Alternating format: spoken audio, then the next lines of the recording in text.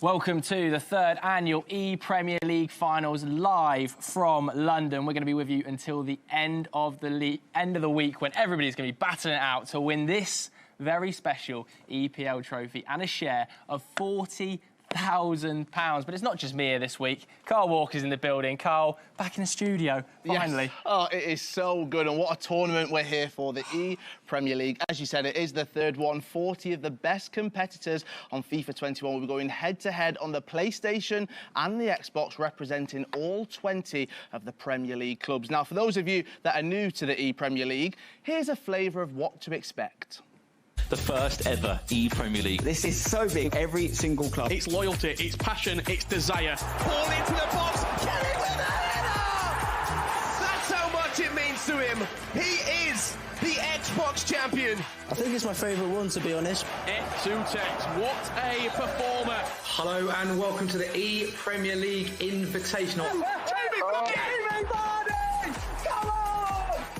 That was very sweaty. You know it's disgusting. We both know that was disgusting. And we're seeing it again, and it's a chance for Diogo. And there it is! Diogo Jota has won the tournament. Mahrez into Trezeguet. Oh, he's up by 2. Goes back inside. Pogba gets it back, and it's a second. And now he has won. Tom, you are no longer the bridesmaid. You are now the bride. You are the ePremier League champion. Finally. Look at those celebrations from Tom. Absolutely buzzing here in the studio. But it's not just me and Carl here, is it, this week? We've also got the wonderful Nicole Holiday. Nicole, what are you up to over there? Yes, I will be here chatting to the players, getting an insight into their mindset throughout the competition, finding out how they prepare for those tough fixtures and, of course, catching their reactions after every game. But we also have the brilliant Richard and Brandon. Guys, what are you going to be up to today? Yeah, we're going to be commentating over the action, of course, around this week. Xbox today, PlayStation tomorrow, and then that grand final on Friday. Joined by that man, Richard Buckley. Rich, I mean, looking at the pack of players we've got here, any standing out for you on the first look? There's a couple that are definitely jumping off the page at first glance. I mean, it's just 20 incredible players batting it out for that #1 spot. 2 winners already, Tex and Tom. Is it going to be one of those two repeating, or will we get a new winner by the end of play this week? Cannot wait. It's going to be incredible. Yeah, it's going to be absolutely fantastic, isn't it? So many great players here. So much money on the line as well. And, of course, those Global Series spots up for grabs. But it's not just me and Richard guiding you through all the action. Of course, we're joined by Mark and Dan, and they're down there by the touchscreen, I believe. We are indeed. We are incredibly excited to be here. As you would imagine, we're going to be doing some commentating. We're going to be doing some analysis as well. We're going to be down here by the touchscreen. Dan, one of my favourite tournaments of the year. All these players now have the badge on their shirt representing the Premier League clubs, the biggest clubs in the world. They've got to be excited for it. Yeah, and a lot of players representing the clubs they've supported ever since they were a little kid as well. I think that's what makes it that extra bit special for me this year. And as Mark said, we'll be using the touchscreen. We'll be diving into players. We'll be looking at how they score their goals, what kind of tactics they use, how they use skill moves, and all the fancy things. So we've got a great team here today for you in the ePremier League. Joe, it's going to be great. Absolutely, absolutely right. Let's have a look at how all of this is going to work then. After a series of online qualifiers, each club hosted their own playoffs, 160 participants per platform. Whittled down to where we are today, Carl. Yes, we're here at the finals. 40 competitors, as I said before, all representing every single Premier League club, and they're all hoping to be the ePremier League champion. We've got our Xbox group stages and quarterfinals today. Tomorrow, we turn to the PlayStation for the group stages and quarterfinals. And on Friday, it's time for the finals, where we will find this year's ePremier League champion. Yeah, we can have a look at some of the rankings on the Xbox side of things then. Oli Lito standing out here, Carl, but who else should we keep an eye on? I mean, Huge Griller is a name that everybody knows in the FIFA scene, playing for Sheffield United, 1,107 FIFA Global Series ranking points. But one man, he's won the tournament before, Fnatic Tex, representing Liverpool. He's currently stood in 4th on the Xbox side of things. He will be hoping that he can progress through and win this tournament. Looking down at the final 10 on the lower side of it, one man that jumps out. He plays for Manchester City, MCFC Orion, one man we will be watching early on on today. 300 FIFA Global Series ranking points, but just like Manchester City, flying high in the Premier League, he'll be hoping he can do the same here at the ePremier League, Joe. Yeah, I wonder who Carl supports. I wonder. Right, let's have a look at the groups, though. Group A, Ollie Lito's Leeds United will be taking on West Brom, West Ham, Man City and Newcastle. Group B, we'll see Sheffield United, that's Gorilla, taking on Brighton, Arsenal, Man United and Villa. Group C sees Chelsea, Everton, Spurs, Burnley and Crystal Palace going head-to-head. And then finally, Group D, Tex, we've already spoken about him, facing off against Leicester, Fulham, Southampton and Wolves, Carl. Yes, indeed. Now, this is our bracket for Group A. Now, you might be sat at home thinking, I don't quite understand this. I'm going to explain. It's really simple. It's a double elimination. At the top, we've got our winners bracket side of things, where you can currently see MCFC Ryan and Newcastle's Planet Toast. The loser of that game will drop down into the losers bracket. Super simple. If you lose twice, you are out of the competition. Now, obviously, all of our competitors, they'll be hoping to continue through on the top side of things. And look there, round two, Ollie Lito, he's sat waiting. If he was to lose, well, he'd just drop down into the losers bracket side of things. It is super simple, but all of the competitors, Joe, they're really hoping that they can stay unbeaten throughout the tournament. They can continue that momentum on, and that's Group A. We can have a look at Group B. Let's move on. Yes, some more competitors, as you can see there. Saf Dragon taking on Gwigsy back, and then Huge Griller. You noticing something here? You progress through that round one. You met with a name that everybody knows. That's because they seeded higher in the tournament. And then Group C is another difficult one, let's just say that, because you've got youngsters like NFG Jaden. He's currently sat in that match number 2, taking on 11's Stokes. All of them will be hoping to continue that winning form. And Group D is where Fnatic Tech sits, yes, and Royal Funky and Sean Flossie. If they win, well, they're met with that they get to play Tex. It's not going to be easy, let's be honest. It's not going to be easy at all. Right, let's go back to Mark and Dan now, who are going to take you through some of the must-have FUT items this week. So we've looked at the players in the bracket, who they're going to be representing, Dan, but like Joe said, it's time to look at the players that are going to be on the pitch, and you've picked someone on the solid side of things, the defensive end. You're starting off with future stars Reece James. Yeah, and you look at his item, and it is a right back, and you'd be thinking, Dan, why are you choosing a right back? No one really cares about right backs. He's not going to be playing right back. He's going to be playing centre back. He is going to be shifted over. It doesn't really matter about chemistry. Even if he's on 7 chemistry, he's still a very good player. Look at that pace. You need to have fast players so they can catch up with the strikers. And it's his physical ability as well. 88 strength to try and muscle off any fast and strong strikers. But also he might be partnered with the likes of Man City's Kyle Walker, Virgil van Dijk might make an appearance as well. But those are going to be 3 of the best centre-backs. I mean, he's an amazing player. Another amazing player. This is my pick. This is going to be Team of the Year, Bruno Fernandes in the middle of the park. I'm interested to see if a couple of players think about moving me a little bit higher up the pitch as well, because the Premier League maybe has a little bit of a shortage of strikers that are effective in FIFA. But, I mean, you look at some of the key stats here. 99 shot power, 99 long shots, 99 vision. You get the point here. A lot of 90s across the board here for Bruno Fernandes. 90 pace as well. He can get across the pitch. He can defend. He genuinely can do it all. And then you add on the 4-star skills and the 4-star weak foot. He's the complete player, Dan. He is. A lot of favourites, a lot of pros consider him one of their favourite players as well. He kind of replaces some icons that we've seen previously in tournaments. But we'll look at another striker, or someone who I think is going to be played as a striker. It's going to be Marcus Rashford, his latest in-form item. You see left mid, ignore left mid. He's going to be playing up top. 4-star weak foot is good enough for a striker, but those 5-star skills are going to be extremely important. And his strength is what's going to allow him to push past some of those defenders. As Mark said, there is limited options for Premier League strikers, so that's why Marcus Rashford has a lot of responsibility on his shoulders. And you might see a little bit of Alan St Maximin, the foot freeze item from Newcastle. He's got those 5-star skills as well. In the midfield, you might see the likes of Curtis Jones partnering Bruno Fernandes. He's a bit of a destroyer in that central midfield position. But, I mean, there's lots of players that we're going to talk about, and I'm sure we'll provide some magical moments as we get through the tournaments. Maybe a bit of Sadio Mane on the wide positions as well. But they're going to be our 3 picks for now. Joe, what do you think of those? Yeah, very excited, particularly to see Bruno Fernandes as a Manchester United fan. But it is now time for a quick break, isn't it? Because coming up after it, we're going to see Carl's beloved Manchester City taking on Newcastle. Very excited to see that one. We'll see you in just a couple of minutes.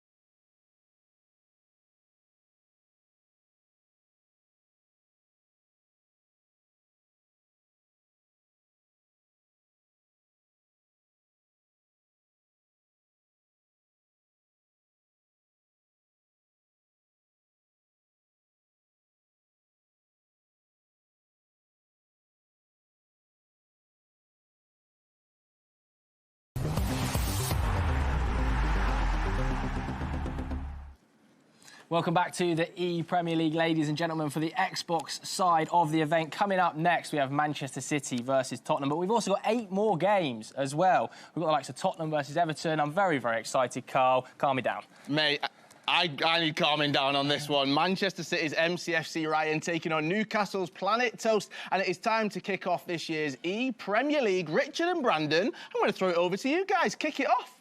Thank you very much, Carl and Joe. And yes, for the 3rd time, the ePremier League has now returned, and we're kicking off today on the Xbox. Just Xbox games to play. We've got group games, and we've got the quarterfinals. I mean, looking across the 4 groups first and foremost, Richard, with how the seedings work this year with those Global Series rankings, it's difficult to say which group is the most difficult or the most stat, but in your eyes, what group are you sort of swaying towards saying that is a tough group to get out of? Personally, I'd probably say Group 1. In all honesty, Group A, the sort of group that we're going to be looking at first in proceedings here. I think when you look at the talent, especially in particular Olito, he is an incredible FIFA player. We're going to see him in action later on today, representing Leeds United. Is he going to live up to the expectation of everybody? He's won previous events, maybe not the ePremier League. This is his first time competing. And also, welcome to the ePremier League, all you Leeds United fans out there. Debut in the ePrem. Will it be one to remember? But this man on your screen right now, we're going from debuts to seasoned veterans, Ryan Pessoa.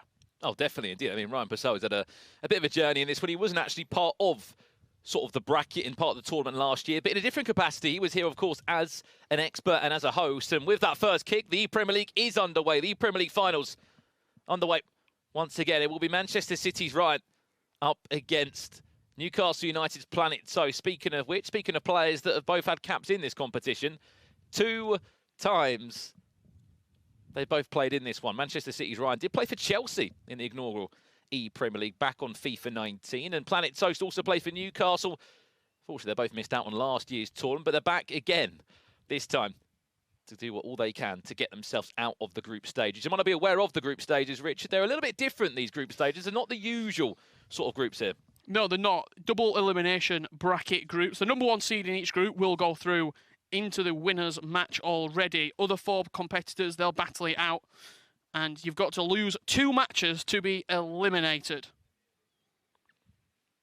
Yeah, of course, it will be Newcastle United's Planet Toast from right to left in this first leg, and Manchester City's Ryan from left to right will break down these teams. As you know, it is on FIFA Ultimate Team. Premier League players only, but safe to say, we might not have all the strikers in the world in the Premier League. A very good sort of variant of items that have been pushed into the game. But we have got a solid selection of Team of the Years, headliners, informs. We'll do our best to break them down over the next couple of days. Speaking of one player, that's Curtis Jones, future star item in the midfield. What a ball that could be to Reece James to get us underway. And that will be the first goal in the ePremier League. It goes to Newcastle United's very own Planet Toast. And expect to see that man a lot more, but not in a scoring capacity. Reece James, welcome to the ePremier League. Fair play. Great start to proceedings here. Maybe going against the script a little bit. Planet Toast 1-0 up. Beautiful play in and around the box, and looks like Dan Gaskin knows what he's talking about. Reece James, opening goal of the day. As I was saying, just briefly, he's not the man that scores goals. He's the man that's there back defending. Yes, he's a full-back by trade, but you will notice one thing. The pros will love to get him as a centre-back. Such a solid item is that future start of Chelsea. That's a wake-up call, though, for Ryan Pessoa. Double elimination group.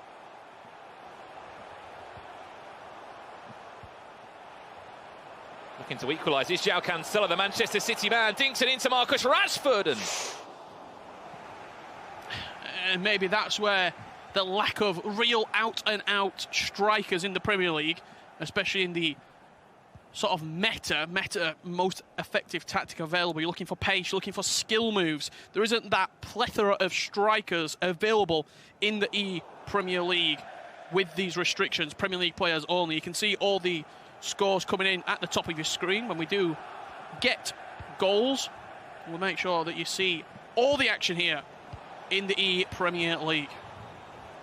And of course, looking through those ePremier League archives this morning, the 2 teams that have won this tournament previously, it was Liverpool back in 2019. That was Tex. Of course, he's back representing the Mighty Reds for a 3rd year in a row. But a team that was relegated from the Premier League. Watford, they were the champions last year with their player in #Tom. He's now moved over to Spurs this year. As we said, PlayStation will be in action tomorrow. It's all eyes on the Xbox today, and we'll be covering all of those games for you. Just keep an eye in the right-hand corner of your screen. We'll keep you up to date with all the scores as the goals go in around the grounds. Manchester United up against Villa, Brighton against Arsenal. Chance for Ryan Pessoa! Just like that, 25 minutes played. Expect to see that man scoring plenty of goals over the duration of this week. Team of the year, Bruno Fernandes, no doubt one of the stars of the show in these Premier League teams. And absolutely zero reaction from Ryan as well. He got that goal back. And you'd think he's just playing a casual game of FIFA against a few mates, not the ePremier League. One apiece here. All these games will be played over 2 legs, meaning that it's an aggregate scoreline. No home or away goals that you've got to worry about, just straight aggregate. Whoever scores more will be your victor, progressing into the next round of the tournament. Yeah, and you can only lose 2 games, or sorry, you can only lose 1 game. If you lose 2, you're out the competition, unfortunately. That is how the group stages will run. You are looking at Group A at the moment. Who else is in this group, I hear you ask? Well, you've got West Ham, West Brom, and Leeds United also in this group. You said it perfectly, Leeds United, this is their first ever ePremier League finals, and what a roster of players they have. Here comes Ryan Pessoa now looking for a second. Adama tries to cut it back inside to Heung-min Son, just can't angle the shot. But speaking of Leeds United, Olilito, he's in this group A. Yeah, we'll see him later on today. Just Heung-min Son getting forward. I expect to see that Heung-min Son foot item, typically a left-sided midfielder, but what makes Son so usable is the fact that he's got a 5-star weak foot, meaning that his left foot is just as good and effective as his right foot inside the final third, whether it be passing or shooting.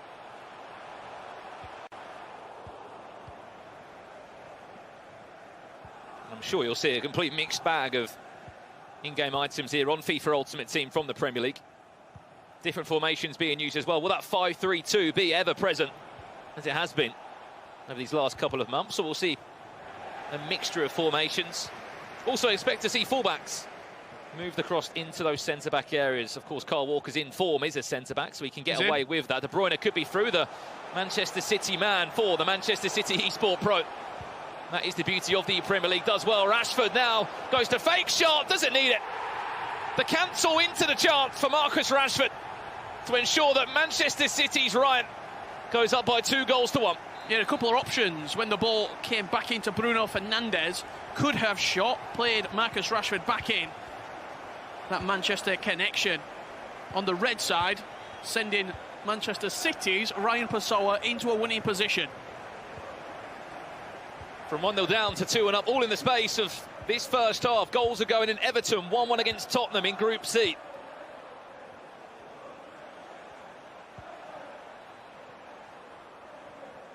And after the perfect start, the most unlikely scorer, Planet Toast, down by 2-1. As we said, he represented Newcastle back in the 2019 ePremier League finals, just missed out by a game last year.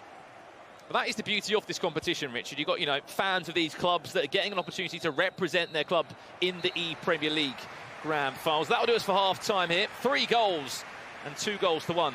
Manchester City's Ryan Pessoa does lead at the break. If you have just tuned in, welcome to the ePremier League grand finals. That's our first 45 minutes played, Richard, and a great turnaround, wasn't it? Yeah, a fantastic first half. We're going to see the best moments of that first 45 right now. Wonderful run in behind for Reece James. Just caught that line perfectly. The pass waited and he was onside. But Ryan came firing back. Marcus Rashford, beautiful weighted pass into Bruno Fernandes, who slotted past the goalkeeper, and the goal was returned. This time, Kevin De Bruyne into Bruno Fernandes. Goalscorer turned assister, Marcus Rashford. Little cancel inside the box, just throwing that air of doubt into the mind of Planet Toast. Puts him 2-1 up.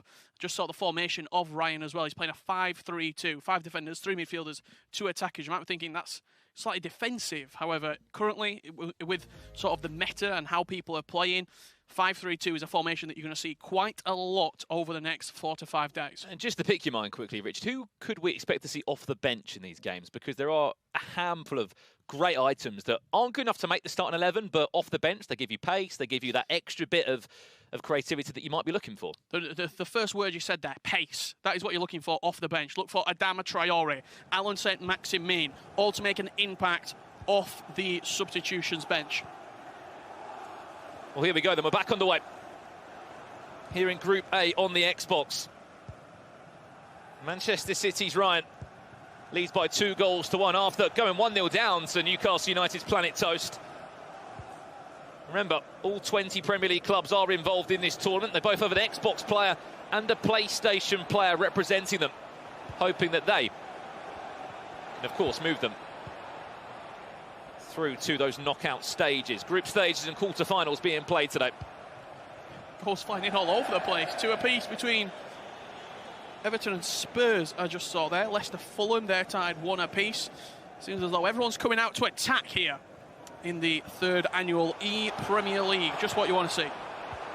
Brilliant ball. Marcus Rashford does well. Gets Nick Pope off his line, just offside. West Brom lead by 2-1. Of course, that's Jazz back in action. There's a result for you. Aston Villa. Speak about a player making a return. Gwigsy, the Scottish pro, back against Saf's Dragon. I mean, looking at that group, that is a great group. Grill is in there, former world champion, back with Sheffield United again this year. I mean, that game, both of those two, very, very experienced. When you talk about reps in FIFA, years in FIFA, probably 5-6 years they've been competing. Gwigsy had a hiatus. He's now back in FIFA 21. It feels as though the game suits his play style, and making the Premier League certainly an achievement for him. He'll be hoping to go far in this competition. Looking for a third now is Ryan. That build-up play has been perfect, sort of like a triangle between Rashford, Heung-min Son and Bruno Fernandes. Team of the year, Bruno Fernandes! Doing exactly what he's there to do. Create those chances, create those pockets of space. And that's a 2-goal cushion for Manchester City in the first leg. Incredible from Ryan Pessoa right there, and just winning the ball straight back as well from kickoff. Relentless from Ryan right now. And Bruno Fernandes putting him 3-1 up. Such an impactful player, Bruno Fernandes, and typically a centre midfielder, but honestly, I wouldn't expect him to do anything less. He is the best midfielder, arguably the best player in the Premier League on FIFA right now as well. He offers you everything. He's a player as well that doesn't feature just in this ePremier League tournament. If you're a hardcore fan of competitive FIFA, you'll know that he plays in predominantly most of the teams, if you can fit it in within your certain squad restrictions. Pause coming in, I can imagine, from Planet Toast. 25 minutes left in the first leg. Just a quick one, Richard, worth speaking to the viewers about. Those players that are the top seed in each group, they are only 1 game away from making it to the knockouts, aren't they? Yeah, with how the bracket is, they're already 1 game in front, so to say. So they have that spot in the winners bracket already. They don't have to play a prelim match. They don't have to play necessarily the sort of the game to get you into the winners bracket. Looking for another goal. He's Ryan. He's in that 5-back. Adama Traore is that left wing back. It's going to offer you so much in terms of an overlapping option every single time. 22 minutes left here. We'll go into the pause menu. It's the 5 at the back, as you mentioned. Expect to see just the one change. It will be Saka that will come onto the field. Future star item in at left wing back. And yes, he might not be a left wing back normally, but to those maybe that are tuning in, Richard, why is that the case? Just want pace at wing back, really. Just bring on fresh legs. You can see Cancelo and also Saka, they're very sort of offensive in their approach. When Ryan's playing right now, those wing backs offer you the width. They offer you that out ball if necessary as well. You're just looking across that midfield 3. Powerhouses, creativity, everything that you could want in a midfield 3. Team of the year, Kevin De Bruyne. Team of the year, Bruno Fernandes. And you sort of get that gimme spot. Do you play an attacker in there, maybe a Heung-min Son, or do you go with a more defensive-minded player, someone like Curtis Jones? Ball into the box now, will be just clawed away there by Nick Pope. I mean, expect to see Edison, Nick Pope as the main 2 in goal. That'll be the in-form 84 Nick Pope, the 6'7" Burnley goalkeeper. Into the box it will go again. That's what he's there to do, come out and claim the ball so well. Result that just caught my eye in Group D. Wolves have beaten Southampton 3-1 in the first leg, and that's Sean Flossy, one of the lowest ranked players, not just on the Xbox, in the whole competition, going out to say, you know what, I've made it into the top 20 and I'm here to play. Yeah, shocks will happen in the ePremier League as well, for the simple fact that a lot of these experienced Global Series players, it's unusual Chance here for Marcus Rashford. Great finish from Planet Toast. 3-2 right now with 15 minutes left to go. There you go, goals are flying in literally everywhere. Brighton lead Arsenal by a goal to nil. That one in Group B. Everton 3-2 in front against Spurs right now. That's in Group C. That one is an interesting game, isn't it?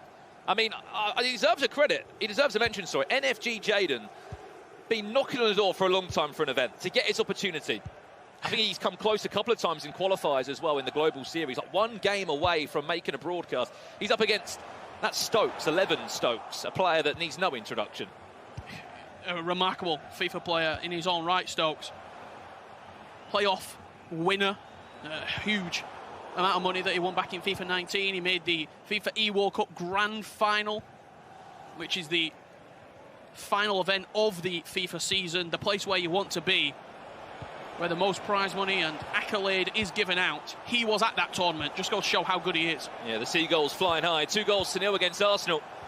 That is a big result for bundled Luca again. Debut ePremier Leagues for a handful of players here. Planet Toast looking for that goal. That third goal does well. La Croqueta onto the left boot of Bruno Fernandes, just able to deal with the pressure. He's Ryan. He looks to, in this first leg, just about in front, but we've watched a lot of FIFA esports, and that one goal is not going to be the safest of scorelines. Especially in a two-legged format where a second leg of FIFA can give you any result. Chance, Saka off the bench. He's just offside, a little bit too keen off the mark. Was the Arsenal future star item. That's an interesting pick there from Ryan as well. Giroud comes on. One of the most recent objective items, I believe, that could be completed by players. Is he in your bench if you're playing in this tournament? Maybe. I mean, he's one of those players that offers you something different. He's tall, he's physical. He got a huge pace increase as well on his regular foot item to his objective. The game mode that we're playing right now, it's FIFA Ultimate Team. It's a live game mode. Players get upgrades given their recent performance in real life or due to the promos that are released in FIFA.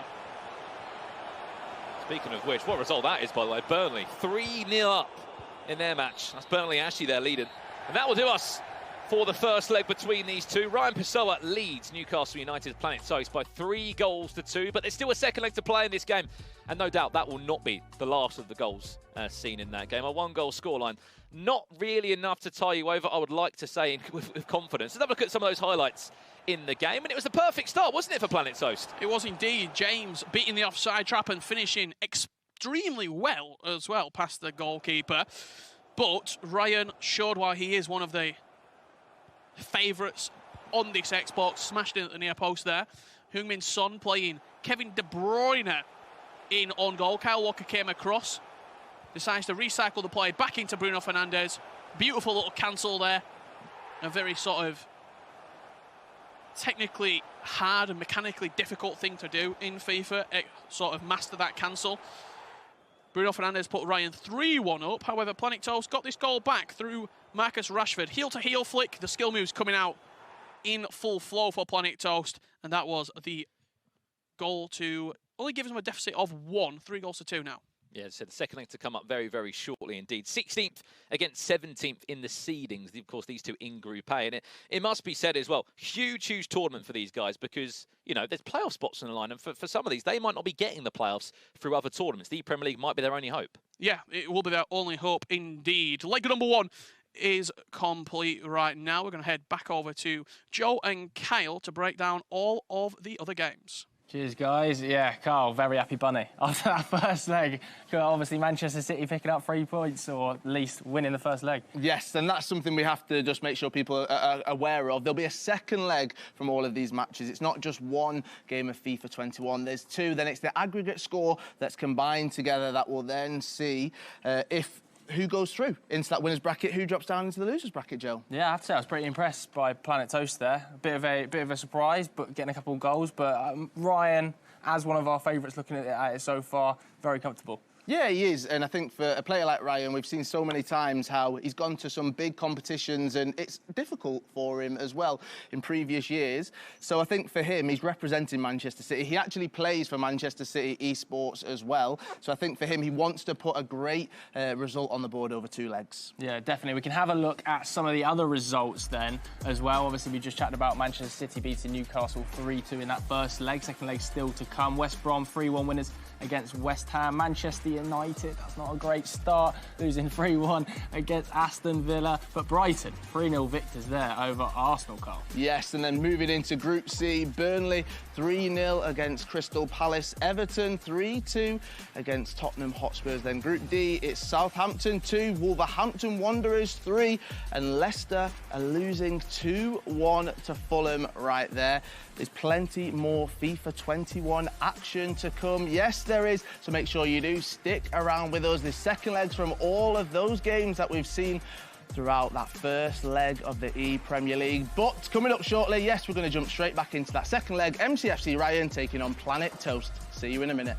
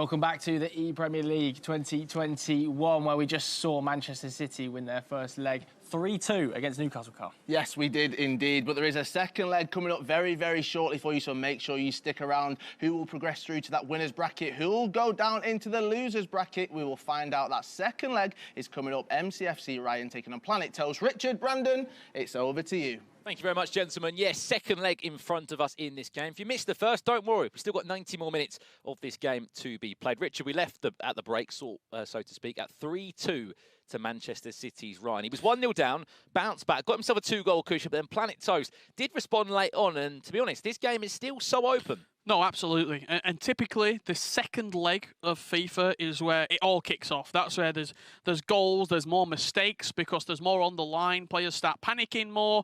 And this is really where the tension amplifies tenfold. And I cannot wait to see what he's going to give. Is the experience at these events that Ryan has over Planet Toast potentially going to play a factor?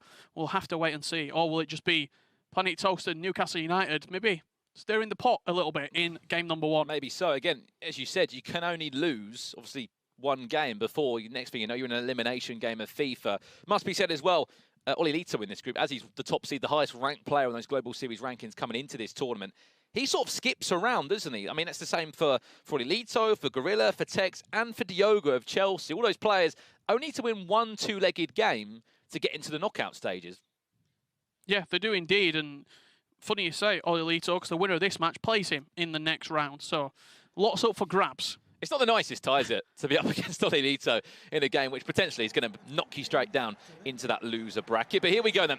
Well, it's funny you say that as well. We're catching up with Ryan only a couple of days ago, and he says he's looking forward to the challenge of playing Oli Lito. He's got to get past Planet Toast first. Well, it's never going to be an easy game, is it, if you want to go and win the ePremier League. So much talent here.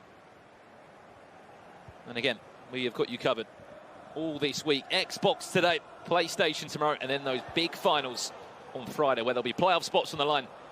And one player will be taking home that crown of the ePremier League champion for their club and £20,000 in their back pocket as well. Newcastle in their black and white traditional strip from left to right in this one. Manchester City in the blue and white from right to left. 2 goals were scored in quick succession from Ryan. Is he going to be able to do so again in this game to pull away from his opponent? Both players starting in the 5 at the back as well, Richard. It's a formation that is ever so popular. Virgil van Dijk will get maybe a second bite of the cherry. Oh, that's an ugly finish, but as long as the ball's in the back of the net, who really cares? Bruno Fernandes will run away in celebration.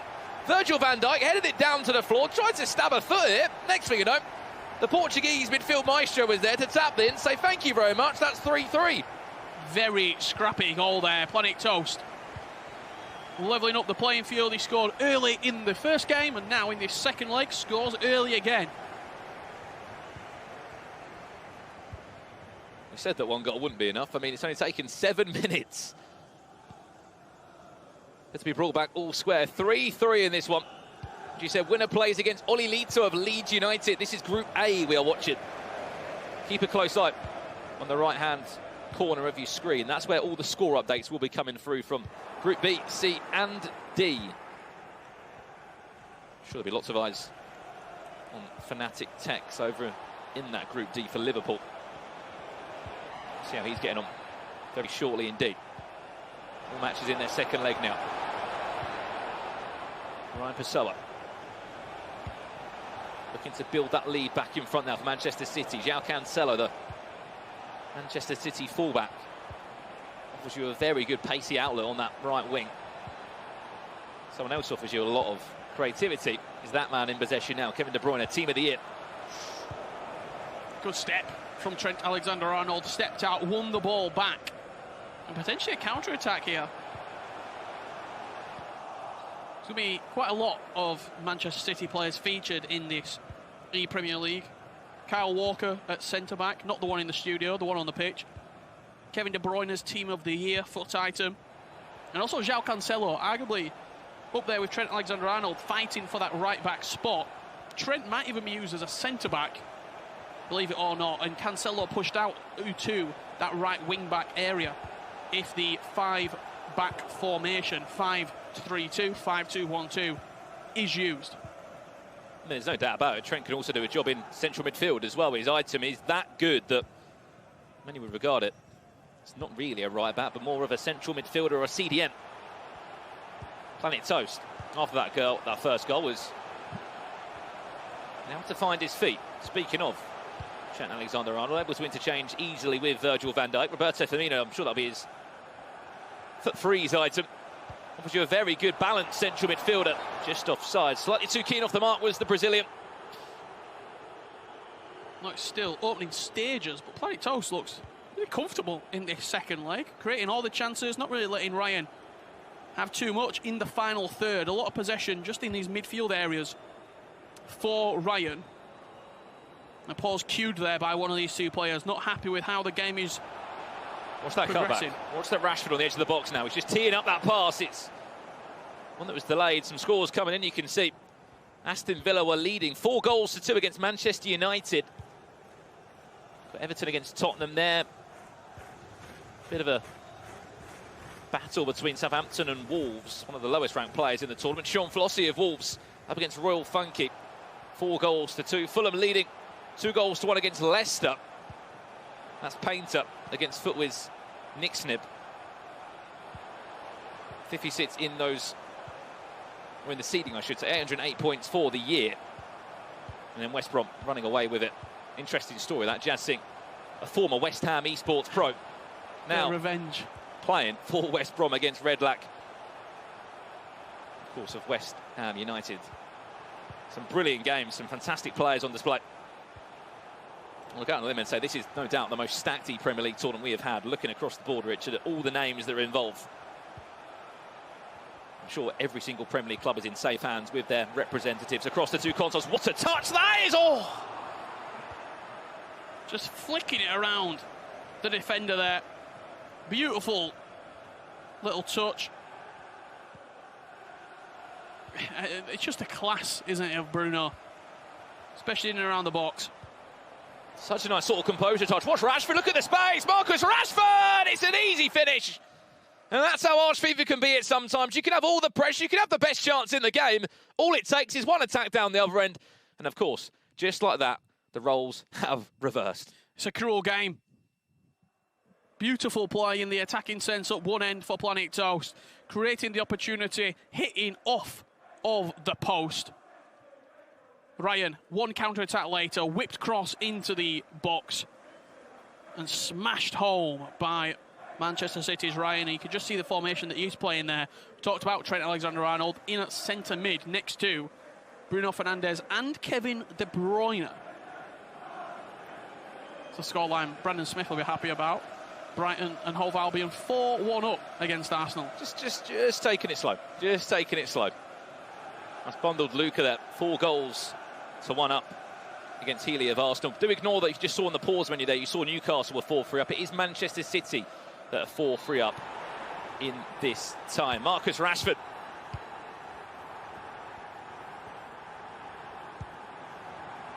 Let's make it 4-3. Will that be the match winner that will send Manchester City into that winner's side of the group against Oli Lito, the highest ranked player on the Xbox in this tournament, and a name that I'm sure is feared by many.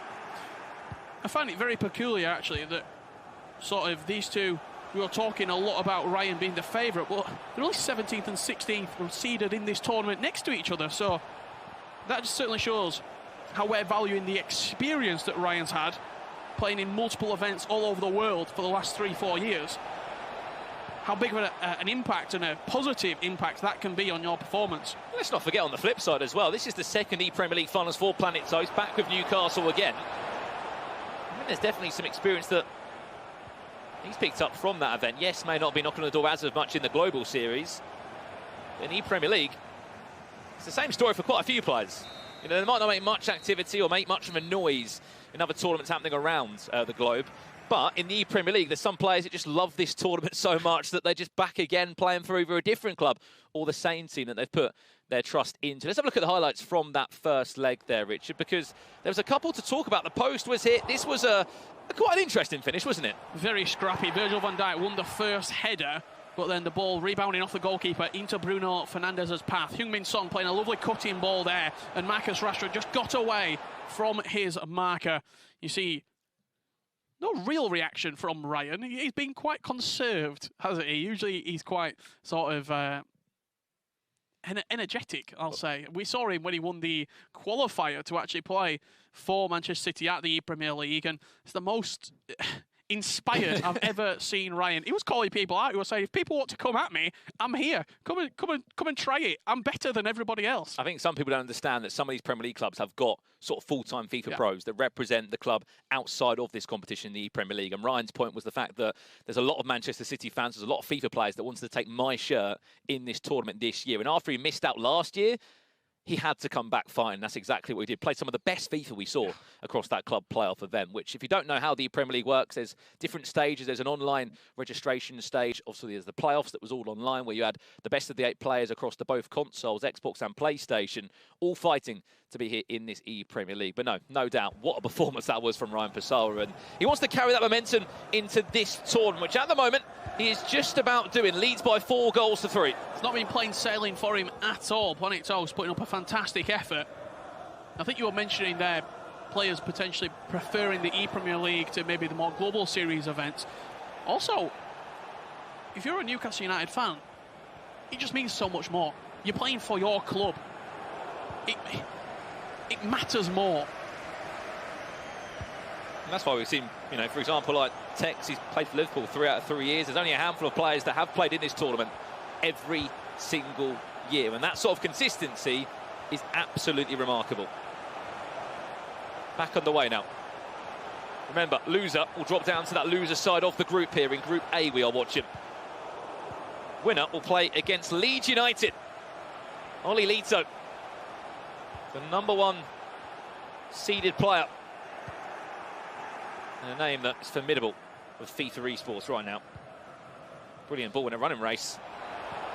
You just see in the bottom left corner, every time Ryan's getting the ball in the sort of defensive area where he's defending an attack from Ponic Toast, he's flicking on oval or ball side. What that does, it's a quick tactic in FIFA. You just simply use it by flicking on your D-pad. You just see it here. Perfect example. He brought it up. As soon as it comes forward, he's putting that tactic on. It compresses the pitch. It makes your centre mids come tight, your defenders come tight, and it really is hard to break down. This could be dangerous now. There's numbers forward, just delayed it maybe slightly too long. Song waiting to find that right skill move. The directional nutmeg, as we know, is so dangerous in the box. It's sometimes so powerful that you can get the odd rebound, you can get a bit of good fortune. It'll fall into your favour, even with the best defenders in the way. Expect to see this as well. Lots of pauses. I'm sure there'll be people watching home saying, these players like to pause it quite a bit. It's all about those small changes, tactical changes, fresh legs onto the field. It might take you 60 minutes into the second leg to spot a weakness in your opponent, and as soon as you see that, you want to change it. You want to exploit every small, minute detail that you can on the pitch. Building is Ryan Pessoa. Chance, Bruno Fernandes, can he find that cut back? Goes on his own, somehow. That goes in under Nick Pope. I mean, it looked like he got there for the save originally, the English goalkeeper, but you can understand the frustration from Planet Toast. It was one of those, the angle was narrowed down so much, it was obvious what Ryan was originally looking for. He was looking for that cutback ball into Marcus Rashford. But Bruno Fernandes says, no, I'm going to squeeze that in. And that's 2 goals in. I mean, I have no idea what's happening in that Brighton game. 5-4. It's a 9-goal thriller, and there's been another goal. Surely not. Have Arsenal equalised? Oh, that is awful. There's such a bad mistake at the back. Arsenal 5-5. What a turnaround. It's been a week for Arsenal turning over defeats and potentially goes all the way there. Just about into context. Brighton were 4-1 up in that game. It's 5-5 now. I mean, that's just a small takes through some of the games. Look at that, Leicester-Fulham, 4 goals to 3. Remarkable scenes. I mean, our game's 5 goals to 3. We've not had a bad game, have we, to start proceedings here in the Premier League? 7-goal thriller between West Brom and West Ham United. That's Jazz of West Brom leading against Redlar. That's from Group C, that game. And then Aston Villa still just in front. I think you're seeing Gweeksy there just ensure that the lead is too much for Saf's Dragon. 5-5, there it is, Group B. Brighton against Arsenal. Back underway in this one. Ryan Pessoa's got that 2-goal cushion to fall back on. Planet Toast trying to pile on the pressure, as you can imagine. That depth will be high now. Fresh legs off the field. Tried to elastico his way into the box. Did Marcus Rashford. Is Saka again off the bench for Ryan. Saka and Aubameyang both coming on. Plenty of pace being introduced here for Ryan with only 20 minutes left to play. You make those changes because you know your opponent's going to make offensive changes. You bring more pace onto the pitch to try and hit him on the counter-attack. It's very much a game of chess right now in the final 20 minutes. Robertson all the way from fullback. Sadio Mane, as you said, off the bench, looking to inject that pace, that creativity. Marcus Rashford, is he on? He's off. Just a quick one, Richard. What a game that is. Group C, Everton, I think 7-3 up in that game against Stokes. That's Jaden of NFG up against 11 Stokes. What a game, that one. 6 against 11th in the seedings. Oh, wow. 12 goals now. Aston Villa just hanging on to this, aren't they? Every time United score, Aston Villa go and bag 1 or 2 as well. Unbelievable start here in the ePremier League. I don't think we've seen this many goals in usual competitions. Usually it's sort of a 4-3 or maybe a 3-1. We're getting 7-5s, we're getting blowouts, 5-1s. The ePremier League does not mess about. And I'm saying, it's these restrictions. He's got 12 minutes to find 2 goals. There's one, there is a goal! Sadio Mane strains the pause, we go again, 5 goals to 4. Planet Toast just down by a single goal now. Is he going to get a chance? Yes, he will for Newcastle, but he's got to put that into the back of the net. Leicester-Fulham 4-4. I mean, whether it's some nerves from people, whether it's just the excitement of playing in this competition, we are being treated by so many goals across the 4 groups here in the ePremier League. If you have just joined us, we're looking at our first opening games of the competition.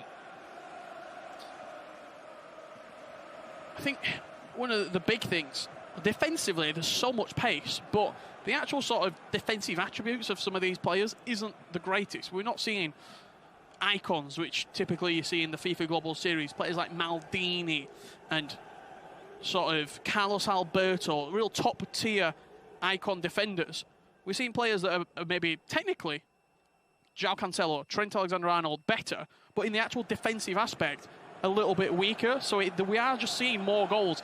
Everton are making a statement right there. Stokes, who's one of the favourites coming into this, 9-3 down. He's a young player, Jaden, as I said. First ever LAN event. He's obviously qualified for just a live event in the ePremier League. Been knocking on the door in those global series. Oh, that's terrible. Tournaments. This could be an awful mistake. Newcastle United. So close there. It was a great idea. And that's pressure. That's nerves from Ryan. All playing a factor right now. To put the game to bed, potentially so. Aubameyang off the bench. Cheeky chip. Aubameyang will score.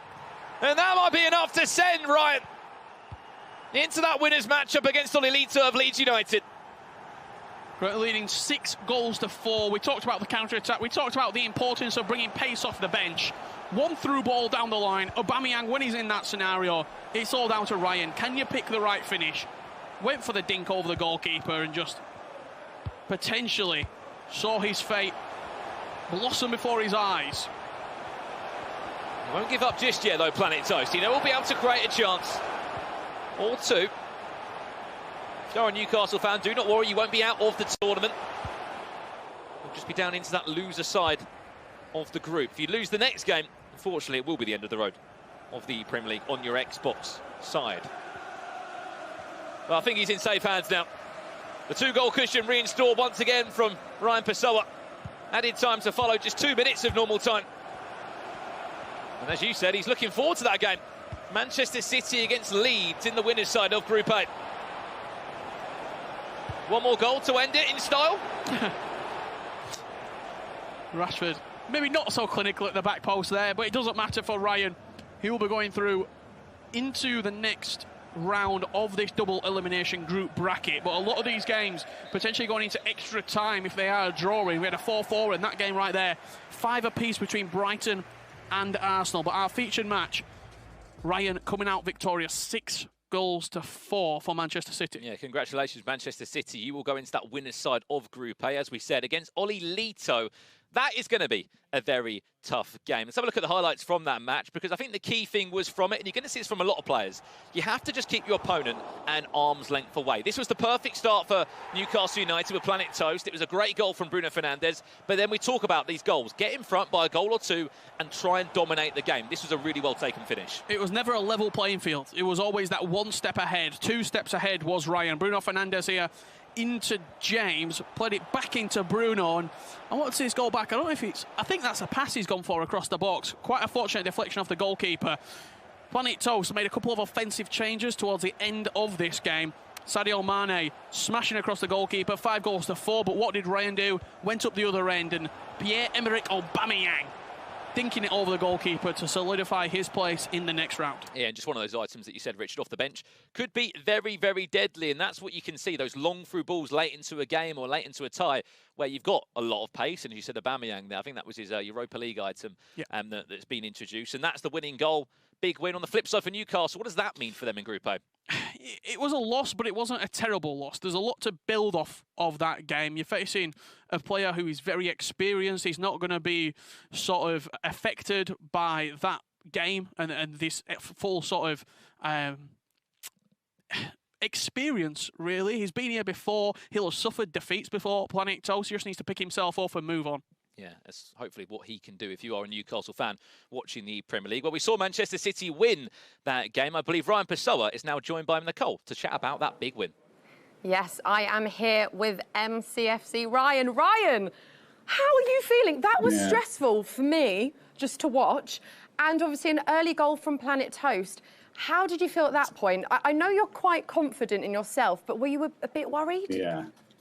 Not really, no. In all honesty, I wasn't even stressed. I'm also disappointed with the way I played. I played terrible. So, yeah, to get the victory when playing bad is a good thing, I guess. But, yeah, I'll take the positive. I'm through to the next round where I play Olelito. But, yeah, I need to improve my performance. Don't be so harsh on yourself. Like you said, you are through. You are great. Yeah. But next up, like you said, Olelito, look, we know he is a brilliant player. What are you going to take into that game? Yeah, he's seed 1 for a reason. He's really good. He's been consistent over the last couple of years. So for me, like I say, if I play my game, I back myself to be anybody. But if I play like that, then yeah, I don't know what's going to happen. I just need to buck up my ideas. And yeah, as I said, if I prepare well, mentally and in terms of like the gameplay as well, then I think I back myself to go through. And I know that you've been doing a lot of work on yourself and your mentality in the game. Talk us through that, because I think you've been working on your diet, your sleep, everything, right? Yeah, everything. I'll be honest, my sleep pattern right now is a bit shaky, but everything else is still up to the standard. But yeah, mentality is a key thing in these sports, like especially competing in FIFA. We know sometimes you can get annoyed and stuff, but the key is just to just not focus on the things that are out of your control. That's like the main thing for me. I used to have a really bad mentality with that, where I'd let things get to me. Even in that game, for instance, if I played that game a year ago, I perhaps would have lost because I would have just lost my head a little bit.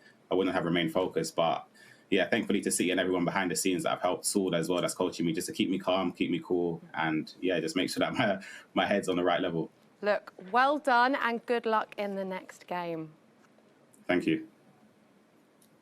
Right, there we have it. Some harsh words on himself by MCFC Ryan right there. It just shows how he wants to be the best. He strives to be the best. And Joe, he's coming up against Olelito next. It's going to be a tough matchup. It's an interesting one because when we chatted to him in the preview show, he was really, really confident about progressing and getting through, and he liked the look of his group. And then just listening to him there, he seemed raging with his performance. So fingers crossed he can turn it around in his own head maybe a little bit. We can have a look at some of the other results then as well.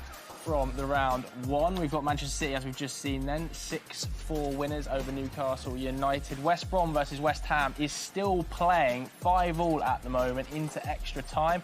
Manchester United lost 5-7 to Aston Villa.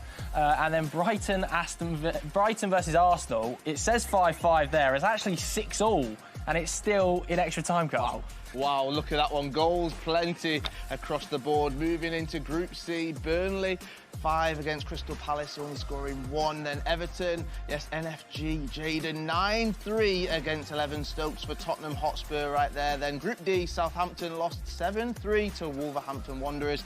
And Leicester against Fulham, 4-4, that one right there. So they're still playing that one, Joe. I can't believe it. I mean, I'm already excited to watch some of those goals back. Obviously, some massive results we can already talk about there. Everton, 9-3 winners over Tottenham Hotspur, Carl. I know, yeah. You look at some of the competitors, we know some of the names that we've spoken about, some of the names that we highlighted coming into this tournament, and they're really putting that first marker down. Everyone wants to be champion right here, OK? Some of the games are going to penalties as well, I'm being told. I mean, this is incredible. This is the drama we wanted on day one of the ePremier League, mate. Yeah, absolutely. 7-3 as well. Sean Flossie versus Royal Funky was very, very exciting. I mean, there's so many goals. Do you think it's just because people are a little bit nervous? I think so. It's the very beginning of the tournament. The nerves are going to be there. They're all playing from their bedrooms as well. Normally, we're here at the arena. Normally, we're all playing. They've got their coaches with them as well. When it comes to this situation, when they're all at home, they've got to look within themselves. That can be nerve-wracking. That can be very, very difficult for some of these pros. So you can expect some shaky starts, but as soon as they gather that momentum, they can carry on. Plus, there's a loser's bracket. If they go down into that loser's bracket, yes, it is worrying, but we can see some live scenes right now. And as you can see, we can see West Ham and West Brom. And it's West Brom taking the penalties. 3-3. Oh, he's got that. 4-3 is this one. Has to be scored. He steps up. Oh, he saved as well. Oh, this is the drama we all wanted for West Brom right there. It was Jazz 1875 who gets that win right there. That's what we want. That's what we want. We want the penalties, Joe. Yeah, 100%. I mean, it doesn't get more exciting than penalties at this level, does it? Very, very... I can just imagine the pressure sat in your bedroom at the moment because, you know, we were talking to some of the players, weren't we, last week, and they were saying it's actually harder to play in their bedrooms than it is to be playing in the Gfinity Arena, just because, you know, they're not got the same setup, they've not got the same pre-match. It was really tough. Yeah, when you're at these arenas, when you're at all of these different tournaments around the world, we travel together, we all normally go together, but they're on land, so it means that actually there's no issues with connections. We all have that problem with the internet. We all have experienced that at times as well. So there's those little things that creep in, but we're doing our best to ensure that all these amazing tournaments can still go in with everything that's happening, Joe. Yeah, exactly. Right, it is time now for a quick break, but there's loads more games coming your way today, including the likes of Tex, which I know everybody in this studio is extremely excited about. We'll be back with you in just a moment.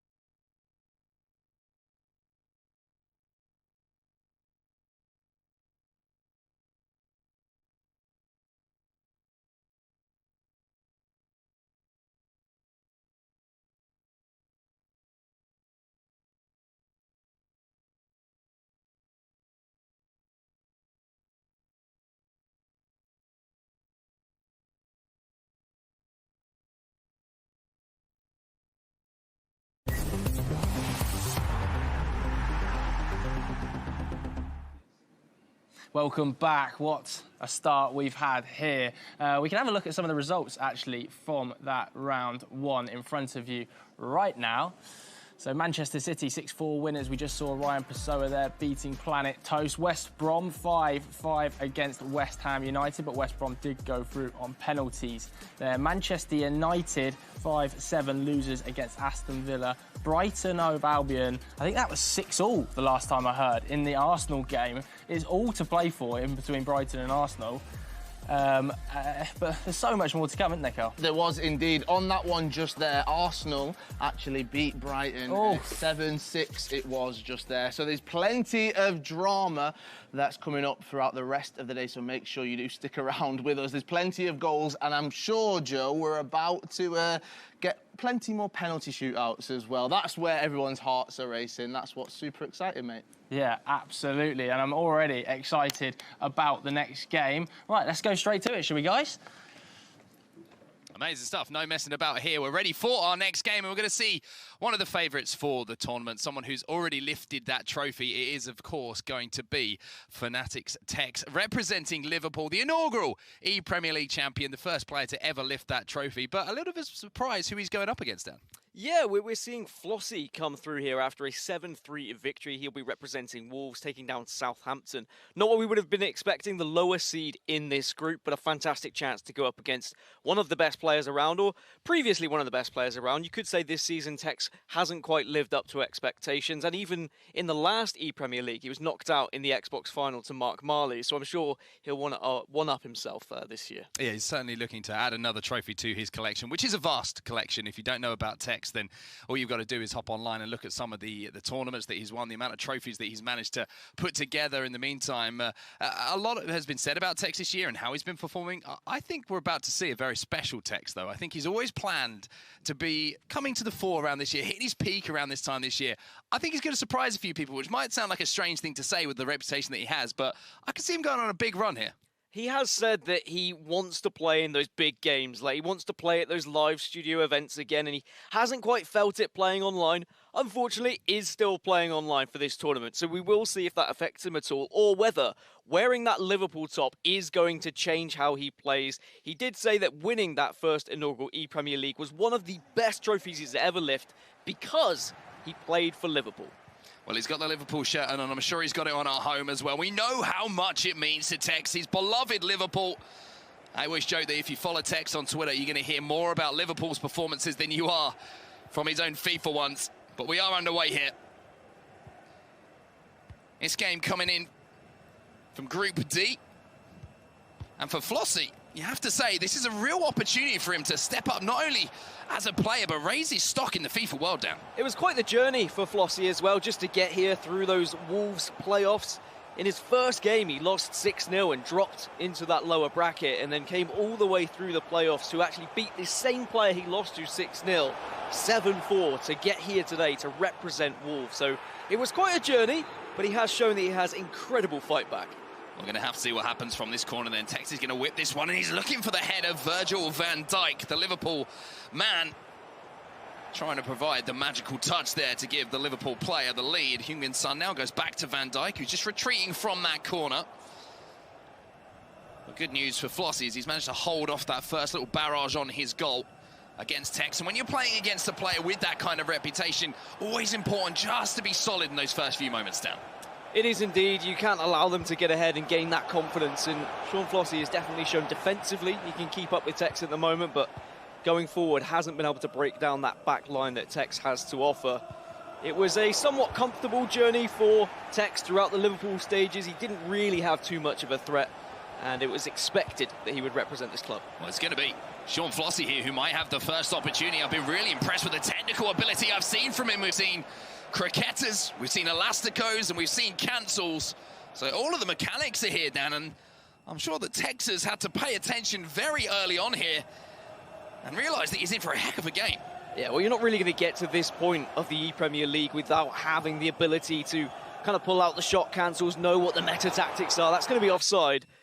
But Tex certainly has demonstrated in the early stages that he can go forward, but he will have suddenly realised that Sean Flossie is a player who also knows how to attack. It's very scary when you're going up against someone who, in the box, has that technical ability, can just twist and turn on a dime, because it's very difficult to keep up with.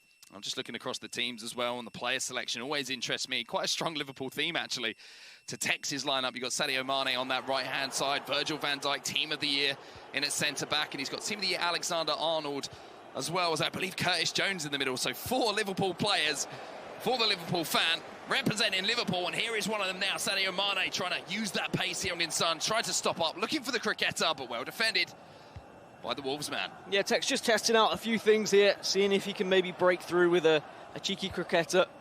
Probably going to have to dive a little bit further into his arsenal of skills, though, to break down Sean Flossy. It's not going to be a comfortable game for him from what we've seen in these early stages, but a goal can change everything. And it's really going to be how both of these players react to that first goal. If Tex does take the lead, is he going to suddenly have a surge and go for goal after goal, or will Sean Flossy struggle? Mane is through on goal here, and Pope has to make a save, but a little bit of delay on the offside call, but it does come through eventually, as the referee has to get involved again and make yet another decision. As Tex trying to be aggressive in defence, as we know he loves to do. He does. He's always been one of those players who will bring those fullbacks aggressively to try and win the ball back in dangerous areas so that he doesn't have to go up against a wall of defence. Instead, tries to take advantage of any space that is created and left by maybe some aggression from his opposition side. And, well, possession-wise, Tex has had the majority of this game. As you can see in Group C, Tottenham have just taken the lead against Crystal Palace as well. So goals going in other games, and I'll keep you up to date when I see them. Well, but there by Tex, but given away a little bit carelessly. As De Bruyne tried to fire it out wide. Saka goes back inside here to De Bruyne, who does likewise on the Wolves side of things now for Sean Flossy. And this is where Tex is so dangerous. You see that Mane's trying to burst in behind and spin away from his man. He's managed to do so here. Now, what's he got up the sleeve? Not enough to get past Kyle Walker. For Titan, I know you are a huge advocate of, as Van Dijk goes for that header but can't win it initially. Yeah, any sort of centre-back that has enough pace to keep up with these strikers are very important, and Kyle Walker, his price just went up and up in the FIFA market ever since he was released, and that inform has been ever present in a lot of teams in professional FIFA. As a reminder, this is of course a group game, but the winner of this does progress to the quarterfinals. Well, this is beautiful stuff here from Sean Flossy. Rashford getting a little bit of space, and I love the idea behind that as well, just trying to feed the ball back into Marcus Rashford. But I think one thing that Sean Flossy can take a lot of confidence from early on here, Dan, is the 1v1 scenarios. He seems to be winning more than 50% of them, which is going to give him a lot of confidence in the attacking third. I mean, looking at the results that he had during the Wolves playoffs, he had plenty of goals, winning 8-0, 9-2, 7-4. However, there were occasions where he did concede a lot. He conceded 6 goals in his first, 4 in his fourth game, 4 in his fifth game. So I want to see him be able to actually penetrate Texas defence, get that lead, and then just try and hold on to it a little bit. Just try and keep himself level-headed and not allow Tex back into the game. Well, it's a 4v3 situation here for Sean Flossy, the Wolves man inside the box, and it's the Wolves player, Adama Traore, breaking from fullback, trying to create and be the catalyst for maybe the first goal to break the deadlock here. But you have to say Tex defended that incredibly well, considering he was a man down. Now at the other end, can Tex take advantage of an almost similar situation? Recycles the play back inside. Rashford into the feet of Bruno Fernandes. Heung-min Son now going to strike and finds the back of the net as well. First strike on goal for Tex. And it's Heung-min Son who breaks the deadlock. Just offered him a little bit too much space there on the edge of the box, and you're going to take that with Son. Having the 5-star week foot, very important indeed. Keeper just not able to stretch close enough to it, and that is a fantastic goal for Tex to open things up with. Sean Flossy not happy, you can see in his camera a couple of head shakes here or there. Just has to stay calm though, plenty of time left in this tie. Of course, this is only the first leg, it is going to be a 2-legged affair. And he's only a goal down against one of the best players in the world. An instant response would be perfect for him, but Adama Traore is going to stop that idea before it becomes any more than that. And for Tex, not the goal you usually expect seeing from him. No finesse from around the edge of the box. Such an effective way to break down defences now when you have those high shooting statistics. And now you're going to see Son, the goal scorer, trying to get through again. Fernandes has to battle back and does so well. And whilst, yes, okay, it's not the typical goal you'd see Tex score, it was all he was presented with. We've seen good defending from Flossy. He's been kind of tracking the players' runs well, so we haven't seen many successful through balls. He's been jockeying successfully, keeping an eye on Tex with those skill moves. But as soon as Tex saw some space, he said, all right, well, why shouldn't I hit it? Let's have a go at it. And Sonny tucks it away, and that's a fantastic lead for Tex in this first half. It's been a really good examples of some technical ability coming in from Flossie as well. But before we talk about that, we'll have a quick look back on this goal. And like you were saying, it was more, you know, the chance presented itself. You could see the angle for the strike, and that headliner Son's got some fantastic statistics when it comes to finishing and long shots and shot power as well. He really is a good player to have in that position. He is indeed. We were wondering, like, who is going to be playing in those striker roles for the ePremier League, because you don't have your typical icons that we see at the top in competitive FIFA, like your R9 or Pele, for example. Maybe it's going to be Sean Flossie here who can answer back right at the start.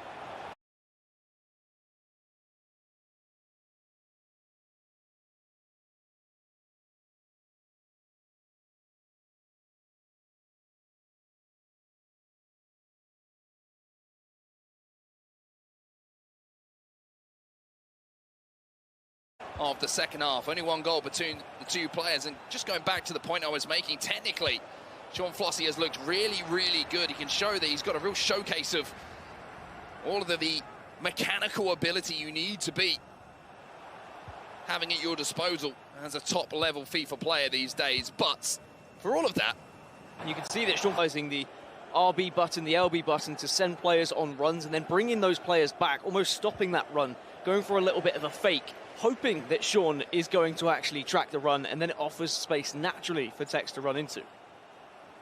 Here is Mane. Now Kevin De Bruyne.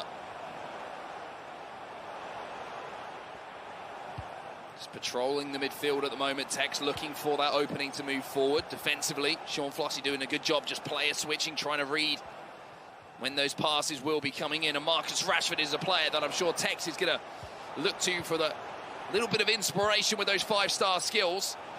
There's a little directional nutmeg. There's a cricketer cancel from him as well. Unfortunately for him, the list goes on of skill moves, but it's joined by the offside flag coming in from the linesman. Crystal Palace now 2-1 up against Tottenham, so plenty of goals just flying in games elsewhere. Of course, some very important matchups at the moment. A chance for the quarterfinals for those who are still in this winners bracket. That's a great through ball. That's a big mistake, though, coming in from Sean Flossie. He tried to play the offside trap, and it's cost him dearly. Son will get his second of the game. But it was the patience from Tex, just waiting and waiting to see if he could find a ball through. Sean Flossie trying to pressure by using that offside trap, put that defensive line up, but it just left so much space in behind it. Tex said, thank you very much. Yeah, the driven cross, as soon as it gets into that position and you've got a player like Son on the end of it, you're not going to miss. I've even seen the likes of Curtis Jones marauding from the midfield into that kind of scenario and putting them away on the volley. But now this is more of a commanding lead for Tex. A 2-goal advantage. Possession has been firmly at his players' feet. And Sean Flossie needs to respond soon. He needs to respond, but maybe this is the opportunity to do so. Maybe just a little bit overzealous there to get that ball inside. You could see the idea, but kind of just telegraphed it a little bit early down. You could see by his reaction as well, he knew that it was a little mistake and he could have done somewhat better, but it's very easy to get in your own head when you're going up against a player like Tex. Here's Rashford then. Van Dijk will do a good job to stop Tex before he got into full flow there. And that's one thing you will see. When Tex does start to get into the lead, he will start showing a little bit more confidence, a little bit more swag, if you like, when he gets on the ball. But there's a little mistake from Tex, and now Bukayo Saka tries to feed it across again. Bergwijn will pick the pieces up now. Alexander-Arnold will do well, but one thing you have to take away here is that the pressure has been upped here by Sean Flossie. Saint-Maximin now with the opportunity. Traore makes the block, and the pressure being adjusted here, team press being engaged. Tex is struggling to get out a little bit. Struggling to get out, but most importantly, hasn't conceded. Is hanging on, is just keeping Sean Flossie at bay here and just barricading that door. Oh, Saint-Maximin, beautiful reverse elastico from him. There's a regular elastico, but Nick Pope in goal is going to be equal to it. Maybe if you had the likes of a 5-star weak-footed Son taking that strike, might have been a different result. Only the 4-star, unfortunately, on Saint-Maximin. However, of course, Son doesn't have the 5-star skills to create that chance. Speaking of Son, It's back to Alexander-Arnold now. Jones now into the feet of Bruno Fernandes. Might be fed back here. Mane's going to let this one roll. Yeah, good chance there from Tex. And maybe just let it roll a little bit too far. And Sean Flossie is very much retreating and hoping to win the ball back defensively, but Tex is not allowing any sort of easy pass here. Fernandes inside the box. Decides to recycle. 10 minutes left until the end of this first leg. Tex with the 2-goal advantage, and there's a ball in behind again. You can see he's recognised that Wolves' Sean Flossie is trying to employ that offside trap more and more, and he's just trying to time that ball as soon as he sees those defenders step out. We also know how good those through balls can be, and there is a through ball all the way from the goalkeeper. And perhaps an opportunity here for Sean. St. Maximin, Saka was available in the middle. Needs to make something from this opportunity. Not too much time left in this first leg. Alexander-Arnold steps in again. And when I say you can get nervous and you can get in your own head when you play against someone like Tex, is you know that every chance that you have, if you miss it, he can go down the other end and he can score straight away. And it makes you extremely nervous defensively that any sort of mistake he's going to capitalise on. But I would say that 2-0 in the first leg isn't too much of a damaging scoreline for Sean Flossie. He's shown me enough that he can get behind Texas defence. He can get those shots away. That St. Maximin chance was fantastic. And as you say, with maybe a striker who wasn't on the weak foot, perhaps you'd be able to see a goal go in. But we can look at goals elsewhere, Mark. And this matchup I was really interested in. Oli Lito versus Man City's Ryan. And Leeds United fans rejoice. 4-0 in favour of Leeds. Such an interesting result, that one as well. If you're wondering how good Oli Lito has been, and if you're a Leeds fan and you're thinking, how good is our player? Perfect example there, because beforehand, Ryan was saying, I don't mind playing Oli Lito. I've got a pretty good record against Oli Lito. Well, Oli Lito's that kind of elite-level player in the world. And that result speaks enough for itself. Now, back onto this game, and you can see a few changes going to be made. I believe that Riyad Mahrez was brought on for Tex, and Son, the goal scorer of both goals, excuse me, here for Tex, has been brought on the other side of things for Wolves. And here is Alexander-Arnold now, marauding forward from right back, just waiting for that run inside of Mane. Instead, going to use the drag back just to go back inside. Only a few moments left here, Dan, just waiting for that last attack. Yeah, and you would imagine that that's going to be Leeds United and Oli Lito through to those quarterfinals. But I have seen crazier comebacks, so don't be too worried if you are a Man City fan just yet. Fernandes tries to poke that ball back inside. Bergwijn has to get back and do some defensive work, and it will go out for a goal kick here. And with time up, you would expect the referee to bring this first leg to a close. Ball goes out of play, and it will be Liverpool and Fnatic Tex with the 2-goal advantage. And you have to say that was a clinical performance from him. It was. It's not necessarily the crazy high-scoring game that we've seen from Tex. We didn't see loads of flashy skill moves. The goals weren't like beautifully, there wasn't loads of technique behind it. It was a lot of just crosses and whatnot. It was just through balls. It was very successful and meta goals. As we can look back at those goals, the first one, just an opportunity that was offered by Sean Flossie that Tex took full advantage of. And then a slight mistake with an offside trap being played, the through ball successfully finding Rashford on the left-hand side. And then this is one of the easiest goals you'll see in FIFA. Just a simple cross to the player running onto the ball, and then it's a nice and easy finish. We'll say pretty good finish there from Heung-min Son there on the left foot to get it across goal. Terrific stuff from him. So Tex looking extremely strong, as you would expect. 2 goals to the good. Let's see what Joe has to say about that. Yeah, great performance opening us up there for Tex. What do you make of it, Carl? He's a player that we all know. He's won this competition before, and we know that he wants to do Liverpool proud. Liverpool aren't doing too well in the Premier League, let's be honest, all right? So can Tex actually, can he manage to do it in the ePremier League? I'm sure we will find out. The second leg of that match will be coming up very, very shortly. Make sure you stick around with us. Yes, Sean Flossie of Wolves taking on Fnatic Tex of Liverpool. See you in a minute.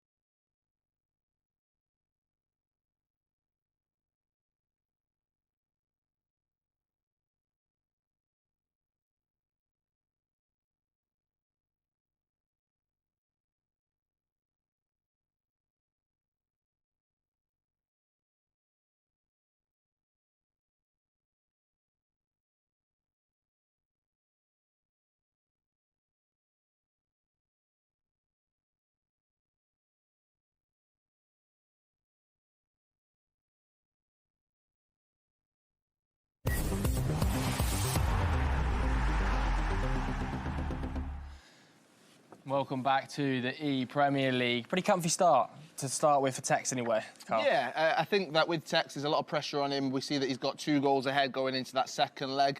We were joking, saying he's sat forward, he's focused, he's in it. This means so much to all of these competitors.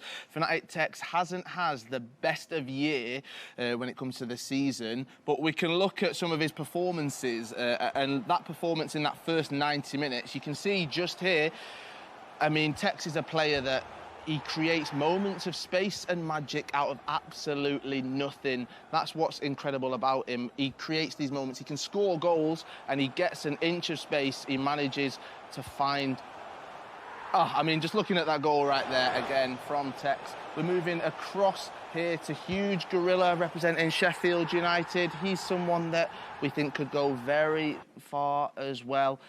And now we're looking at him going through. There's some other results you're looking in there, Joe, as well. I mean, definitely. Manchester United, your team, how are they doing, mate? I mean, let's not talk about Manchester United right now. Do you know who I want to focus on? Olilito, because we talked him up in the pre-match, didn't we? And, you know, we saw Ryan potentially saying that, previewing it, he was saying, I'm quite confident in this group, but I'm not playing that well today after his first game. And he's 4-0 down against Olilito after the first leg. That's a huge start for Olilito. It is indeed, and I feel like with that game, it is in the winner's bracket, so we can see what happens with that one. But we can get into our second leg. Yes, Fnatic Tex taking on Sean Flossie. Liverpool taking on Wolves. Let's see what happens. Mark and Dan, it's over to you guys. Thank you very much, Kyle. And yes, second leg, it's time to get that underway. 2-0 the difference, like you quite rightly pointed out. And Tex looking, one thing for me, he was looking incredibly solid in all assets of the game. Sometimes we're talking about Tex, we're always like, he's full of flair, he's full of magic, he's full of these magical moments, right? But I feel like defensively and with his possession, he was very, very smart with how he approached that game. He looked like a very focused Tex. He didn't want to make the mistakes. He didn't want to go a goal down. He didn't want to concede an ugly goal so that would maybe frustrate him or give his opponent a little bit of confidence, because as soon as you see any sort of weakness in your opponent naturally, and Sean Flossie will be looking at that saying, right, if I score a goal against Tex, I can score more. But the fact that Tex did hold on, especially when Sean was pressing quite considerably, there was just so many players flooding forward. Tex couldn't get out of his box, but he was able to defend well. He was covering all those runs. He was jockeying incredibly, and he just didn't concede. And I think that was extremely important. If we had seen Tex concede that goal, maybe this would be a different scoreline going into the second leg. But he still hasn't conceded a goal, still has a 2-goal lead.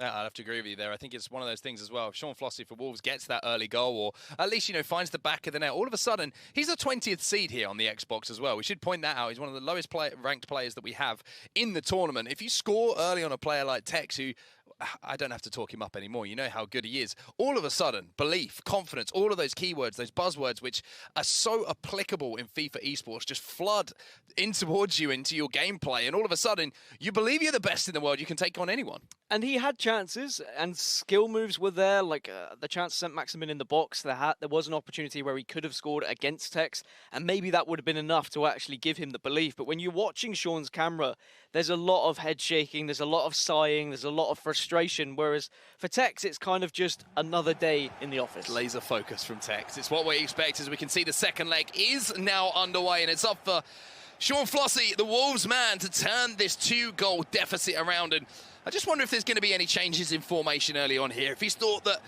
from how that first leg went, if there's something that he could change in that tactic screen to really try and put the pressure on early on to Tex. The only thing that's going to be pressured early, though, is a Wolves player as he goes down. And it will be a free kick here to Sean. And if Sean can get the first goal in this second leg, I will have that belief that maybe he could actually make a really, really good game of this one. But at first, he's going to need to create those chances. He's going to have to get past the defense of Tex. And I feel like Tex would have to make some sort of mistake at the moment. Even though there have been moments of promise from Sean, ultimately Tex has been very solid at the back. He hasn't really offered up much opportunity for Flossie to have any creation in the final third. I think one thing that's really stood out to me here is Tex's player choice and his lineups as well. Some of the foot items he's got in there. He's only got one player who's got the 5-star skills, which for me, you look at Tex, if he could, he'd have 11. He'd rather his centre-backs not be, you know, maybe the most defensively minded players, but just have some fun with them. Of course, he's going to go for the most defensive-minded player, but he loves those 5-star skills. We're actually going to see an opportunity here and a 5-star skill from Rashford to reverse Elastico, almost break through. But I think that just shows a lot of what Tex believes is important in this game of FIFA, and one of the most important things, pace. You need pace to break down your opponent's defense. You need pace to catch up with your opponent's offense.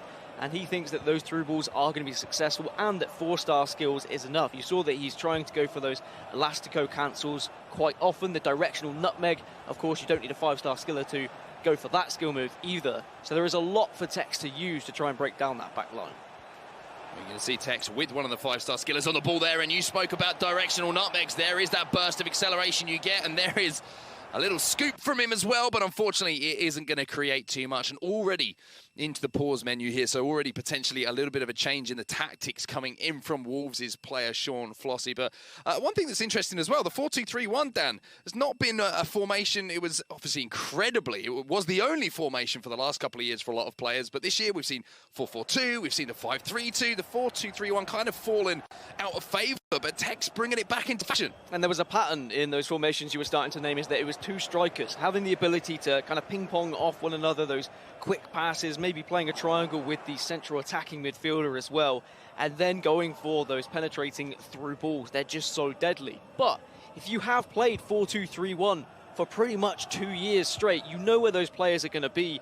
Tex is very comfortable with this formation, and defensively, having those 2 CDMs is extremely important in trying to defend against those 2 strikers that are going to be pushing on you, and also a very good tactic at going up against the 5-back, which has been one of the newer formations in competitive FIFA. Well, here's Son, the striker, dropping deep here for Tex. Adama Traore, he's got pace to burn. He's quick, he's strong, and he's found a wonderful pass inside here to Son. Gets almost a little bit of fortune going his way, but it will be a strong tackle inside the 18-yard box there for Sean Flossy. Now the chance to go forward. 20 minutes gone in this one, Dan. Still only 2 goals the advantage here for Tex, and you get one back here, and Wolves fans can start to believe a little bit. Yeah, I think that if this was FIFA 20, FIFA 19 at 2-0, I'd be maybe even writing off Sean Flossy. Not Here's FIFA Bruno 21. Fernandes, gets inside the box, chance for Rashford, and there is the goal for the Wolves man. And it is Marcus Rashford, who halves the deficit. But not FIFA 21. Anything can happen, and it can happen very quickly in this game. And suddenly, we have a match on our hands, and Tex, that little seed of doubt planted in his mind of, well, what happens now if I concede another? He's going to have to go forward. He's going to have to look for more goals, because a 1-goal lead is not going to be enough, considering how much time there is left in this second leg. Because as soon as this gets to the second half, and even if it is still just a 1-goal deficit, that's when Sean Flossy and Wolves can start to really team press. What a ball that is, though, and Sadio Mane has just got the goalkeeper to beat here, and he does so. And it was only for a moment that Sean Flossy had managed to get himself within striking distance of Tex, and then straight up the other end, one of those through balls. Sadio Mane makes no mistake, drills it in at the near post. Surprised it's gone in, to be honest. I thought maybe he would go across goal. Did see a subtle amount of goalkeeper movement from Sean Flossy, which probably allowed Tex to make that decision of just sticking to his guns and going near post. But a massive, massive response from Tex just to say, all right, well, I'm going to keep this 2-goal cushion. I'm not going to allow you to get back into this game. It's a real statement, and that's going to be frustrating for sure. Well, here comes the Wolves man again. De Bruyne has managed to feed Bukayo Saka. The Arsenal man now inside the box, and Pope had to be quick off his line there, because the Croqueta cancel would got him the wrong side of the defender. And speaking of getting the wrong side of the defender, you can see Marcus Rashford almost doing so there, but Tex valuing possession of the ball more than releasing him first time. With De Jong turn there from Rashford inside the box as well. Son's going to beat the goalkeeper. Tex with a massive opportunity, and a bit unorthodox there from Pope. It does get the job done at least. That's one of the reasons why Pope is going to be the featured goalkeeper for the majority of teams. He has the save with leg trait. He's going to get down onto the floor, and he's going to wave those legs in front of everything. And he does often make some big, big saves. Alexander-Arnold trying to turn back inside. Just incredible pressure high up the pitch, like you expect a lot of the time from Tex. There will be a free kick and a chance to go forward here. Around 10 minutes till half-time in this second leg. Just a reminder, it is an aggregate score. And we'll decide who will go through into the quarterfinals, as Saka Looks to whip one in there towards the back post. An important touch there, and good control from Alexander-Arnold, because that was dangerous. Yeah, you do see them just sneak past that back defender sometimes and allow the oncoming striker to nod one in, and that's a through ball attempt from Tex again. He is just trying to catch Sean Flossie off guard here. Well, look at the pressure, and now Bruno Fernandes one-on-one with the goalkeeper, and again Tex makes absolutely no mistake. Perfect timing on the through ball. A little ball roll before the finish as well to create the angle, and now there's daylight between the two. 3 goals just might be too much for Sean Flossie, and it was a slight mistake, him giving the ball away at the back, allowing Tex to have another go at that through ball. And notice how Tex is utilising that striker drop back every time he's defending, making sure he's got enough men to come back and try and win the ball back before he then presses and looks for another goal. And this, I wonder, is when we're going to see how Tex is going to approach this tournament. Is he going to try and put on a little bit of a show now that he has a little bit of distance between his opponent? Or are we going to see a very sensible, a very professional Tex who is just going to close this game out? I think Tex feels that he's got a point to prove. I think we're going to see, like you mentioned, a very professional performance through this tournament from Tex. So now slides this ball down the line again. Maybe a chance just before half-time in the second leg for another goal here for Tex. Here's Bruno Fernandes, gets that ball inside. Van Dijk has to do well. Will be put out of play here to bring this half to a close, but perfect half there for Tex. A little bit of hope there for Sean Flossie getting that goal back, but again, he's just looking so professional with everything he's doing at the moment. Yeah, that goal almost just woke Tex up a little bit as well. He was the first time we'd seen like a reaction from Tex, just shaking his head when that happened. But we can look at some goals elsewhere between Brighton and Man United. A series about FIFA Dragon against bundled Luca. And the opening goal going towards Luca here, Mark. Yeah, beautiful goal as well. You saw the scoop turn, directional nutmeg, all of those good things. And then we're going to see another one going in. You can see the score as well. And lots of goals on display here, and if you're a Brighton fan, you're going to be supporting bundled Luca right now because he's looking extremely good. Yeah, we've just had a goal back as well off screen, so it's 5-3 on aggregate in favour of Brighton. So still some life in there for Dragon just yet, so don't worry too much if you are a Manchester United fan. But back to Tex and what he was able to achieve in that first half of the second leg. It was a professional performance. There was that slight mishap at a little moment where he allowed Sean Flossie, of course, to get through and get that goal. But it was the instant response for me. It was the ability for Tex just to put that goal behind him, go straight up the other side of the pitch and take the lead. And straight at the start of the second half of this second leg as well, he's almost in behind with Sadio Mane once more, really utilising the pace the Liverpool man can offer. And again, just a measured approach, and you can see how comfortable Tex is looking in this formation as well. Like you mentioned earlier, he's played it for so long, he's had so much success over the years with it. He just knows all of the patterns of play that he wants to execute. Yeah, whilst every iteration of FIFA is different, there, of course, are going to be similarities, especially when it comes to the formation and where players are, what runs they're going to be making, how you can control it using that RB and LB button to send runs to bring players close. And Tex is just able to control possession so successfully.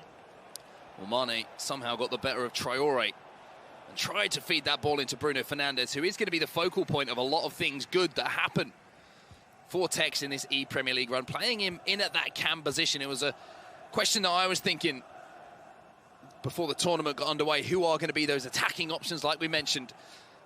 The Premier League obviously blessed with some of the best strikers in the world, but in FIFA maybe not represented that way. Well, Bruno Fernandes is one of those players. You saw the statistics from him as we see Fernandes now in on goal. Almost managed to get the chance to Maximin. It's wonderful there from Sean Flossie to have that composure. And there is one of those forward players finding a magic touch. It's a great goal. And it sent Maximin to maybe just breathe a little bit of life here for Wolves. It's certainly a difficult hill to climb still. But I wonder whether that will just give Sean Flossie the belief of, all right, well, I do still have time. Still got 30 minutes in. Maybe a pause soon just to, you know, up the ante a little bit, get some fresh legs on the pitch. Add a little bit of pressure to the mix as well. And we did see how the team press affected that first leg as well when it was switched on by Sean Flossie.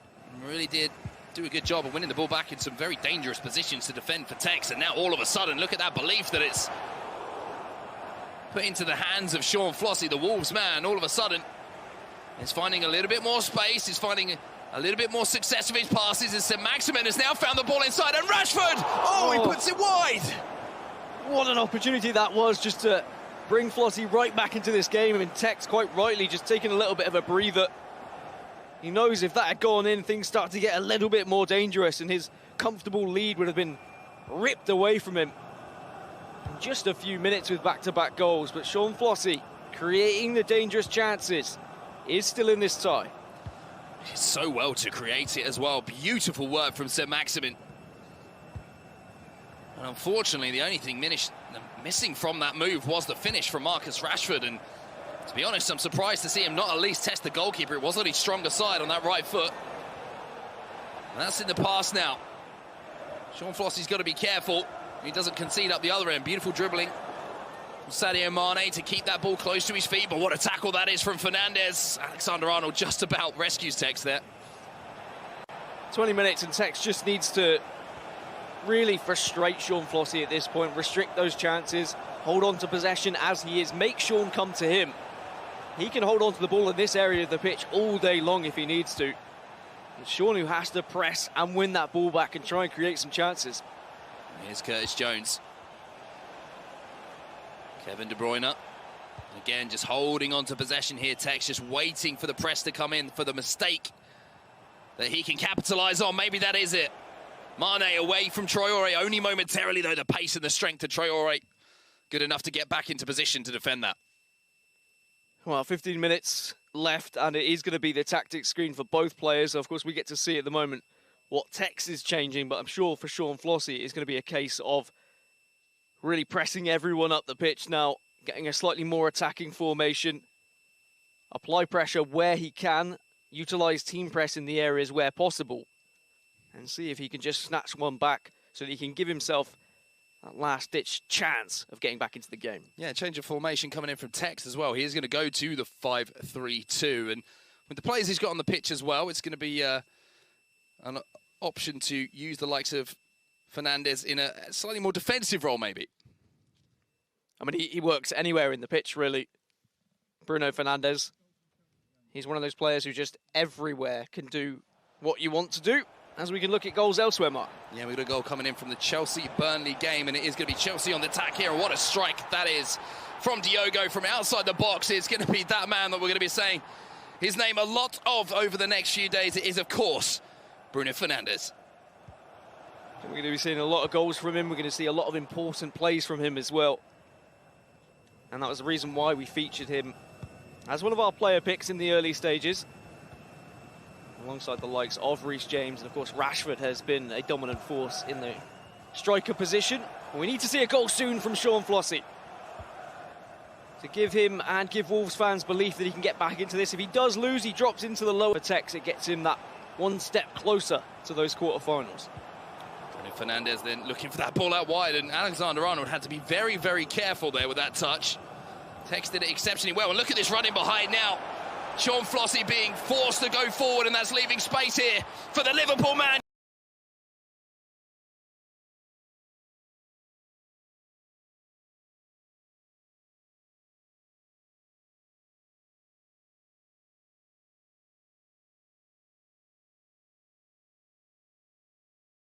Curtis Jones to find another goal here for Liverpool. The youngster, the future star, doing it for the start that's on the sticks. And that should surely be enough to wrap up this game. Chance to go on to those quarters, and it's been a good effort from Sean Flossie. He has shown moments of promise. It's about what Sean can take away from this, what he can improve on in that lower bracket to still give him a chance of getting through this group. And there you can see Tex making some strong tackles. He knows that all he has to do is just hold the ball and find some beautiful balls over the top as well to Mane. Chance at the back post if he could have found him. I think that was the idea there from Tex. As you saw, Rashford breaking in ahead of his man. And Curtis Jones, who was the goal scorer just a few moments ago, has to do some defensive work now. That's enough to win the ball back here. And just a few moments left to go. As you're going to see Tex now play Son through a goal. He's got runners as well. Son might take this on his own. Goes for the close dribbling, but maybe caught in two minds there. And I think we are seeing a very professional performance from Tex here, a Tex that wants to win, wants to prove himself this year. Fernandez looking for another to add to his tally. Tries to walk around the goalkeeper and Adama Traore. Traore will manage to get a touch on it, but there's only one thing stopping that header from Van Dijk, and that is the crossbar as the final whistle does go, and Liverpool's Tex will win this game fairly convincingly, you have to say, but the Wolves man putting up a pretty good fight. A great fight from Sean Flossie, but it's a fantastic performance from Tex, one that I think I wanted to see, fans wanted to see, and everyone in FIFA Esports wanted to see. It is the dominant Tex that we know and love, and I just wonder how far he can go, whether we can see him lift a trophy again or whether he would fall short like he did last year. We can look back at some of the goals, Mark, and I mean, Sean Flossie at this point was probably thinking, OK, I'm back into this one. Yeah, for a few seconds, and then this long through ball straight up the line. Sadio Mane one-on-one with the goalkeeper. A finish in at that near post from that foot freeze item as well. And then you could just see the pressure from Tex here. It's such a feature of his game, Dan. It is. He's always been a player who will not allow his opponent to kind of rest in midfield or dominate possession, play the ball around. Instead, he wants to win it back in those dangerous areas. But then there was this goal, and Sean Flossie again was probably thinking, OK, maybe I'm back into it. But Tex did not allow Sean Flossie to rest again and was able to get through on goal with Curtis Jones. And there's something always poetic about when Liverpool are represented by Tex. Something always happens, and you just see the last goal. Of course, it's going to be scored by the future star, Curtis Jones, the Liverpool man running through on goal. It just writes itself sometimes for him, doesn't it? It does, and Tex, you know, when he scores with a Liverpool player, it just means that little bit extra to him. Of course, there is a lot of money on the line in this tournament as well, but in the first ever ePremier League, when he lifted that trophy, he said wearing the Liverpool shirt and lifting that trophy was so much to him, and I'm sure he'd love to do it again this year. And we'll have to find out if he can do it this year. But first, we're going to actually hear from Tex, as he's going to be talking to Nicole. Yes, I am here with Fanatic Tex. Tex, how are you feeling right now? I mean, that seemed pretty comfortable, I think it's quite fair to say. Relieved, to be honest, because I got a lot more to give. I played like okay, but I got a lot more to give in the attacking sense. I think I defended quite well, but I went up early, and then at one point in the second leg, it was 2 goals. He missed the chance, and then I scored to make it a 3-goal cushion. But yeah, a very good player. GG's to him. Hey, you did well. Don't undersell yourself. I know that you can get a bit nervous before games. What do you do to kind of calm that down? Do you have any pre-match rituals? Nah, just be nervous and you got to deal with it, to be honest. There's nothing you can do to calm yourself down. You sit there a bit nervous. I wasn't too nervous, but when he got it quite close and I started the game, like, crazy player. Very good. I was like, wait, I'm in a game here. And that's when I got nervous. But I play better when I'm nervous, luckily, so. Were you quite surprised then at Sean Flossie? Because he did do well, didn't he? To be honest, yeah, because I never really underestimate anyone. But you sit there and you just, I expect a lot from myself. And I went into the game and I was a bit stiff, weren't moving all that nice. But yeah, I managed to get the W, so on to the next one. And you won the first ePremier League back in 2019. Does it add a bit more pressure? Does it make you more determined to get that trophy this year? No, it makes me less determined, to be honest. But I'm still like want to win, but it brings down the determination a little bit. It doesn't increase anything.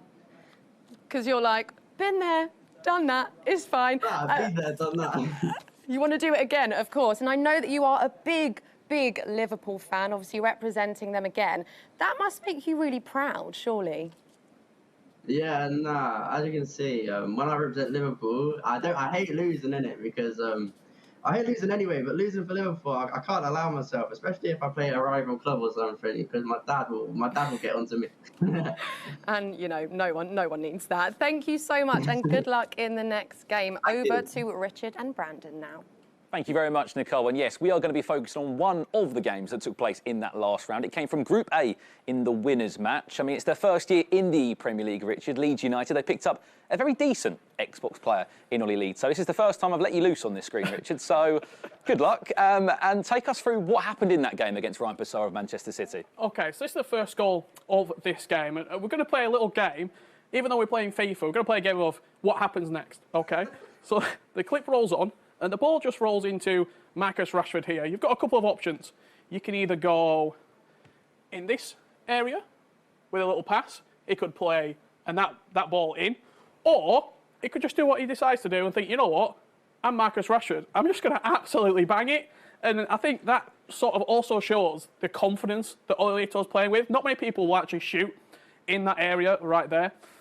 Just going on to game 3 here. No, we're not. We'll go on to game 6 instead. Well, just a quick point about Olilito. As you said, he came into this tournament as the highest ranked player on the Xbox. He's the man that everybody's talking about at the moment. This goal came in the second leg, Richard. This was Ryan's sort of comeback. It was a weird game. Olilito won the first game 4-0. Then the second leg, Ryan Pessoa did win that match 2-0, didn't he? Yeah, 100%. And the big thing, this through ball that gets played just in the gap. You see the player at the top of the screen. I think it's Rashford playing a pass into Kevin De Bruyne, actually. And the big area that I want to focus on, we're just going to let this play on very, very slowly, is as soon as he's in this gap, Brandon. Yep.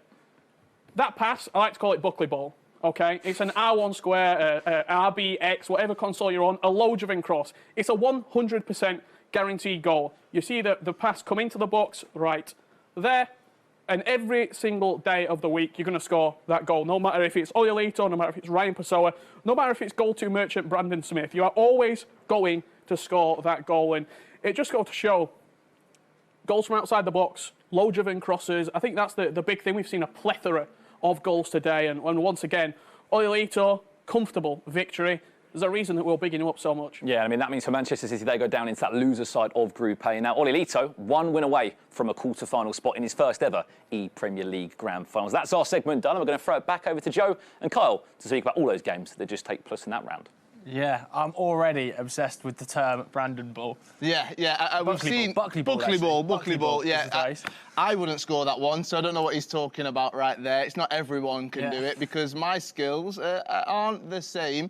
What's great to see, though, breaking down Olilito's play right there. What a player he is, all right, representing Leeds. First time they're in the ePremier League as well. Top of the FIFA Global Series rankings as well. He's clear at the top. Everyone wants to be up there, so for him, he wants to showcase what he's capable of. Plus, if he can win this tournament, he makes his way through to the playoffs. He's probably going to get there anyway, but he cements his spot thinking about the FIFA E-World Cup later on in the season as well. Yeah, exactly. And obviously Tex going through as well. So Tex and Olilito both progressing pretty comfortably so far? Yeah, definitely. These are the names that you thought would be going through. We were confident we're going to go through there. So those are two that can have a bit of a breath and relax a little bit. But what I loved about going back to Tex's interview, he's won this tournament. He says, you know, I've done there, been there, done there, bought the T-shirt. I've won this tournament completely. And that is why I can come into this one a little bit more relaxed. So it's great to see. And I'm sure throughout the rest of day 1, possibly going into day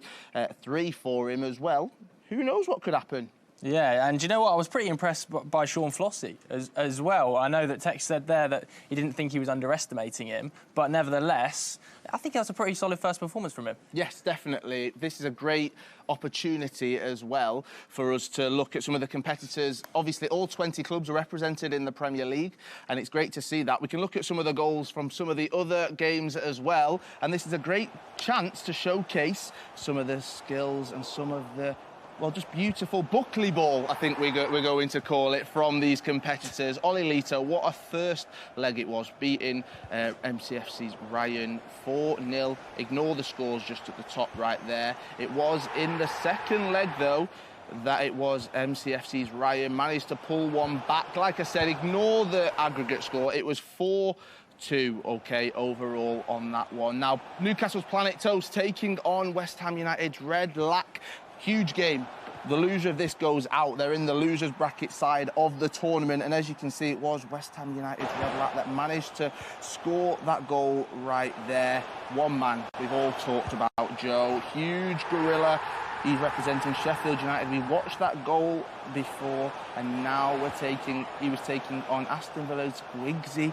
And again, two competitors that were close. 3-3, but this game is all about fine margins, Joe. You'll see that time and time again. Sometimes the ball can bounce in your favour, other times it doesn't. And as we're seeing right here, were you happy with this one, mate? I mean, not particularly.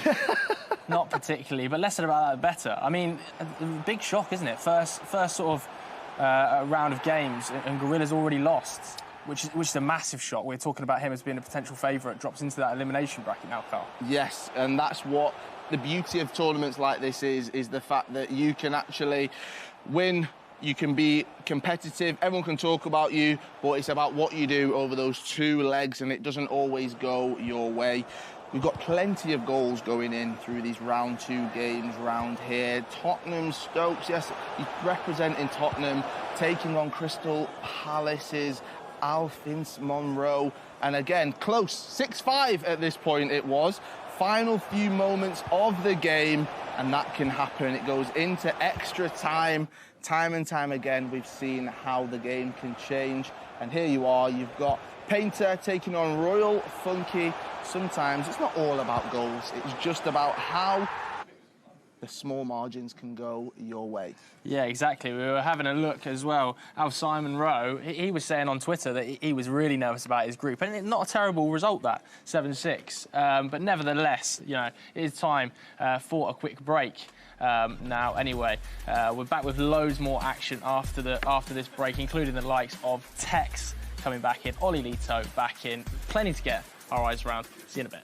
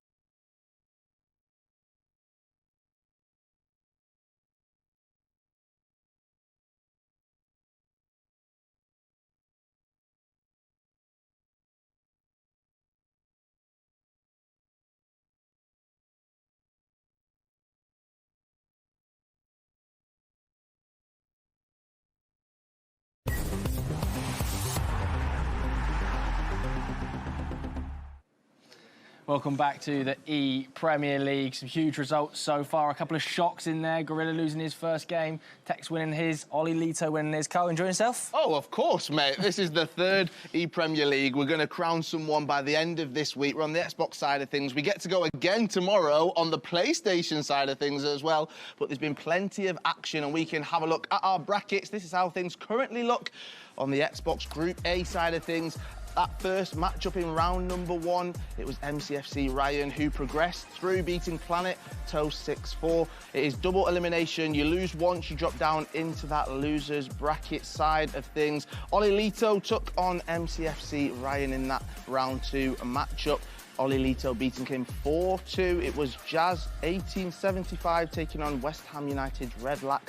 It was Jazz who came out 6-5 on that one. So the winners matchup is Ollie Lito taking on Jazz 1875. Both of those remaining unbeaten. In losers bracket side of things on round 1, as you can see right there, we had West Ham United's Red Lack. He took on Planet Toast, which means Planet Toast has lost both of those games right now, so he's out of the competition. Let's have a look at Group B, and as you can see, Gwigsy back, he came out on top, beating Saf Dragon 7-5. That set up a game with Huge Gorilla, someone we all know on the FIFA scene, and it was Gwigsy back who got the win, and he takes on Healy, who beat Bundles Lucas 7-6. That sets up the winners match right there. And then in the losers bracket side of things, as you can see, SAF Saf Dragon, well, he came through. That's why he progressed, and he beats Bundled Lucas 5-4. Let's move on to Group C. And as you can see right here, this was one that provided plenty of goals. It was Burnley Ashy taking on Alfie Monroe. 5-1, it was Burnley Ashy who came out, so he moved through. But Falcons Diogo came out 5-0 in that second matchup. NFG Jaden, he won 9-3 against 11 Stokes, which sets up our winners matchup. Falcons Diogo taking on NFG Jaden. And as you can see in that losers bracket, if you're still there, you've got one life left. Let's move on to Group D on the Xbox side of things. Royal Funky taking on Sean Flossie in that first matchup. 7-3, Sean Flossie came out. Then, as we watched, it was Fnatic Tex taking on Sean Flossie, and Tex came out 5-2. And then we had that Foot Whiz Nikinsabob taking on Painter 7-6. That one was, which sets up our winners matchup. Fnatic Tex taking on Foot Whiz Nikinsabob NKSNB, for people who don't know how to say his name right there, in that winners matchup. Then in losers bracket, as you could see, Sean Flossie got that bye. It was Royal Funky who came out 2-1 against Painter. And that is how things currently stand on the Xbox side of things. Super simple for anyone looking at those brackets. If you win, you stay in the winners bracket side of things. If you lose, you drop into the losers bracket. Lose twice, you're out the tournament, Joe. You are, and Gorilla has already lost once, which is a huge shock at this stage. Really, really surprising. Nevertheless, Nicole, I believe you've got something for us. Yes, he is with me right now. Gorilla, hello, how are you? How are you feeling right now? Are you here? Not to, yeah. Is it? There you are. I was like, There I'm just we going go. to stand here and chat to myself. Yeah, how are you feeling right now? How have you found the competition so far? Well, obviously, I've just played my first game against Gwigsy, and it didn't go to plan. Simple mistakes cost me. I won the first leg 1-0, but he came out of the blocks. Second leg, I think he went 3 goals up, but I brought it back, and he scored a winner late on. So simple mistakes cost me, so I've got to do it the hard way, as per usual.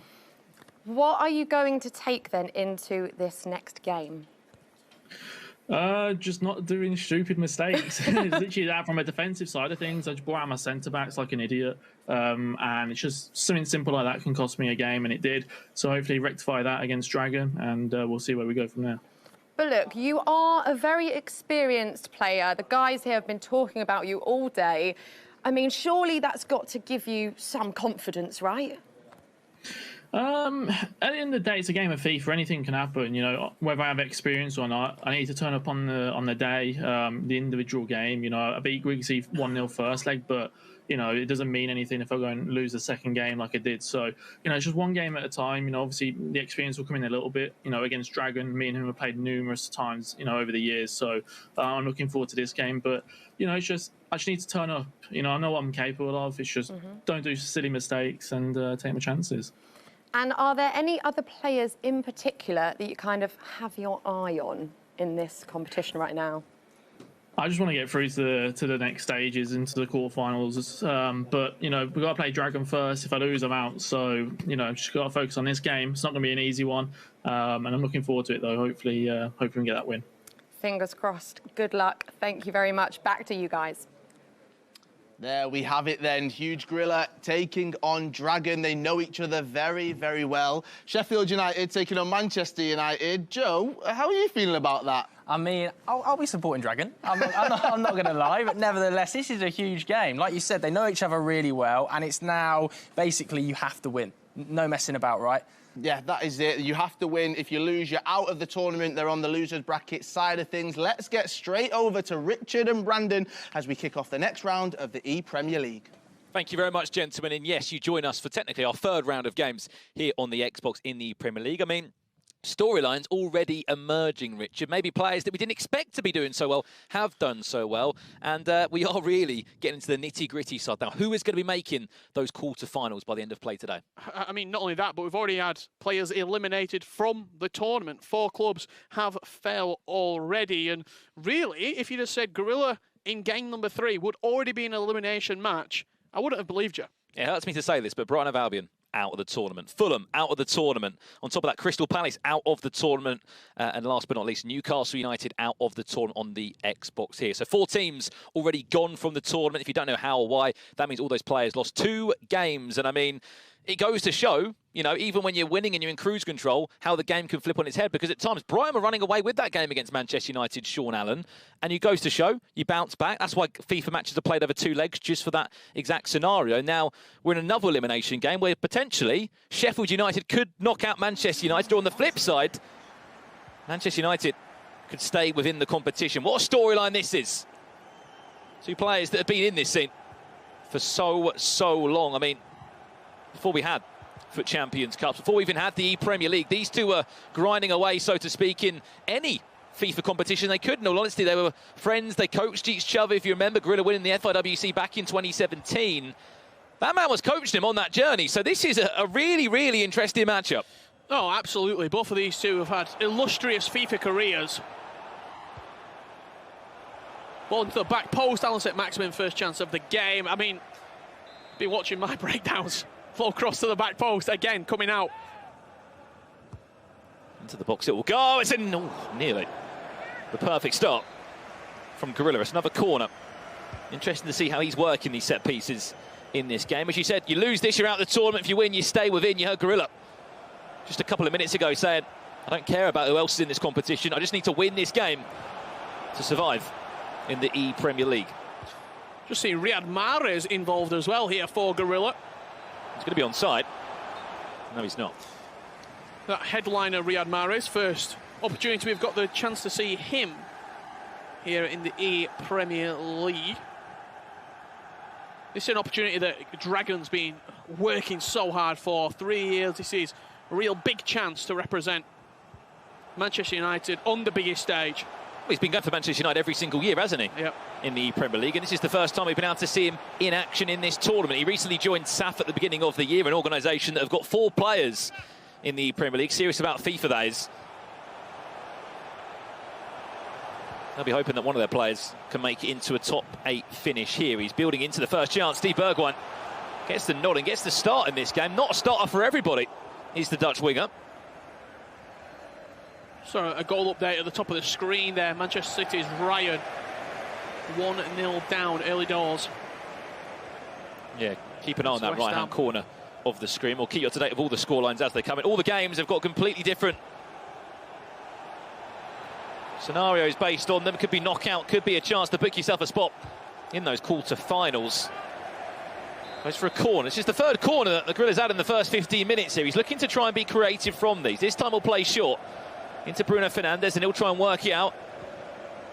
Looking at the options that he has in the box, queuing up. I mean, the defenders have now Tracking back, Virgil van Dijk no longer part of, but that could be an awful mistake. Chance, Bruno Fernandes, punished! Cannot make mistakes like that, giving Gorilla the lead.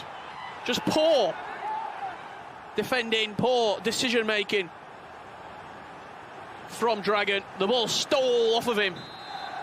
And the man representing not only SAF, but Manchester United. 1-0 down. What a story that would be. Manchester United could be out in the group stages here.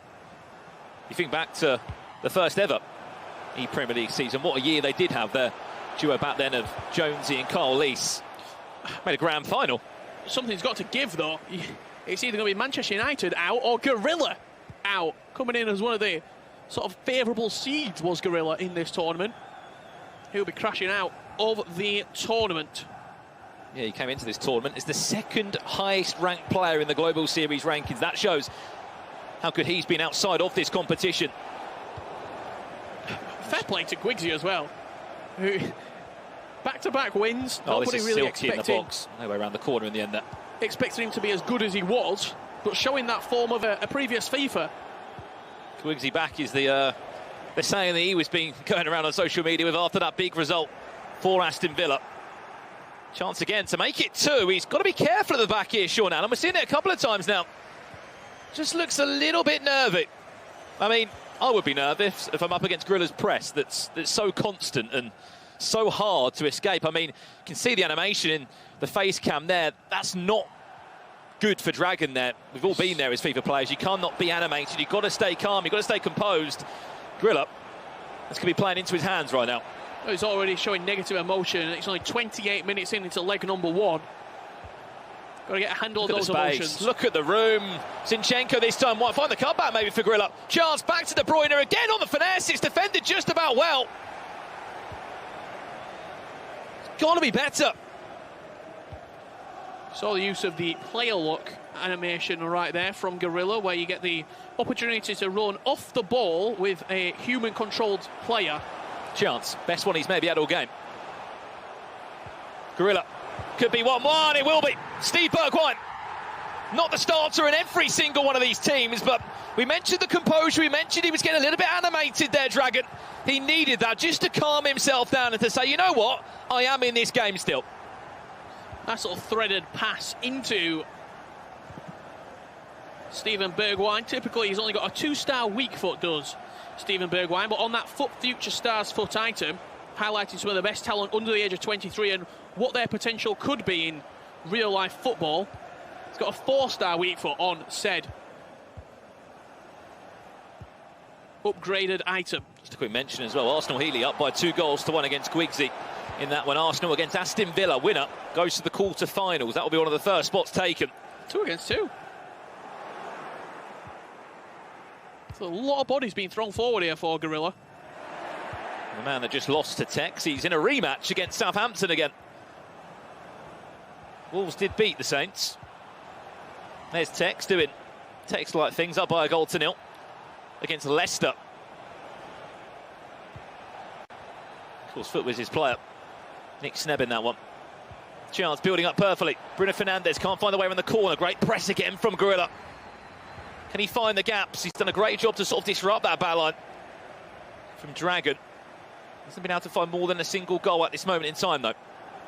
Build-up play, that's brilliant feet. Trent Alexander-Arnold all the way from fullback. Watch the options in the box, potentially. So maybe a Manchester United man. Carl Walker, brilliant idea. He tried to play the one more pass into Marcus Rashford. That would have been a story. The Manchester United man scoring for the Manchester United representative. I mean, those are the storylines you will come to expect in the Premier League. Well, it's Trent Alexander-Arnold bombing forward from right wing-back, getting the ball into Rashford, but who else but Kyle Walker speaking of Rashford.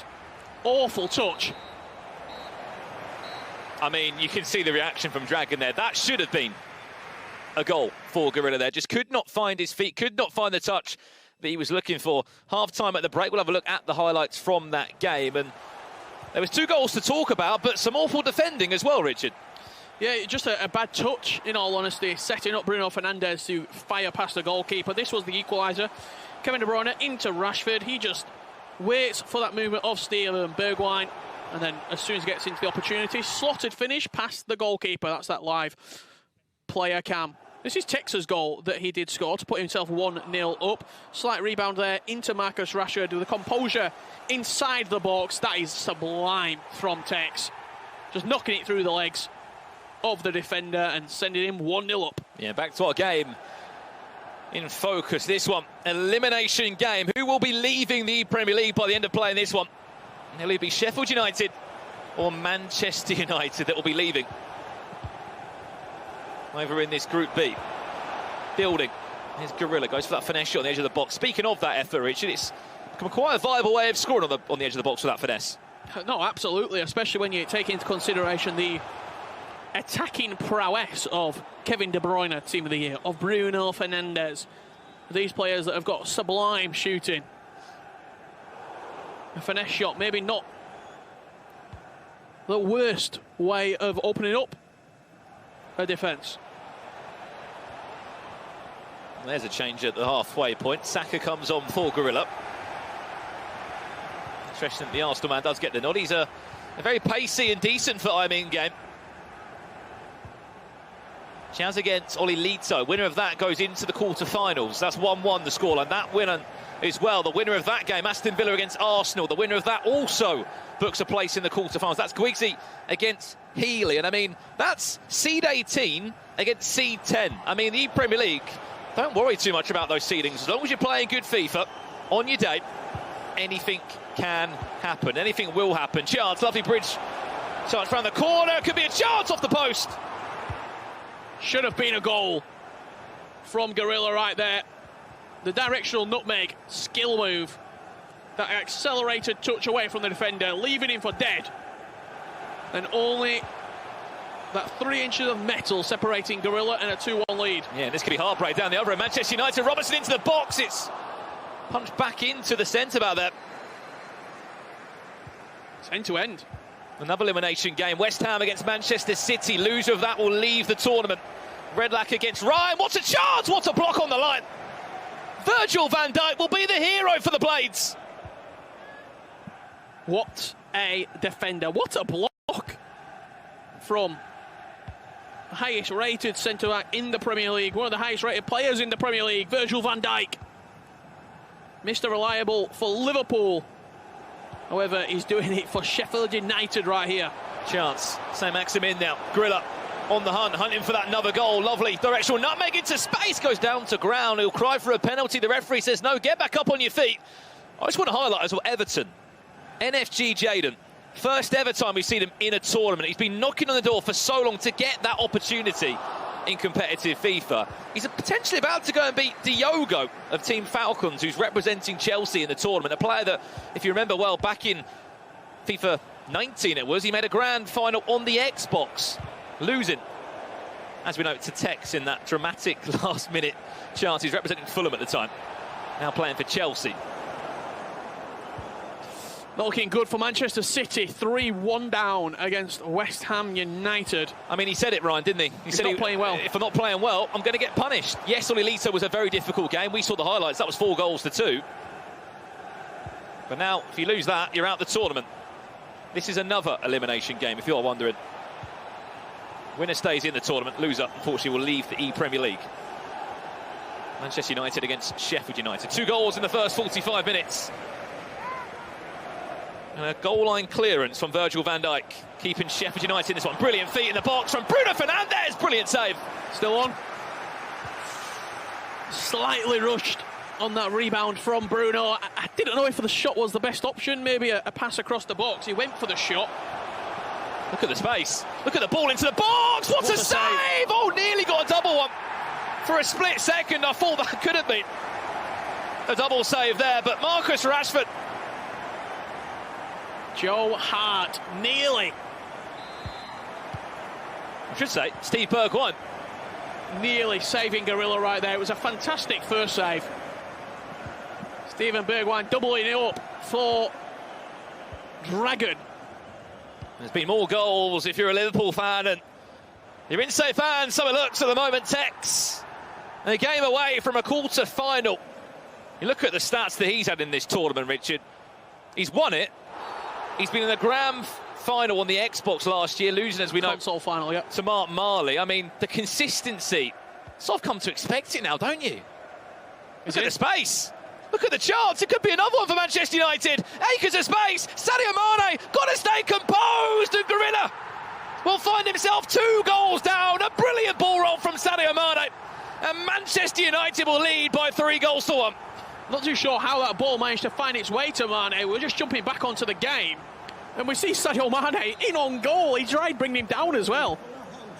See a goal here from Oli Lito. He's in a tough game against West Bromwich Albion and Jazz, but the Leeds man goes 2-1 up right there. Sadio Mane at the near post, putting Oli Lito and Leeds United in a winning position. We jump back again. He's in again. Oh my, there could be more. There could be more. Will there be more? Mane, yes there will! Another game can flip on its head.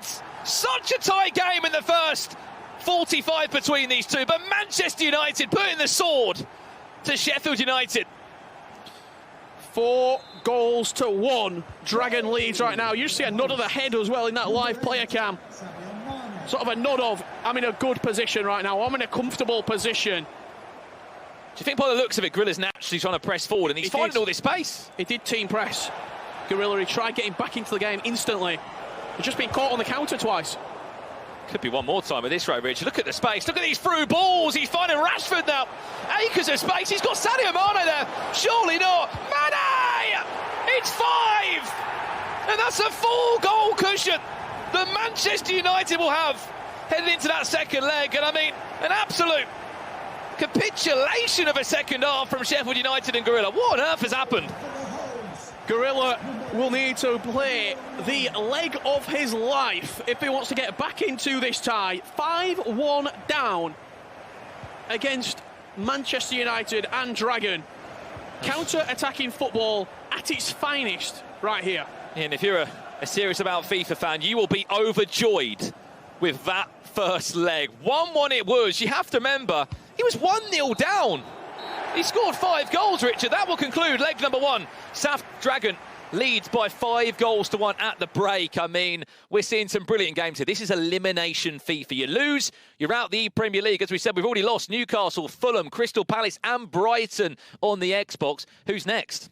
Yeah, who is next? I mean, I tell you, Sheffield United are about 45 minutes away if they don't book up their ideas of being eliminated from the ePremier League. Gorilla went 1-0 up. This is your highlights after leg number 1.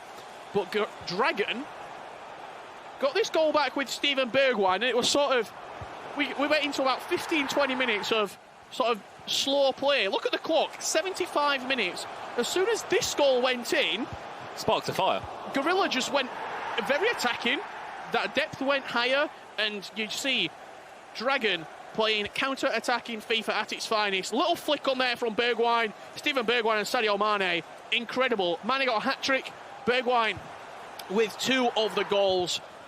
And Gorilla will be thinking, how on earth have I let that get out of my hands? I mean, these are the goals. There's 2 of them. Exactly the same. That was 1 there from Mane. And guess what? He wasn't done yet. 1 more chance. It was all about the counter-attack from Dragon. Brilliant stuff. He knows he's got pace in Mane and Rashford.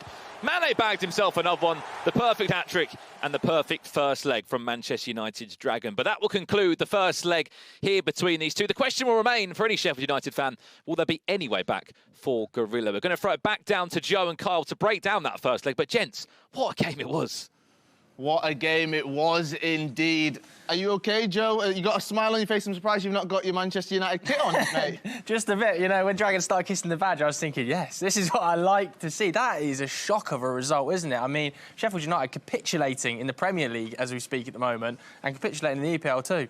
It is indeed. So we're going to have a look at that second leg. It is coming up for you very, very shortly. But do not count huge Gorilla out. If there's one man that could pull it back, it is him. It's currently 5-1, though, to South Dragon. And we've got that second leg coming for you just after this short break.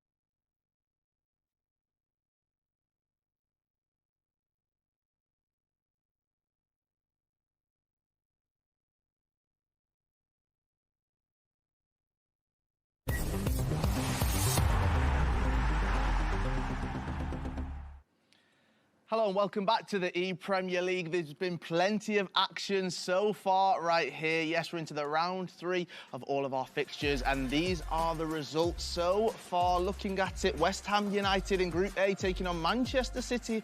West Ham United winning 3-2. Leeds United, Oli Lito taking on Jazz 1875. It's Oli Lito who's winning 3-1. Group B, Manchester United, Saf Dragon taking on Huge Griller 5-1 to Manchester United after that first leg. And Aston Villa 2, Arsenal 4. Looking all right, Joe. It's not looking too bad at all. We've also got Tottenham losing against Burnley 1-0. Chelsea drawing 1-0, all to play for against Everton. Southampton currently losing, but a second leg still to play against Wolves. And Tex just about keeping that lead, 2-1 against Leicester City, all to play for. But this is going to be a massive second leg now between Gorilla and Dragon, isn't it, Carl? It is indeed. 5-1 to Saf Dragon, which means that Huge Gorilla's got to come out. He's got to defend and not concede any more goals, but he's somehow got to find at least 4 to draw it, and then 5 if he wants to win it. Yeah, and we saw just how dangerous Saf Dragon is on the counter-attack, so he might well look to sit back and absorb some pressure and hit on that counter-attack. But Richard and Brandon, what have we got for us? Thank you very much, Joe and Kyle. One thing that quite interesting there, all the games that we saw, apart from the game we're watching, are super tightly contested. But the game we're watching, 5-1, is going to take a heroic turnaround for Gorilla if he wants to get back into this. You say we've got kind of lucky then, because I mean, there's loads of goals going in our game. If you have just tuned in, we're in a stage of this ePremier League now where it's go home or stay in the tournament or book a place in the quarter-final. I mean, if you're a Liverpool fan, if you're a Leeds fan, if you're an Everton fan, you know, you guys are so close to getting into the final 8 and ensuring that you're going to be involved in the conversation, let's say, on Friday when we have our grand finals. If you're a Fulham fan, a Palace fan, a Brighton fan like me, unfortunately, we're out of the tournament. And that is the end of the road for the ePremier League for some of those teams.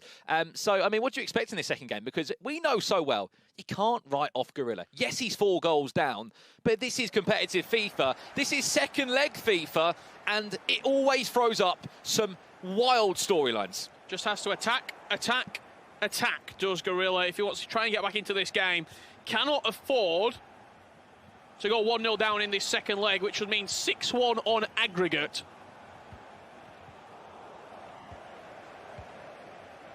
Five goals to 1. The craziest thing is, he scored 4 goals in 15 minutes, did Saf Dragon. Incredible. If he scores 1 more, I think he runs away with his tie. De Bruyne goes for that finesse. It's blocked well. Had to be blocked at the back by Gorilla. Chance to come forward. James. Back to De Bruyne. Gorilla needs 4 goals. Lovely. This is gorgeous. Brilliant finish. And a huge goal.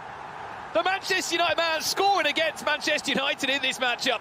A fantastic directional nutmeg into the pocket of space. And Bruno Fernandes said, thank you very much. I'll be taking those all day long.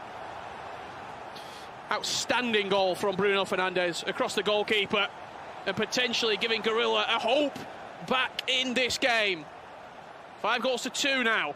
Had to get that first goal in this second leg, just to give him a little bit of hope, a little bit of light at the end of the tunnel. Chance. Defended well. Has to defend so well. You can't imagine the pressure that Gorilla's under here. As you said, now needs 3 goals. Certainly can be possible if you can score like you just have then. 7 minutes in, he scored with Bruno Fernandes. Expect a change of tactics from him. To come out to be more aggressive, to press.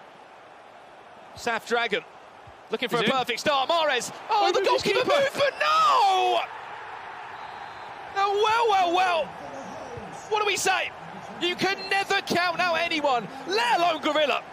That's outstanding composure as well from Gorilla right there. He sort of baited the goalkeeper. He moved him all the way across, and as he cut inside, he had to readjust. He had to realign in his mind to then shoot near post. 16 minutes gone, and that impossible task starting to come a little bit more probable for Gorilla. Well, sometimes when you've got such a cushion, you can become so vulnerable. As crazy as it sounds, even a 4-goal cushion you think would be safe sometimes isn't. What a start to this game for Sheffield United's Gorilla. As we know, these two have been in the scene for such a long time. They've been competing Against each other, with each other, his team's coaches. Got to stay composed. South Dragon! No! It's moments like that! And that's the difference between using a player like Marcus Rashford in the ePremier League requirement rules and, let's say in the Global Series, he's using R9 there. He's using Cristiano Ronaldo. They don't miss those chances. Has to recompose himself. Gorilla on the hunt, looking to make it 3. Mahrez, twinkle toes in the box. It's Robertson that does well to flip possession back in his favour. What a challenge. Massive tackle from Trent Alexander-Arnold to get that attack back underway for Gorilla. Just wave and wave of pressure. Zinchenko does well. De Bruyne, Saint-Maximin, this is beautiful! Gorilla is in a rhythm right now. And that rhythm is goal after goal after goal. Outstanding from the 2017 world champion. What a goal from Curtis Jones. Just continued his run. Little back heel around the corner. The build-up play there, Richard. The build-up play was sublime. Exquisite. Needs to score this. Goes for a goal kick. Everything finding its way back to Sheffield United at the moment. The bounces, the touches. He scored 3 goals in 30 minutes. This has been a remarkable start to this second leg. When he turns up, when he needs to turn up, he often does turn up, Gorilla. This is an elimination game of FIFA. Whoever loses is out of the Premier League finals. It's as simple as that. Only 8 players can go into the quarterfinals. Chance, is he onside? No, he's not. You see how high both Trent Alexander-Arnold and Zinchenko are getting forward as well. They're offering those outlets, which means defensively, Dragon's got to just move across. He can't be as aggressive as he previously was. Another score coming in. That's an elimination game in Group A. West Ham, Manchester City. If you're a Leeds United fan, you're having a bit of a dream start at the moment in your first ever E-Premier League. 3 goals to 1. Chance, surely not. The equaliser. What a save from Ederson. Still could be alive. Recycles well. Brilliant save again from Ederson. I cannot believe what I am seeing right now. This turnaround is remarkable. It's still not done yet. This time, Bruno Fernandes, and eventually, can he take a breather? He can't even get a chance to think, let alone breathe. This is the gorilla press. This is the gorilla press, the famous press. He's on. Can he find Rashford, though? Or Bergwijn. Look at the back post. Play the one more round the corner. Manchester United, you need this to go in again. It's blocked well. It's got a bounce, fortunately, as well, for Sheffield United to come forward. Look at that player look. Just wayward. He'll be praying for half-time. Leicester back in the tie. That's Footwiz Nick Sneb. Let's have a look at that goal right now. I mean, he was 2-1 down, second leg. It's only taken him 7 minutes in. Alan Saint-Maximin, was he on his own? Come back, Marcus Rashford. There you go. What a block on the line right there. Just that goal coming in. Dragon had a chance inside left channel, cut it back. And we just saw an incredible bodies on the line, defensive performance. Chances at finish yet. Mane turns, Zinchenko. That's what I mean, though. Everything Gorilla's defending. He's defending everything the Dragon's throwing at him. That's only going to fulfill him with confidence heading into the second half. I mean, he's done the hard part, in all honesty. He scored 3 goals in 45 minutes. What a turnaround by Diogo, by the way, of Chelsea. 3 goals to 1 he leads against NFG Jadon. He was 1-0 down, but Richard, half-time here, we said you can never write Gorilla off. And I mean, he's living up to that right now. He was 4 goals down at the break in that game. He's just bagged 3 in 45 minutes, Richard. I just saw a little stat there. Sadio Mane was the key man for Dragon in that first leg. He's had 7 touches in the first half. He's barely been able to get out of his own half. Never mind trying to get his attackers on the ball, Dragon. This was Bruno Fernandes, beautiful bridge down the byline. He smashed it past the goalkeeper. Curtis Jones involved in this attack right here for Gorilla into Riyad Mahrez. Just see the goalkeeper movement. Pretty awful, to be honest, from Dragon. Dragged him into no man's land. And this goal, a beautiful bit of build-up play on the edge of the box. The cancel on the Berber spin. Curtis Jones just continued his run. Sent Maximin round the corner. 5-4. What a game we are witnessing. Well, well, well. 45 minutes away from saying goodbye to one of these teams. At the moment, it will be Sheffield United that still will be heading out of the tournament. But the way that Gorilla's playing right now, something just feels like we could be going into extra time potentially here. Can't imagine how Dragon's feeling.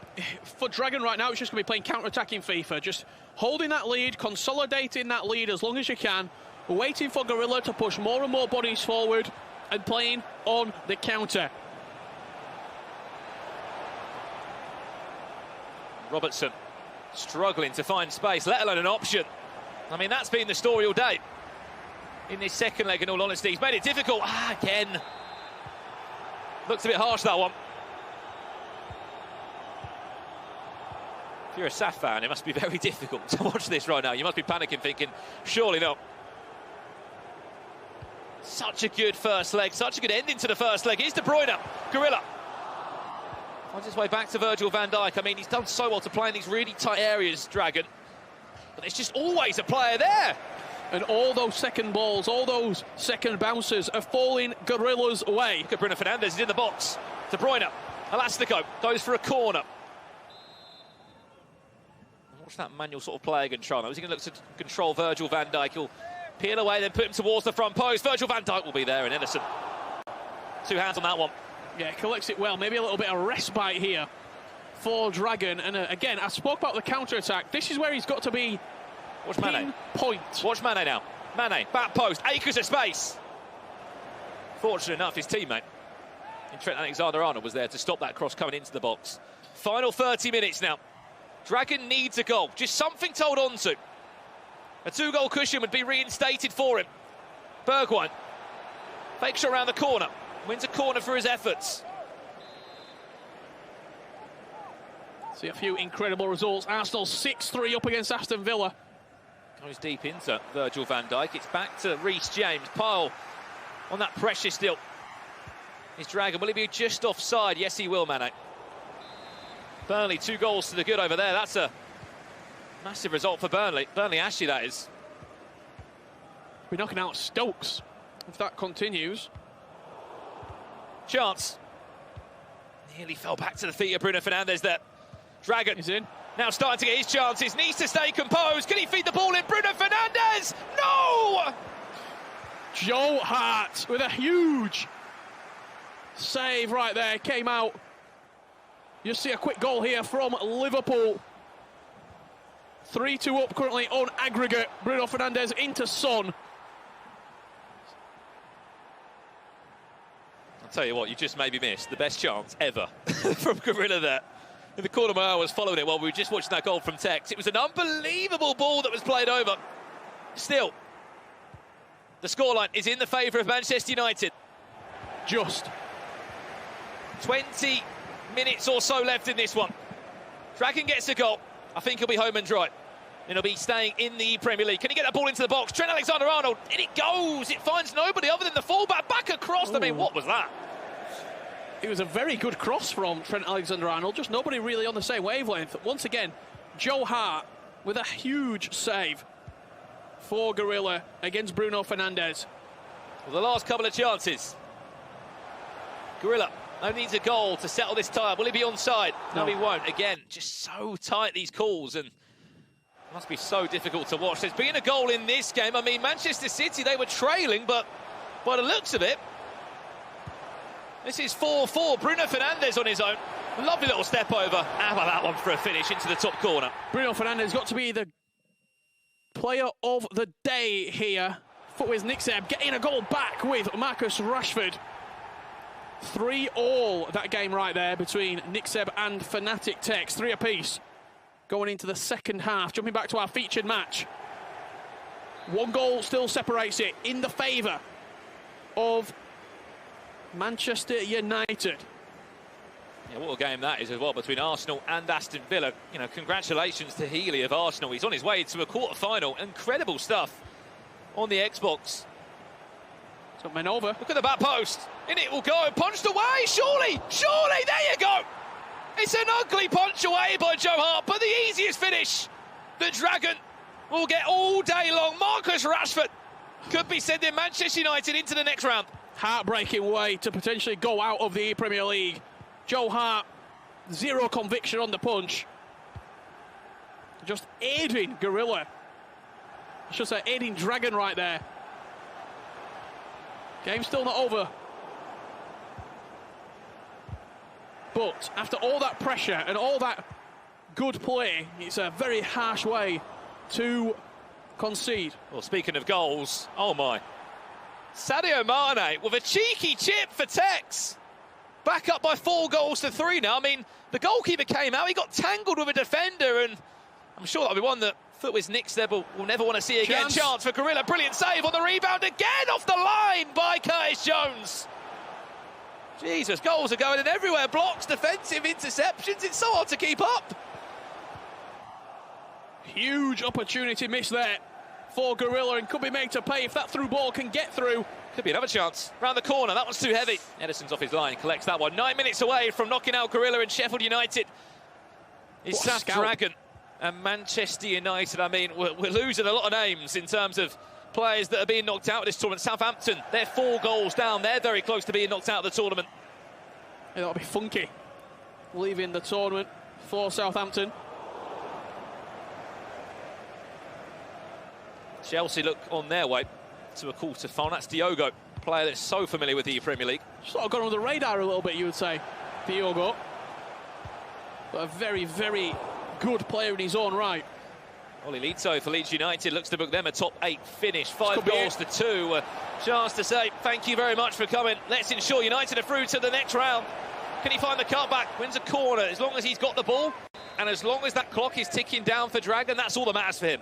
There was just too much to do in this second leg, unfortunately, for Gorilla. He left himself with too big of a mountain to climb.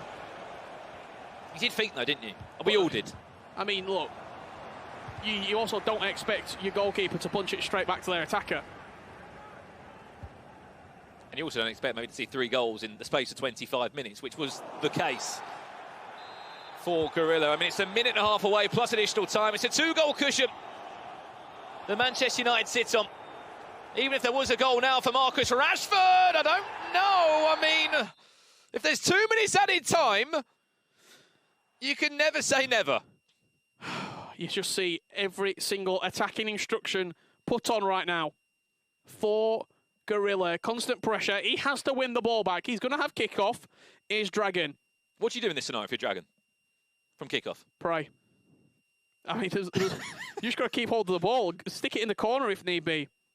Because you literally, if there's plus 1 minute, you're going to kick off. The game will probably be 89-50, maybe even plus the 90th minute when we get back underway. It's 2 minutes. There's not a lot of time. If it's 2 minutes, it's a game changer. It is 2 minutes. He's got to win the ball back, though. Has to go. That press has got to be strong. Back to the goalkeeper. That's pretty much a minute gone already.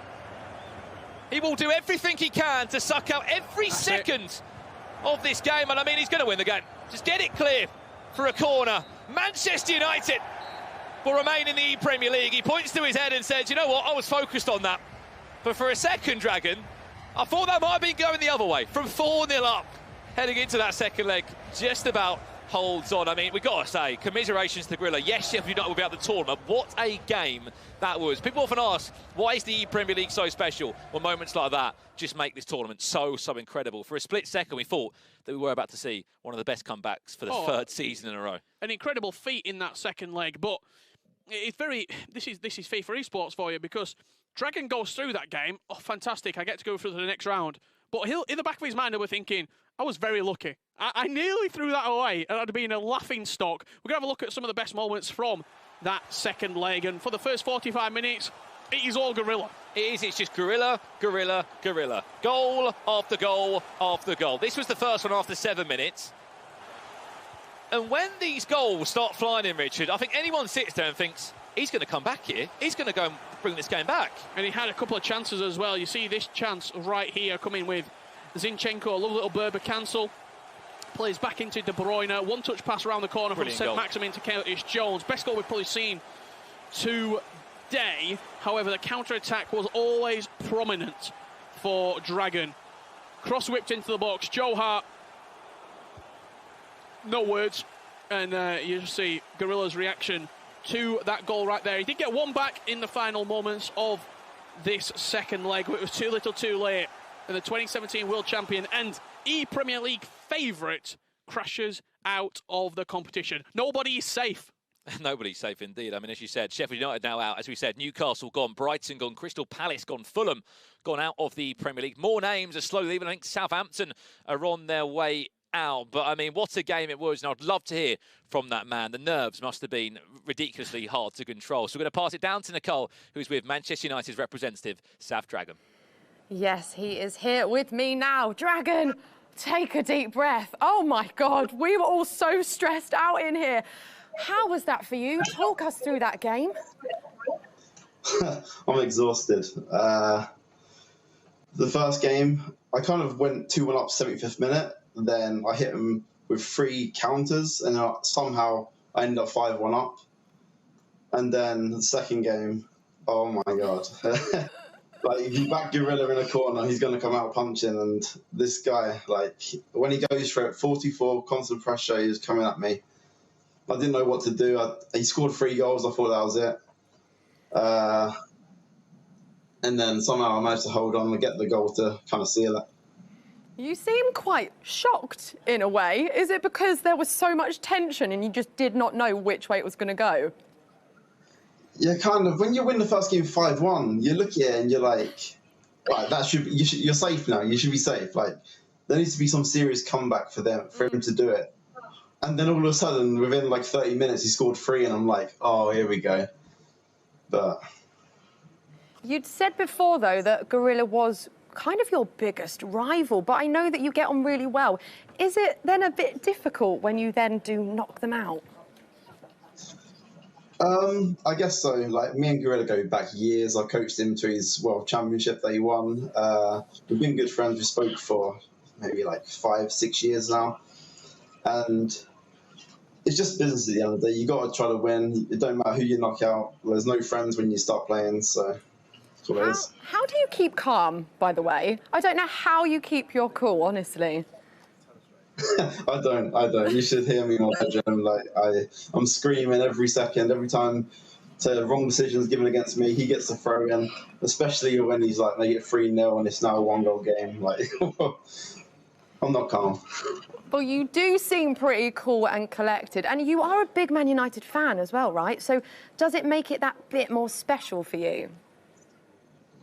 Yeah, 100%. I've tried the previous 2 years to qualify. Both occasions I come really close, but didn't quite make it. This time I finally just get over the line.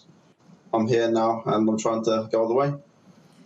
Brilliant. Well, you did great. It was very, very tense for all of us, but well done. Thank you very much. Back to you guys. Nicole, thank you so much for that one right there. South Dragon makes his way through after a nervy second leg. The first one ended 5-1. We think, there we go, Manchester United progressing through on that side of the tournament, but huge Griller. We said he needed the second leg of his life. He nearly had it, Joe. Nearly had it. We saw a total capitulation in the first leg from Gorilla. We nearly saw a total capitulation from Dragon, didn't we? My heart was beating, it has to be said. But nevertheless, Manchester United progressing through. I'm absolutely delighted. Of course you are. Of course you are. You can see how much it means to these players right now. The competitors they are taking on for their teams. He supports Manchester United. He's representing him. He wants them to do well. There's plenty more action here to come. Yes, the ePremier League here live in London. There's loads more action to come, so make sure you stick around with us. There's going to be plenty of goals, maybe some penalties, and lots of passion. We'll see you after this break.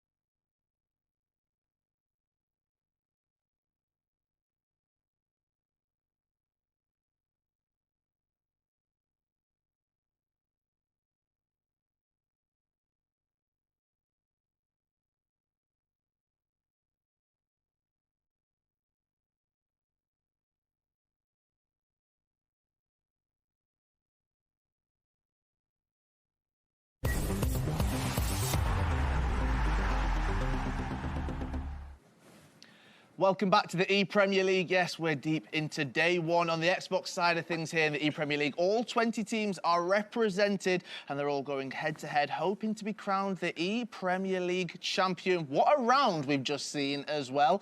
We've got plenty of goals that have been flying in left, right and centre. We can see some of the best of them right here, Joe.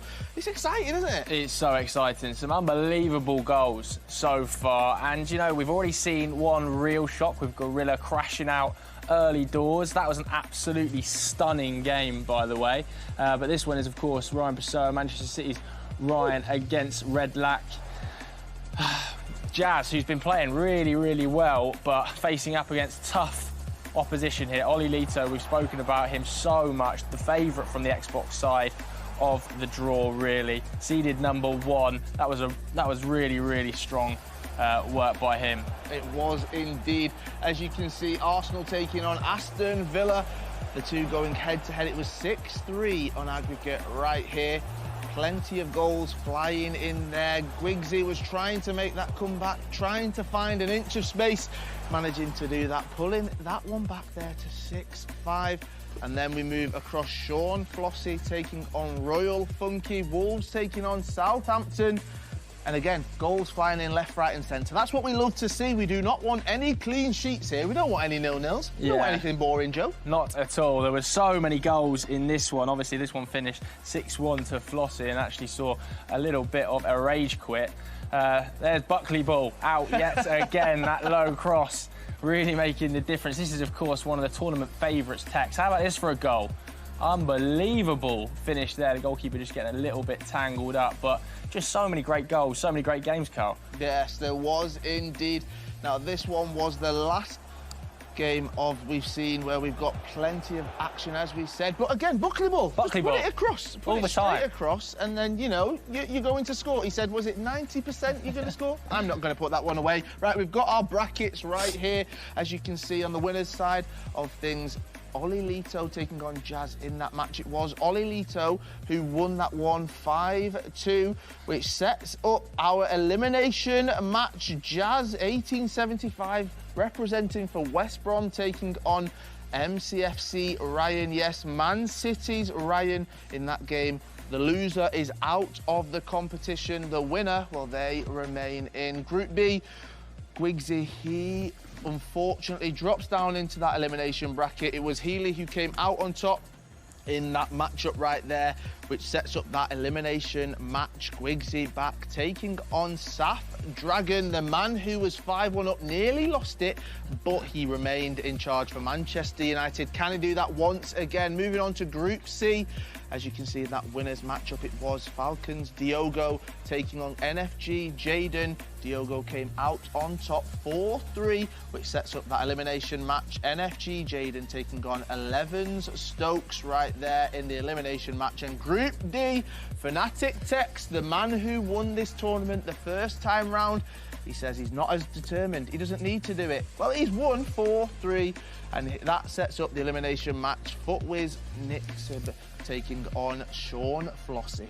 Yeah, well done, Carl. Got through that eventually. I breathed, mate. But yeah, we can go over to our next big match right now. Mark and Dan, take it away. Thank you, gentlemen. Every single game is now a huge match. Elimination games coming out of our ears at the moment, Dan.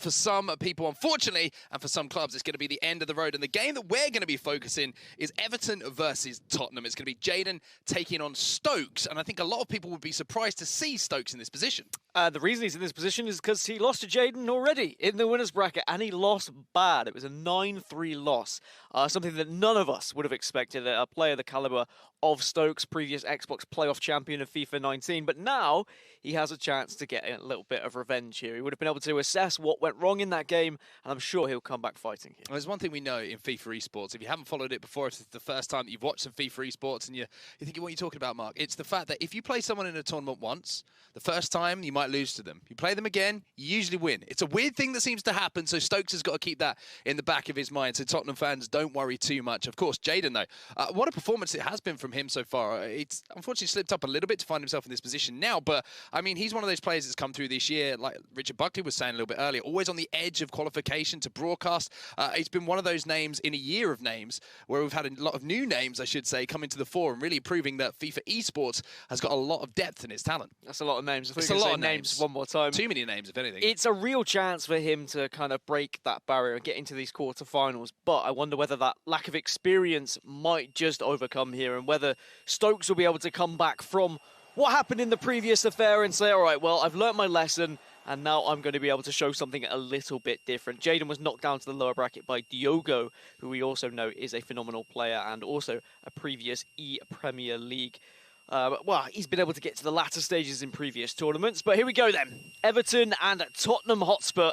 Can Stokes manage to actually overcome Jaden this time and gain a little bit of revenge? Yeah, it's funny, sometimes you go back up against a player, like I mentioned, you get used to the tendencies and you know how they try and go forward.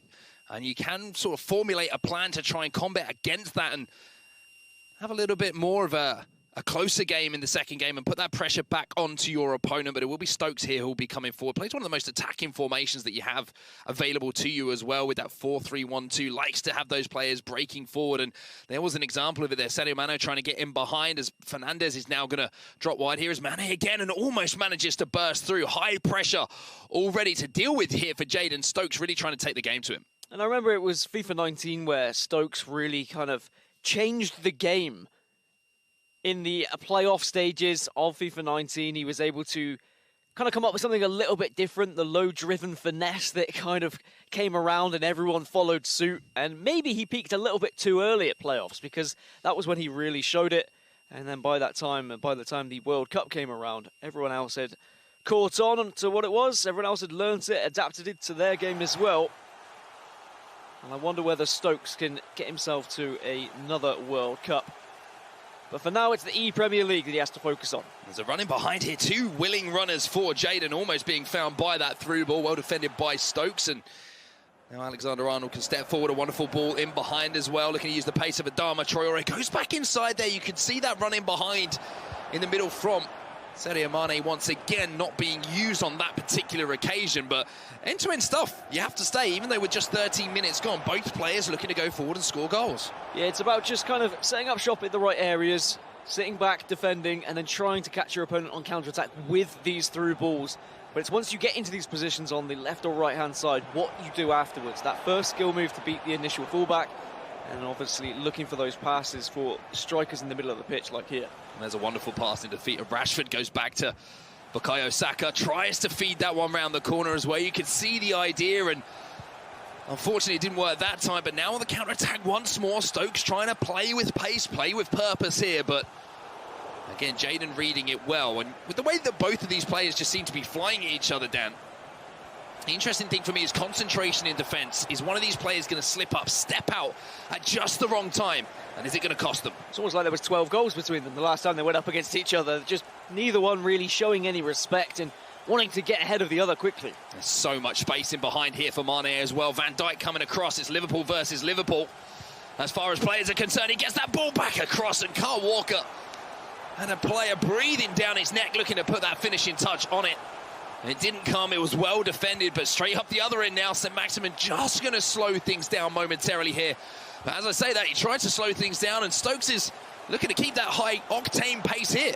Yeah, Stokes just trying his chance as well with the advanced fake shot past Van Dijk. It shouldn't really work at times, but if you time it correctly and perfectly, it can just bobble through the legs. Wonderful ball into Rashford here. Tries to take that shot early.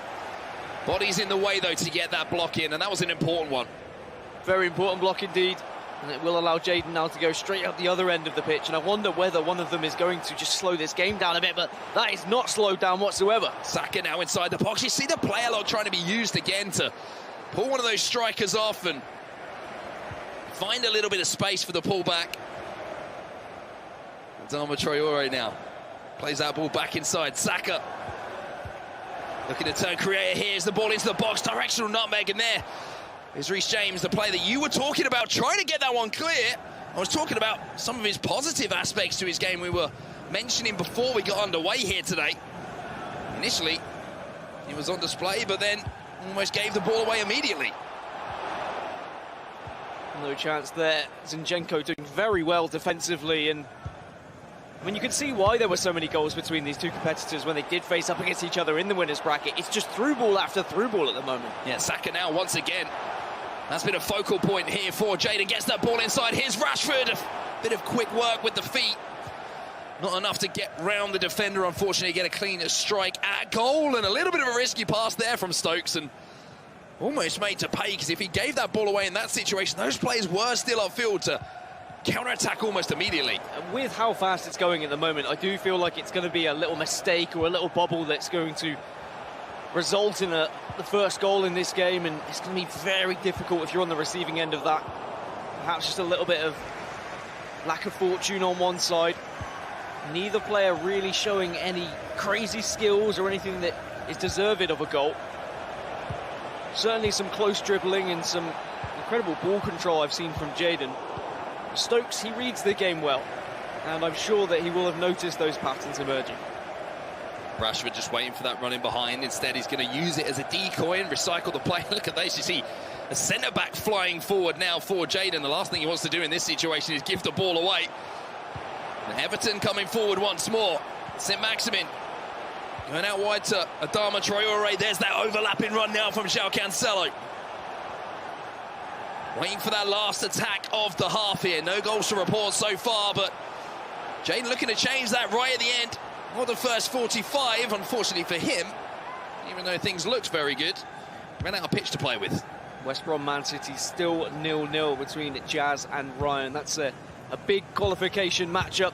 The two players who I'm sure would have felt like they could be getting through that group, and we'll see how that one pans out. That's a good through ball. There's De Bruyne as well. One-on-one with the goalkeeper, but a slightly heavy touch, which is something you don't expect from the Belgian. Gave the goalkeeper the opportunity to get off his line, and it's funny that we talk about how a game is going to be full of goals, full of attacking intent. It was full of the latter, we have to say. Full of attacking intent, but no real goals, no real shots to report. Yeah, it's not the 9-3 that we had between them previously, but it is going to be across two legs, just the one shot in the entirety of the game, and also possession going slightly in favour of Jadon. But Stokes has shown enough going forward that he can break through that back line. He is going for those through balls here or there, but when Jadon goes forward, his creativity seems to be offering a little bit more, especially when he's on the ball with the likes of Saka.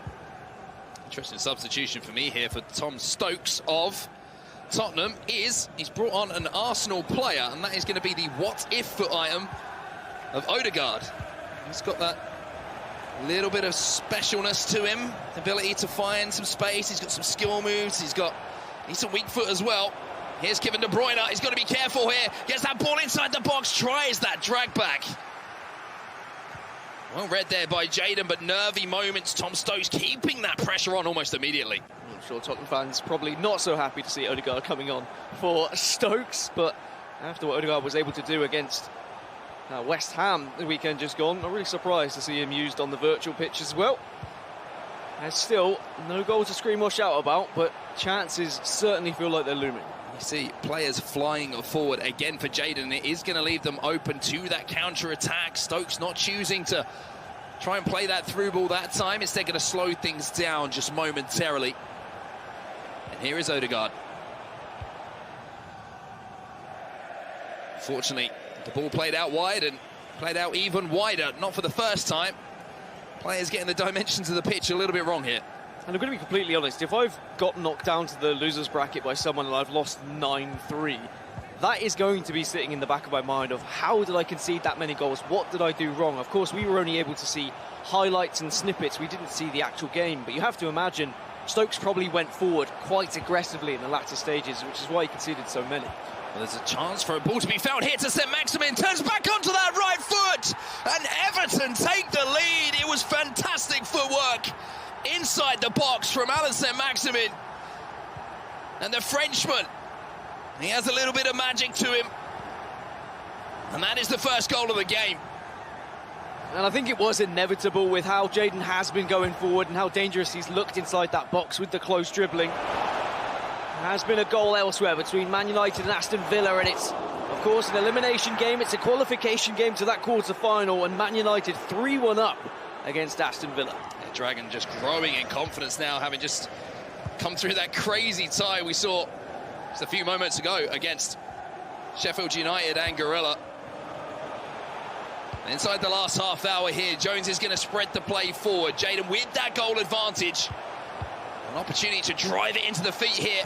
Fernandez back to Saka. Stokes will pick the pieces up here, and Rashford's spinning in behind and is going to be fed almost immediately. There's the directional nutmeg. Van Dijk doing what he can to keep up. Play back inside once more. Jones is going to actually make that interception with these players flying forward. It almost becomes a man-on-man situation once again at the back. St. Maximin in for his second here. Is he going to strike it? Just shows too much to the goalkeeper. Couldn't quite get an angle for the shot.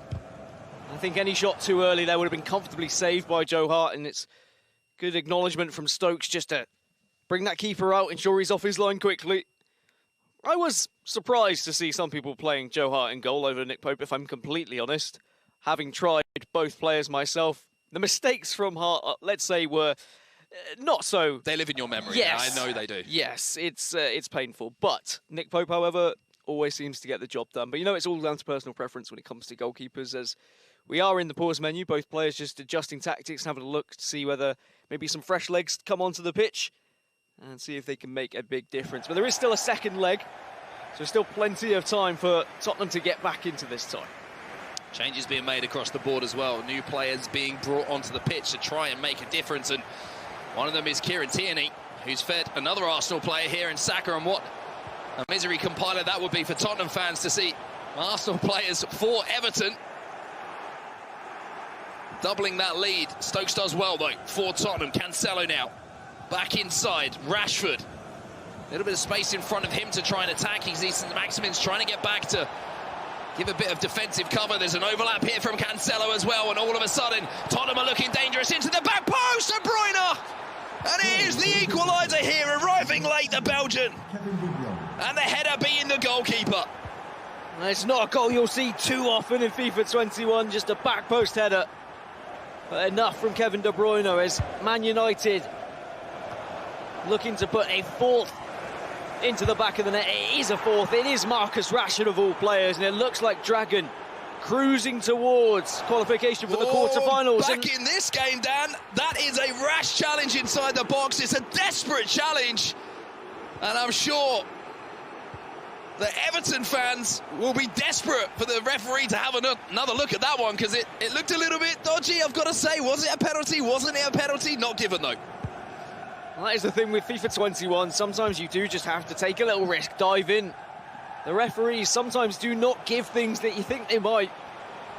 I wonder whether he's got away with one there or whether it was perfectly timed. But 10 minutes left.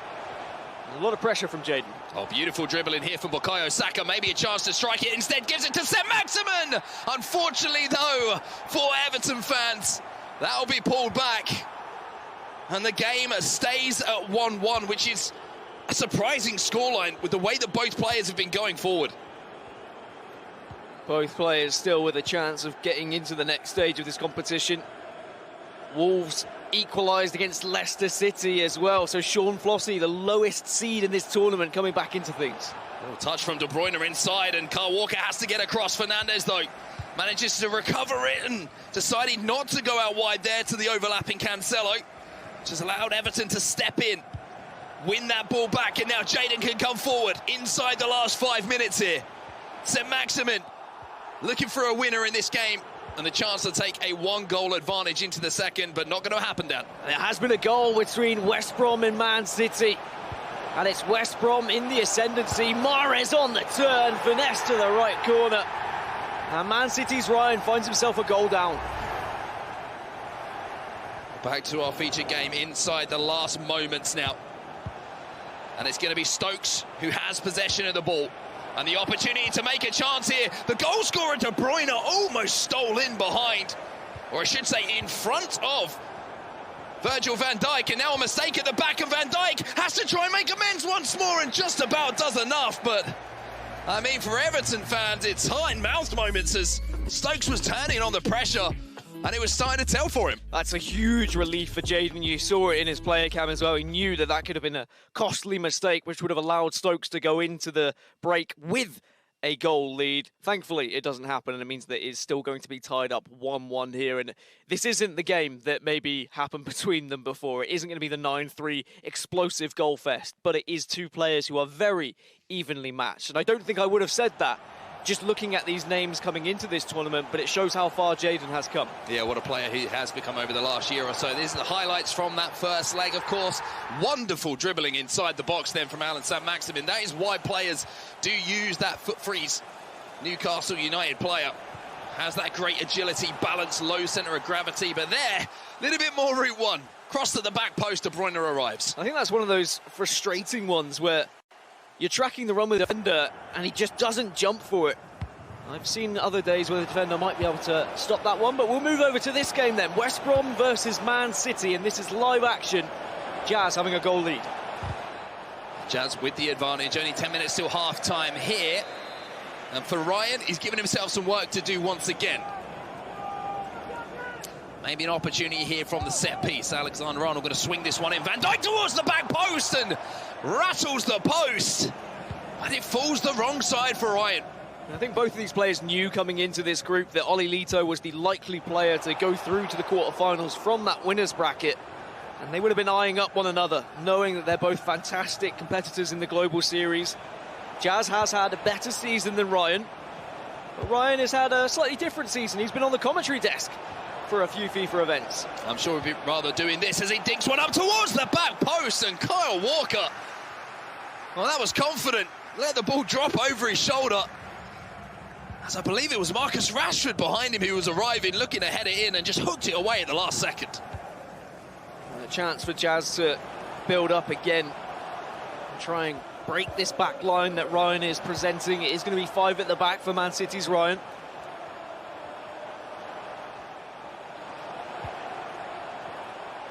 Jazz coming forward now, just before half-time.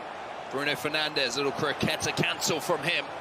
Kevin De Bruyne, 5-star weak foot to work with. Tries to feed it back in, well watched, well defended by Ryan. And I wasn't sure whether we'd see much Virgil van Dijk. And I think in a 4 at the back, it's difficult to try and choose between Van Dijk, Reece James and Kyle Walker. But when you've got 5 at the back, you can have all 3.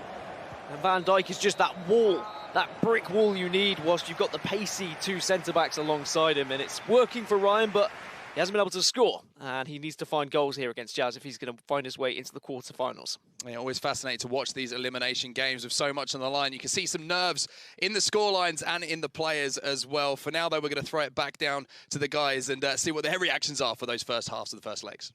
Thank you, Dan and Mark, right there. Wow, it is definitely tense in this next round of games. Elimination matches, the winners progress through, the losers, they're out of the EPL. And Joe, you can see the nerves on the players' faces. You really can. I mean, that game alone, Jayden versus Stokes, is so tight, isn't it? And also, shout out to Sean Flossie, by the way, the lowest ranked player in the Xbox side of things, holding his own, 3-all in that game there. But there's plenty more action coming your way after this very short break. We'll see the second leg of Jayden versus Stokes. It's 1-1 between Everton and Tottenham Hotspur there. Don't go anywhere. Plenty more action coming your way in just a couple of minutes.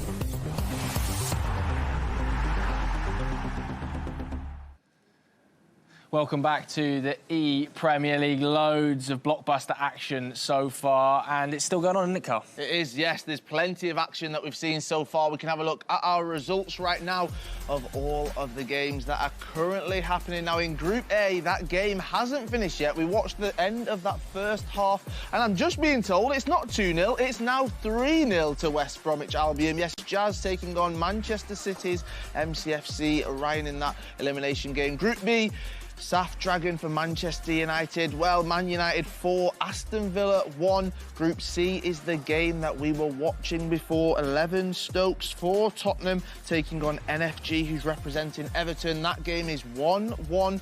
And then Group D, Leicester City 3, Wolverhampton Wanderers 3. We can have a look at some of the goals as well from that one right now. This is the third one from that Group A match. West Bromwich Albion's Jazz 1895 was already 2 goals up, and he made it 3 with that one in the 69th minute. So that means that that game, well, we've got to finish the first leg of it. Then there's a second leg of it, and MCFC's Ryan has it all to do before, well, if he doesn't in that second leg, he's out of the tournament, isn't he? He is, and I'm just hearing it's now 4-0, by the way, so it is going to be an uphill battle over there. But let's go back to that Everton versus Tottenham game. Mark and Dan, over to you. Thank you very much, gentlemen. Kyle, I'm sorry, you know, I'm a big Ryan fan. You know, I've got a lot of respect for him as a player, but it does make me smile to see Man City, for once, failing at something. But let's talk about this game. It is an elimination game, and the pressure is so high on all of these players now. You know, we get through the first half, we get through the first legs of these, and you're thinking, oh, it's nervy already. But when you have a scoreline which is so tight, like it is between these two, I mean, this second leg, you can't really explain how tough it is for them to get through these big moments in the game when the pressure's on, when they've got to make a tackle, when they've got to finish a chance. It really just turns everything up to 11. It's all about trying to increase your chances of in the future getting sponsors, getting organisations. The further you get in any tournament is something to add to your highlight reel, something to add to your career. There's going to be on the FIFA Wikipedia or whatever to say, I got to the quarterfinals of X tournament, I got to the semi-finals, finals. And of course, the further you get, the closer you get to getting a portion of that prize money as well, being able to have your slice of £40,000. So there is a lot of pressure. And the thing is, you can only face one game at a time. And you know, if you get eliminated in the early stages, you've only got yourself to blame realistically. But for Jaden versus Stokes, Stokes is the player who has more experience. He has got to the latter stages of tournaments. He won playoffs in FIFA 19. For Jaden, this is kind of uncharted territory for him. It is indeed. It's going to be interesting to see what kind of character Jaden is in these big pressure situations, if he can deal with it, and how he can adjust to these kind of games against a player in Stokes who's been in these positions before, Dan, who knows what it takes to win a major tournament. We're going to find out now, though, as we're into our second leg. Is it going to be Everton or is it going to be Tottenham moving forward to the quarterfinals? You could ask the same question. Is it going to be Everton? Is it going to be Tottenham fighting for those Champions League spots? There's plenty to happen in real football, and of course plenty to happen here on the virtual pitch as well. But that is a mad dash down the left-hand side by Traore. Yeah, go on, Adama, you're on your way. Once he was moving, there wasn't much stopping him. It actually took Adama Traore to make the tackle eventually, which turned things over, and it will be NFG Jaden here for Everton, who's going to play one of those long through balls forward again. Bukayo Saka, who's going to be collecting that pass and maybe looking to continue his run. Good tackle, though, coming in from Stokes. And one thing I've noticed is with these long through balls, not a lot of direct play after it's initially into those strikers. Both players looking to turn back and put a more traditional attack together instead of trying to burst beyond, maybe with a bridge, maybe with one of those directional nutmegs. At the same time, it's almost like they're expecting an easy goal where they're not going to have to work too hard, where the through ball is going to do the job and they're just going to be running on to the goalkeeper and they'll focus on the finish rather than actually getting into that position. However, with Jaden's goal, we did see creativity. He is very good on the ball, and it's difficult to keep up with his play. Well, here's going to be Adama Traore inside the box, unfortunately. Kind of gets that one wrong, and it will be a goal kick here, which Joe Hart will send upfield. Of course, the flashback Joe Hart, 91 rated in-game. Some people are wondering, why is Joe Hart in between the sticks here? A very, very useful foot item for these players, based in the Premier League, of course, for Tottenham. And now the Tottenham Man, Stokes is going to be striding forward here inside the box with St. Maximin. There's a ball roll, there's a scoop turn, there's a cutback as well. Fernandez looking for the finish, but the block comes in. There was a little bit of everything there, and you could see Stokes nodding along. He's feeling it now, a bit of confidence through him. Rashford, unfortunately, meets Virgil van Dijk, who takes that ball off of him just as that confidence did start to flow. And then in response, you can see now, Jada going to fire this ball forward. St. Maximin, there is the directional nutmeg, but again, almost history repeating itself there as Van Dijk is the player to step in and turn possession over. That's what Van Dijk is good for. As long as he can go stride for stride and he can kind of go shoulder to shoulder or get in the way of those strikers, he's just an absolute solid force at the back. See another attempted cross into the box there for Stokes. That's how he got his goal in the first leg of this game. It was Kevin De Bruyne who managed to steal into the back post and nod it home past the goalkeeper. Fernandez will come back and pinch that one back off of Jadon's. He was looking to formulate his attack, but certainly something he's looking to target, Dan. Yeah, you'd think he's maybe just hoping for, again, a little bit of lady luck to allow him to go ahead here. Or maybe it's going to be something a little bit more devastating. Here's Kevin De Bruyne, goes for that cutback, but again, the reach of Van Dijk, enough to stop that. I mean, you create your own luck, right? So if you're going to actually just try it every now and then, perhaps he feels like the through balls aren't working or he's not been able to break down that back line of Everton. He's saying, hey, let's try something a little bit different. That's a nice interception from Bruno Fernandes there as well to allow Stokes to once again attack in these early stages. So Adama Traore again, who's opening up those legs and flowing forward and using that pace to really get at those fullbacks. Kevin De Bruyne now twisting and turning, looking to bait out a few players in the midfield. Mane into De Bruyne, good stuff going forward, but again, Van Dijk, he's just there when you need him at the moment. That through ball isn't going to quite get past the defender. You can see at the top of your screen as well, if there are any goals, you'll be notified very quickly. West Brom still with a 4-0 lead over Man City. And there has been a goal between Man United and Aston Villa. And it's going to be a 5th goal for Dragon and Man United. It's a very sloppy one. But in also a game where Dragon had lost that game earlier to Gwigsy in the winners bracket. He's come back and he's shown what he can do. So perhaps Stokes can maybe channel the energy of Dragon and do the same. Certainly not a goal you're going to be framing and putting up on the wall, but effective nonetheless. And as we always say, in football or on the virtual pitch, they all count. But around 50 minutes left until half-time between these two. And it has been a very different feel to this game, Dan, than what the scoreline suggested that we had earlier between the two. You have to put that down to the elimination factor hanging over this game. In the other game, there was an opportunity to bounce back in the tournament as Joe Hart makes a phenomenal save. Got down to the ground, just punched it away far enough where it's not going to be a threat. A great save, but that was a massive, massive chance for Jadon, and boy does he know it. And you are completely right. I mean, elimination games, they just add that extra factor, those extra nerves that come into play. And look at these players flowing forward now for Stokes. If he can pick someone out, there might be an opportunity. Alexander-Arnold, Kevin De Bruyne now. Little chop from him out to St. Maximin. He's got beyond the defensive line here. Goes for the cutback. Rashford, and it is the goal. Jadon couldn't take his chance at one end. And Stokes answers back by taking his at the other. And again, it's Stokes just trying to push the limits, going for a cross. It didn't work out, but the players were pressing up the pitch. He's able to win the ball back. And it's nice, fancy footwork in the box with St. Maximin. Gets the easy cutback to Rashford for one of the easier finishes he'll have in this competition. It's amazing how much that happens in FIFA as well. You're thinking back on that chance that you had, and then all of a sudden, up the other end, your opponent scores. There's a goal here coming in from Wolves as well, Dan. How about that? Sean Flossy, the lowest seed in this tournament, taking the lead against Nixeb. That would be incredible if he's able to get through to the quarterfinals, but still plenty of time in that game. And back to our feature game then on the stroke of half-time now. We're into stoppage time at the end of it. St. Maximin, again, the creator, tries to go inside Fernandez. And that should be the referee bringing this half to an end. And the real story from that one, Dan, is those two chances. One player able to put the chance away. The other, unfortunately, not. Yeah, and you said it yourself. Sometimes it just happens where you're so close to scoring a goal, you think you're in the money, and then there's just a fantastic save from Joe Hart. And then right down the other end, when your mind is probably still thinking about that missed chance, you're not really focused. You maybe player switching a little bit badly, or you don't quite have the coordination, and it looks sloppy defensively. There's slides coming in. Jayden just couldn't keep up with Stokes there. Yeah, you see that slide tackle coming in. I think that is a little bit of a mistake. Maybe just trying to use, you know, the height, the presence of Van Dijk just to try and cut out that cutback that was inevitably coming. But Stokes having the composure there to find the player inside the box. And not only that, put the finish on it as well. And that's the difference. Like you say, you go back to that chance that Jayden had.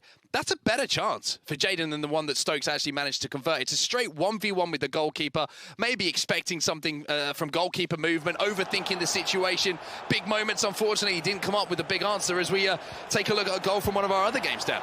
Yep, there has been another goal in that matchup, and that one was going for Aston Villa, actually. So maybe a late fight back between Gwigsy and Dragon. As I said earlier, it was a 7-5 victory for Gwigsy, but Dragon still holds the lead for Manchester United in that tie. But we're now back underway between Tottenham and Everton. And I wonder whether Stokes can hold on to this one. Well, Jayden will have chances. We know that Stokes loves to keep going forward. He loves to try and find that second. And here is Jayden. There's a directional nutmeg, and this time he finds that near post. And he finds the back of the net. The perfect start to this second leg, and all those bad memories have now evaporated. If you can get through like that with a directional nutmeg, it just seems like everything has presented itself to you and the goal is inevitable. And for Stokes, we've not seen enough of that, I have to say. There's been a lot of crosses, there've been a lot of through balls, but maybe not enough skill moves to try and beat that final man. But he does have it in his arsenal, and I'm sure he's going to go for it, as now he's starting to skill a little bit more on the ball. Yeah, now you're seeing the tricks start to come out. Big tackle again by Virgil van Dijk, and the difficulty here is you have those two strikers, you have that central attacking midfielder as well, just waiting up pitch at the moment for Jayden. So if he can step out like that, with the likes of Van Dijk, win that ball back, he's just got the immediate opportunity to fire that ball forward as Walker steps in, but that's straight through the back of him.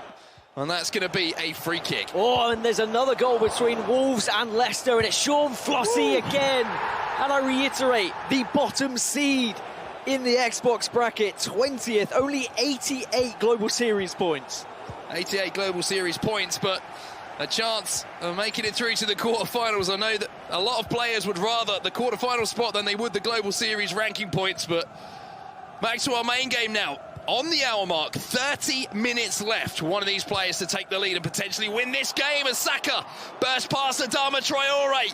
Saka in here for Stokes, goes for the ball roll on the shot, when maybe the shot was the simple option. Yeah, I think a lot of players want to go for that extra percentage. They want to go for that ball roll to try and increase their chances of scoring, but sometimes you just got to let rip, you just got to hit it. And maybe he wasn't confident with Saka. Saka maybe not one of the best strikers to have in the game, but he can certainly put it away. There's an option to whip that one into the box as well with one of those low-driven crosses. Fernandes steps in, though. Jayden starting to look a little bit shaky at the back here, and Stokes looking to take advantage. Went for the cutback, but it will be a corner now. Always dangerous from corners as well. Try and find the big man, and there he is at the back post, but Nick Pope does enough to at least put him off, and it's another corner. We whipped in this time from the far side. Van Dijk being controlled manually inside the box, just trying to find a little pocket of space. Van Dijk will go up, but he will be challenged. Adama has to be careful here inside the box, and to be honest, for Jayden, he's done that extremely well. Especially considering the circumstances, and the through ball is on. Can the defender wrestle him off? He can. Alexander-Arnold doing his job. But you have to congratulate Jayden really for just being able to put up with that little bit of pressure, being composed in the box and passing the ball out, not giving it away, not making any mistakes. Well, look at this run here through the middle from Mane. Mane inside the 18-yard box. Will he shoot this time? Goes for the ball roll, turns back inside. Inside now to Fernandes. And again, the players just streaming back to defend for Jayden. And another missed opportunity here for Stokes. That's two now. Inside of this second half, wins the ball back high up the pitch. Surely now, Sadio Mane against the goalkeeper, goes round him again. Just hit it. But he's not going to take advantage. he's in his own head now. Every time he's getting in a 1v1, he's going for a ball roll. He's had one, not two, but 3 chances to just strike it goal. If he had hit it every single time, surely one of those would have gone in. Well, another goal from one of our other games, Wolves versus Leicester. And it's Leicester who are looking to fight back now. Nick Snebb getting that goal from the cross as we jump back to Tottenham versus Everton, and the EPL is surely starting to reach boiling point now. See West Brom with a 6-0 lead over Man City as well, so it's going to be the end of the road for Manchester City and Ryan. Rashford inside the box here for Stokes, and finally Tottenham will take the lead. He's been knocking on the door, and finally he gets the answer that he wanted. But that one, a little bit of fortune going his way, but Rashford makes no mistake. And that's going to be a huge relief for Stokes after those missed chances. He won't have to look back and think about them anymore. Instead, he can just focus on trying to keep this lead for what is only 14 minutes left in the game. Tierney stepping forward now for Jadon. Jadon into Saka. Saka trying to get round his man. Well defended by Stokes and looking for that outlet, but it's looking like it's going to come straight back at him now. Well, Wolves versus Leicester. Another game for a chance in the quarterfinals, and it's a big chance for Rashford here. Nice elastico. Oh, it's beautiful from Sean Flossy. He does not look like the bottom seed in this tournament. That is technical ability of the highest standard. And now for Stokes, the opportunity to play the ball in behind. Walker's going to keep this one in here. And for Everton fans, you need to get behind your boy right now. Jadon needs to create a chance inside these last 10 minutes as he almost slides through the player. Van Dijk, again, a monster at the back. Now this is where we need to see the experience from Stokes. Dominate the possession, but take a chance if one presents itself. Rashford in on goal again, and not for the first time. Stokes fluffs his lines a little bit. And that's good news, really, for Jadon. If he can force Stokes to still go for these opportunities, he will have chances to get a goal back. Saka now, showing a little bit of experience. The opportunity maybe to play that one into the box, not taken. Value in possession of the ball. Over finding that decisive goal. You can see the pressure coming in from Jadon as well. He's doing everything he can to win the ball back. It must be so frustrating to see Stokes just popping it around like this, but this is excellent stuff from the Tottenham man. Very much textbook stuff. Switch the play, go to where there's the most space on the pitch, where there is as little players from your opposition. But this is where it gets a little bit scary. Nice turn, though, from Walker. Good composure from Stokes. And he just has to hang on for what is only 1 minute of added on time. Yeah, stoppage time now. And if he can't win the ball back here, that will be game over. Stokes with some real games of spread, and Saka's stolen it away! No! And the referee brings the game to an end! Just as he'd won the ball back. Oh, that could have been so different there for Everton fans and for Jadon. I mean, I think the defender had kind of stopped play there, but there was definitely a chance, the ball going into the box, and Jadon will probably feel a little bit hard done by, but Stokes had done the job. He'd run the clock down to the point where the referee blew the whistle. Yeah, Stokes getting the job done. Tottenham fans, you can finally rest easy as your man is still going to be moving on through the tournament. But that was such a nervy game. That's what these elimination games have been all about. They are, and they had the kind of the backup of being in the winners bracket earlier, and a loss meant they go into the lower bracket, but now a loss and you are out of the tournament. And for Jadon, I mean, it is going to be heartbreak for him. It was a fantastic tournament for him to even get this far and have the chance of going to the quarterfinals. But in the end, the experience of Stokes paid off. And it could have been 5, it could have been 6 from Stokes, if I'm completely honest. But he looked a little bit lacklustre in front of goal. Yeah, I think that's the one thing that we can take away. It was the right player maybe won that one at the end based on chance creation, but Stokes has got a few questions to answer. I'm sure he's posing himself at the moment as we do see that goal that was one of the deciding ones from Marcus Rashford there, but the amount of 1v1s situations he found himself in, Dan, and just couldn't convert. His brain is naturally going, right, if I can ball roll past the keeper, it's a guaranteed goal. But unfortunately, every time he got to the chance to ball roll, the keeper would come too far out, where either he was going to make a collision or the defender had got back. He should have just shot 2 or 3 times. And I think he'll know that. And he was shaking his head. And as long as he learns from that and he goes into this next game and he doesn't play too much of a percentage game, he should be all right. All right, then that's going to do it all from us for that game. Stokes was, of course, the winner. The Tottenham man is now with Nicole to have a quick chat. Yes, Stokes, how are you feeling right now? That was a nervy game. Talk us through it. Yeah, no, honestly, like, these sort of games, I'm usually terrible. Like, I'm the worst time waster of the ball ever, and I've been getting quite unlucky this tournament. I feel like a lot of them bounces that I eventually scored, like I scored the winning goal from a bounce, which was I feel bad for Jaden, but like I'm glad like one finally happened for me, sort of thing, you know. And also, you know, you just touched upon Jaden there. He's done really well today, hasn't he? Yeah, no, Jaden at the start of the year, like I didn't really kind of know him. He was a guy that come into my stream and talk to me sometimes. I didn't like consider him as like a serious player, but like as the years gone on, he's got better and better, and he's a very good player. Like very, very tough opponent for sure. Yeah, because like Gorilla said earlier, because you yourself are an experienced player, but when it comes down to the games, you just never know how it will go on the day, do you? Oh no, absolutely not. And even I played against another guy called Alfie earlier. I didn't know him either, and they're just like you can never like write anyone off, sort of thing. You can never think, oh, that's an easy win, because I went into the second leg, I was 3 goals up, and I ended up having to win in the 90th minute. Like it's games like those that you can easily slip up on. So it's a very hard. Like every game's a hard game. But well done. You must be buzzing right now. I mean, what's going through your head? Yeah, no, I'm happy. Obviously, my year hasn't been as good as I want it to be. So, like, if I can get into the top 4 for this and get towards Friday, and that'll be obviously a massive, massive move forward for myself. Have you thought about getting to that final? Have you kind of imagined lifting that trophy? Well, you wouldn't be here to do that anyway, would you? But I could do it for you. Yeah, no, I was gutted. I was gutted last year. I went out in this exact stage last year, and obviously this is a really it's a different kind of style tournament. Obviously, you're representing like someone that's not just yourself, you know. So it's a big thing, and yeah, I'm just looking forward to the game. I think I played Ollie, but I'm looking forward to the game against Ollie. Hopefully, I can win. And what are you going to take into this next game then? Mainly not to shield the ball in the corner in the last minute. I will not do that.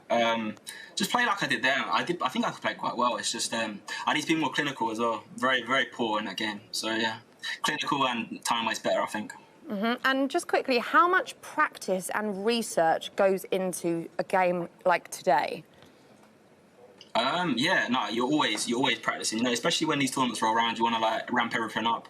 I had to get used to all these new players. Like a lot of these Premier League players I don't really use often, so it's been different, but yeah, obviously you need to put a lot of time in and get the rewards back. But are you feeling a bit more confident now going forward?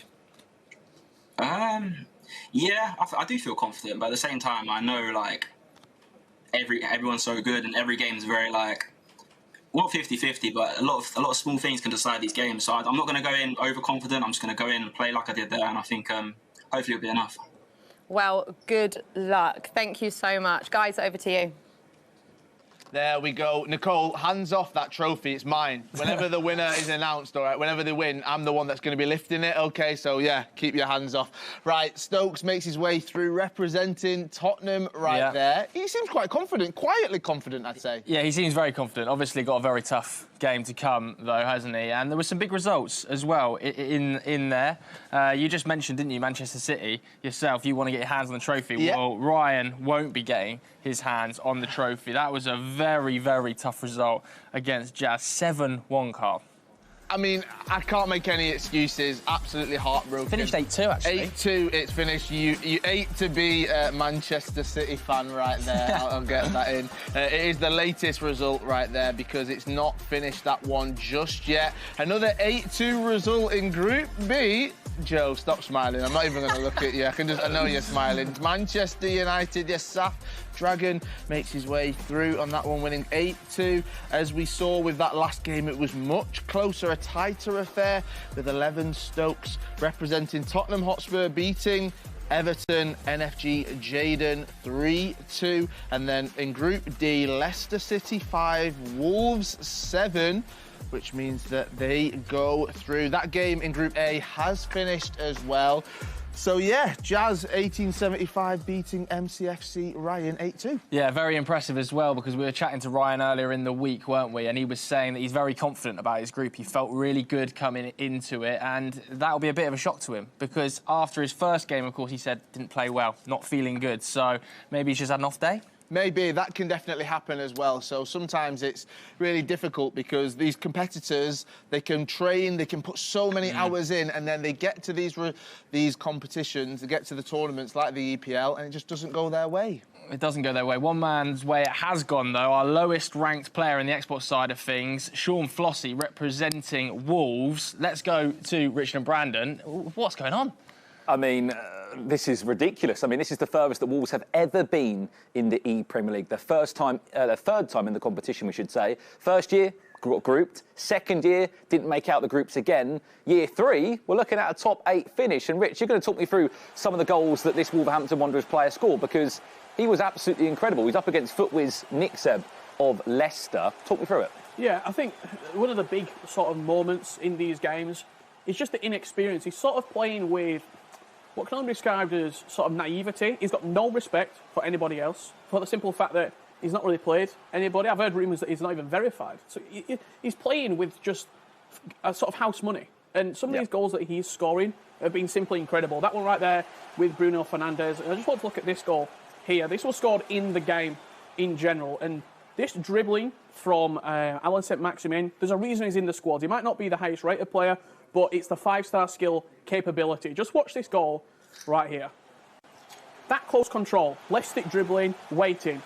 He gets the ball here into Bruno Fernandes, and then the reverse elastico. That skill move, the reverse elastico, is an exquisite skill move. Very simple to execute, just a simple flick of the left stick in any direction. Better than the normal elastico, because it exit and it also hasn't been patched this entire year. It's a skill move that you have to get into your arsenal. And we have to talk about this, Rich. 88 Global Series ranking points this man has got. That's from just weekend league alone. What's he saying to the rest of the pack of this competition and people watching at home, that you don't need to be playing at these European tournaments? Just turn up, play your best FIFA, and go knock out the big names and book a top 8 finish? It's ridiculous. Yeah, absolutely. But I think as much as he's played and played incredible, there's other names that are sort of getting through, and I don't think we have given him enough recognition. Diogo, big one from Chelsea. I think Stokes right there, getting through the group stages and not playing his best, but still getting through.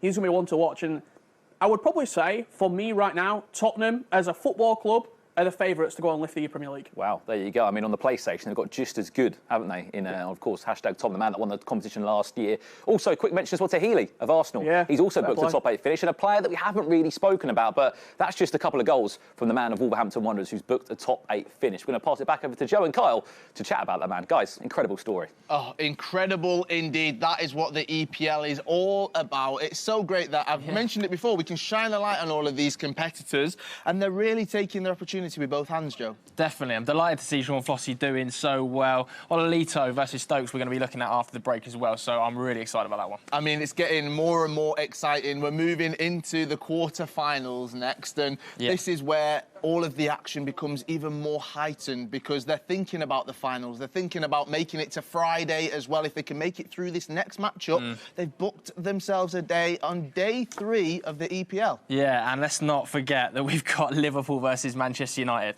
coming our way, Carl, haven't we? I mean, that's huge right there. There's so many games that are coming up, so make sure you do stick around with us. Yes, we're moving into the quarterfinals of the ePremier League, and we're going to be looking at Ololito, who's representing Leeds, taking on 11 Stokes, who's playing for Tottenham. That's coming your way. We'll see you after this break.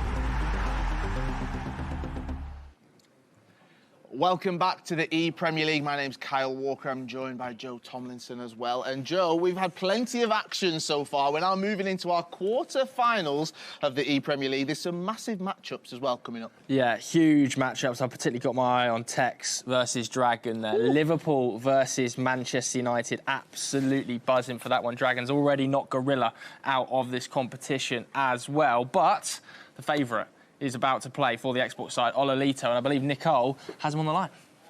I do indeed. Ololito, how are you doing? You've had a very good competition so far, haven't you?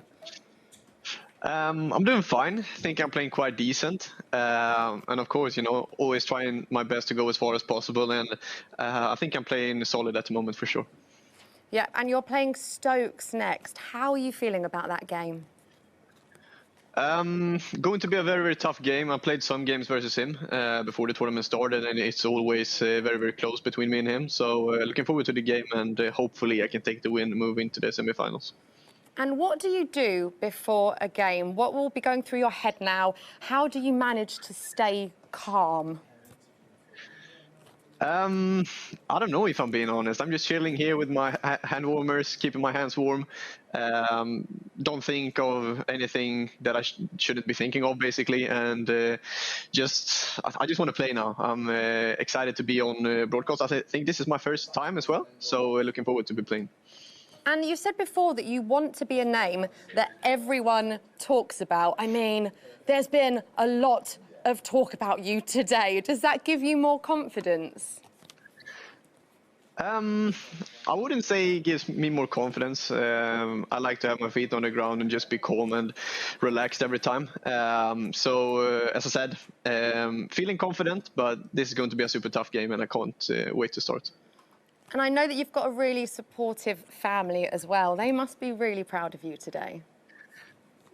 I hope so. But I want to make it to top 4, then I'm happy.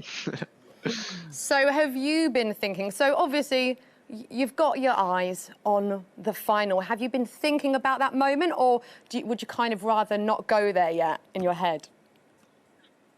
No, as you're saying, I take one game at a time. As I said, I have a very, very tough game now against Stokes. So I'm just focusing on that game at the moment and to see if I make it through. And hopefully I will be in the final on Friday. Well, good luck to you. Thank you so much. Back to you guys.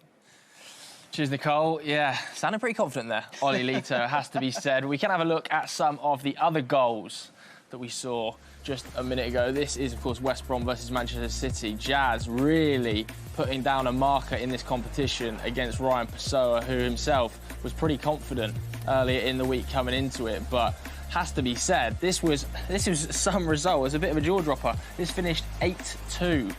And I think a lot of people will be surprised about that. You know, Jazz taking the first leg 4-0 and then taking the second leg 4-2. And you know, at one stage it was 7-0. Like this is a serious marker laid down, isn't it? By Jazz. It is indeed, and you're looking at two competitors who've got a wealth of experience right there. 8-1 it was. Ryan gets that penalty, puts it away, but it was just another consolation. Moving into another game, Saf Dragon representing Manchester United. I don't know what he tried there with Penandes, but he managed to score the second chance, the rebound, and he was taking on Aston Villa's Gwigsy right there. Both of those games ended 8-2. One thing we can promise you, there's going to be plenty of goals, and we move into our quarter-finals right here, Joe.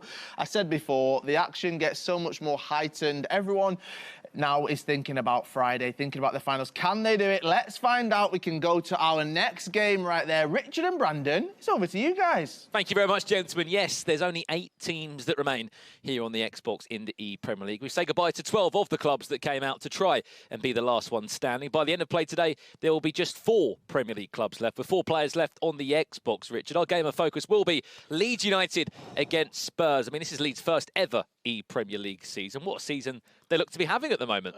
Not only what a season, but what a player as well in Ololito. It's going to be a magnificent watch, this game. I'm expecting lots of goals, a very tight first leg, and I think the second leg is going to explode into life. But Kyle Walker's probably just jinxed us and said that there's going to be loads of goals, so it's going to be a 0-0 penalty shootout. I mean, just a quick word on Stokes, as you said. Had a very interesting run in his group in that bracket. He lost to Jaden by quite a scoreline. Yep. Then, as I think Onset said it perfectly, in terms of it always seems to be the case in FIFA esports. The person that wins the first time round doesn't win the second time round. And it just flipped on its head there. And that man on your screen ranked 70th in the global series rankings. But he's no introduction. He's a veteran in the competitive FIFA scene. Is 11 Stokes. Of course, that's Gareth Bale's esports organisation that he founded a couple of years ago now. The question is, Richard, though, he's up against the man that's 5th on those rankings, and a man that's looking to get this game started with the perfect goal in Sadio Mane, teasing that back line back to Saka on the finesse, and it's only taken 3 minutes for Leeds United to get underway in this quarter-final. There's a reason that we've been speaking so highly of Olilito. He was a favourite coming into the competition with Leeds United. And Bukayo Saka, what a finish that is. Tucked into the top left corner. Olilito 1-0 up in our quarter-final. Let's just remind you who has got through in that final. It's Leeds and West Brom from Group A. In Group B, it was Healy of Arsenal and Dragons Manchester United. Group D, we saw Tex, of course, a former ePremier League champion, go through alongside Sean Flossy. What a story that is for Wolves. A chance coming forward now for Stokes, trying to bundle his way through with Marcus Rashford. And, of course, last but not least, in Group C, we saw Stokes and Diogo of Chelsea able to break through. Of course, the other game that's underway at this moment in time is Arsenal against Wolves. I think two of the lesser-known players in this one, Richard, have had a brilliant run in this tournament for their team.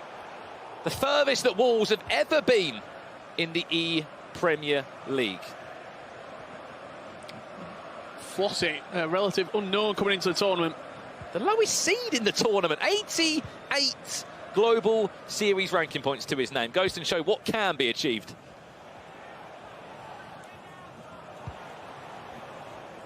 Looking at these teams, Rich, I'll give you a little bit of time to dissect them. Maybe people will be wondering why he is so good. Here's Olilito, chance to make it 2. Sadio Mane is so clinical. And Olilito ensuring that every single Leeds fan watching right now is having the time of their life in the Premier League. In at that near post, Sadio Mane on the left foot. He even moved the goalkeeper to the near post with Joe Hart. Joe Hart, not every other day to remember here at ePremier League. And that foot frees Sadio Mane. Position change from a left winger to a striker, going to do all the business for Olilito. Well. Look at that score in the top corner of your screen. The dream story for Wolves continues in the ePremier League. Remember, we're only playing up to the semi-finals today, the top 4, as that is what will happen on Friday. We'll have 4 players left on each console, all battling out for the chance to call themselves the ePremier League champion. Sean Flossy having the tournament of his life right now. Here comes Stokes, looking for a way back into the tie. Rashford can't, fortunately, buy his way past the defender there. Just as I wanted to talk to you about Olilito's team, why is it so good? I mean, it's the same team that he's been able to use throughout this whole tournament process. Saka, cheeky chip, maybe not on his own. Oh my days, Olilito makes it 3-0. Olilito doing all the Ollie's proud out there. Beautiful finish at the near post. 3-0 up. We'll see that first goal from Wolverhampton Wanderers here. This was Sean Flossy with Alan St-Maximin out of the directional nutmeg, smashing it into the bottom left corner and putting Wolves 1-0 up in our second quarter-final. I just want to talk about that quickly, especially for Sean Flossy. This ePremier League tournament, yes, there's money on the line. Yes, there's the chance to call yourself the ePremier League champion. But for players that aren't in the playoffs right now, Olilito is already in the playoffs. He doesn't need that playoff spot. Of course, it's the security there. That is a dream story for Sean Flossy. If he went and sort of became the Xbox champion here in the ePremier League. Also must be recorded as well, we have got an incredible game coming up in a little bit of time. Liverpool take on Manchester United in what plans to be an absolute thriller. And of course, on top of that, West Brom against Chelsea. Diego up against Jazz. That's your final 8 on the Xbox side here in the ePremier League. Here comes Stokes again. It was quite a frustrating last leg for Stokes. He's getting into the right areas. He's finding the right opportunity. It's just that final ball, isn't it? That final combination that just hasn't been on his side in terms of a skill move. It's not necessarily a skill move, but just that final piece to the puzzle is missing right now, whether it be a skill move, whether it be a shot or a pass. Whereas on the other side of that, Olilito, he's looking remarkable in the attacking third. He's had 3 chances, scored 3 goals. There's a reason why. He's ranked number 5 in all of Europe on the Xbox this year. Interesting that you start Saka as well. Don't get me wrong, I know that future star item has got pace and it's very good in the final third. Already bagged himself a couple of goals with the item. It's Mane out on the left, it's Rashford there as well. He's got support from Heung-min Son if he wants to use the Korean forward. There's just lots of pace, isn't there? Stokes, a frustrated figure right now in the bottom half of that webcam. Nothing's really happening for him, and as this game goes on, normally in FIFA eSports we say the game's 2 legs, you've got loads of time to get back into it. Olilito's a different player. He is a champion. He's won previous events, and he really is sort of got that winner's mentality. He doesn't let leads slip, typically. 3 goals, that would be a capitulation for the Swede. Here comes number 4, maybe. Saka, he'll two in the box, back to Heung-min Son. Can he find De Bruyne on the edge of the box? De Bruyne will pick up possession, links back in with forward. Of course, you cannot forget Tom Stokes has been a playoff champion before out of hundreds upon thousands of players. That was, yes, some time ago, but still, those moments never leave you as a FIFA player. Top 8 at the FIFA E World Cup as well. Can't forget that. And a player that came back into the scene after supposedly giving up for a period of time. It was the best decision he's ever made to come back and pick up all the success that he has. Reece James away from fullback. That's what he's dealing with right now, having to get that future star item of Chelsea football. But look at the space to exploit on the flip side. Is Mane. Rashford will try and make that loop and run into the box. He's also got Son at the back post. There's Saka there as well. They're all lining up. Zinchenko has been very good defensively as well. Son looking for goal number 4. Teasing. Stokes does well. Oh, brilliant save from Hart. He needed Joe Hart right there. Just sort of saying that showdown plus Zinchenko. Wolverhampton Wanderers 2-0. This is the fairy tale story for this man. Sean Flossie is having the time of his life. But look at the goals he's scoring. Oozing with confidence. 3 or 4 step overs inside the box. The first shot unsuccessful, comes back to him, Elastico, and they rifle past the goalkeeper. Chance, Stokes, this needs to go in, does well. Fortunately not well enough to just get that extra inch past Virgil van Dijk there at the half-time whistle in the first leg. 3-0. Olilito does lead. I mean, a brilliant start, so clinical has the Swede been in this game. So good going forward, Richard, and it's just so difficult for Stokes to let alone get a chance or even get a goal. And the one sort of real redeeming factor that's going to come out of these highlights is the fact that Olilito didn't have 10, 15 chances, but the chances that he did have, he was scoring. Sloppy pass there in the midfield, and it's just such a quick counter-attack. That ball in behind for Sadio Mane. He's one-on-one. Do I ball roll? Do I go past the goalkeeper? Even though he moves him to the near post, he still hit it, and Mane still scores. And now Saka in that one-on-one just tucked past the goalkeeper at the near post. And in the second half here, in the first leg, you see multiple changes coming on for Tottenham Hotspur's player in Stokes. Yeah, I think Stokes saying, I want to have a go of Saka and see what he's all about. It's a double Arsenal change, actually, so if you're a Spurs fan, maybe look away. It's Odegaard and Saka that come onto the field. Of course, we are playing on FIFA Ultimate Team with Premier League players only in use. Stokes, currently 3 goals down. He's got plenty of time left. Still a second leg to come. Mane does well. Brilliant feet in the box. Again, it's another great tackle. And just a quick word on Sean Flossie. Do you think it's helped that he's not been on stream massively today? Yes, he was on stream against Tex, and that would have been a really testing game, but he's just been left to just go about his business, hasn't he? But even that game against Tex, it was still a very good performance from the Wolverhampton Wanderers man. Into Heung-min Son. Oh, that's an awful finish. Tried to line up the shot, didn't he? Instead, he just kicked the grass. Is he on chance? Rashford, is he on? Needs to score this for Stokes! going for that ball roll, and it's just often too late. You can understand why he's frustrated. He's done everything right. It's just not been able to gauge that extra pocket of space that he was looking for to get round the goalkeeper to make it a guaranteed goal. Well, he's also so frustrated because that's not the first time today where he's had an opportunity in a one-on-one and it's not gone in for him. Oh no, Ollie leads to make that as well. So that's an own goal. That is an own goal to forget about. I have no idea what's happened. I don't think Tom Stokes needs to know and wants to know either. We'll try and see it on the replay, but it's a very good tackle from James. He's come across and just slide tackled the man and the ball into the back of the net. Olilito leads 4-0. In our other game, slightly more contested this one, Arsenal with a big goal back to half the deficit for Ashy. That's 2-1 right now. That's a harsh goal for Tom Stokes to concede there. In his mind, he's done everything right, and he did do everything right. The tackle came in. No idea how the ball just found its way into the back of net. 4-0 now. This is a mountain to climb for Spurs. I mean, you said it. I know you might not want to back it up now, but you said Spurs might have one of the better chances of winning the Premier League. Still got another day, Brandon. Still got a PlayStation to come up. Still got hashtag Tom to play.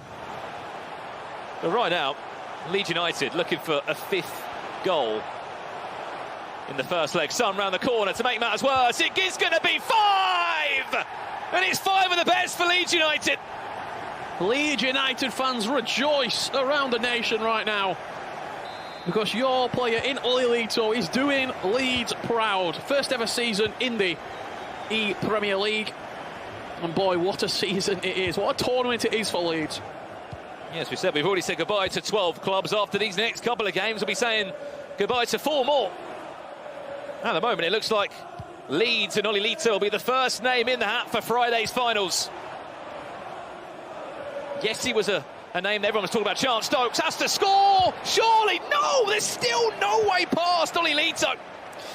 Stokes just simply cannot buy a goal right now. Whatever he's doing in the final third doesn't seem to be working. And the even more frustrating part of that is your opponent, everything is going for them. Anything that he gets inside the box, he's just gobbling it up. Chance for another one. Mane now. Not that time. Couldn't squeeze it past Joe Hart on that angle. 70th minute now, ticking over. 5-0. Just something for Tom Stokes to take out of this game for Spurs is needed. A goal. Most definitely. Doesn't help that your opponent is so clinical, as you've said, in the final third. He's had so many opportunities to get reps in this year in Global Series tournaments outside of the Premier League. Hence why he's 5th on the rankings, just offside. Well, 6 goals in that game. Again, though, what do we talk about? You've got to stay in front, even when your opponent gets a goal or 2 back. Sean Flossie still got that 2-goal cushion, Richard. Now 4-2. Wolverhampton Wanderers leading against Arsenal.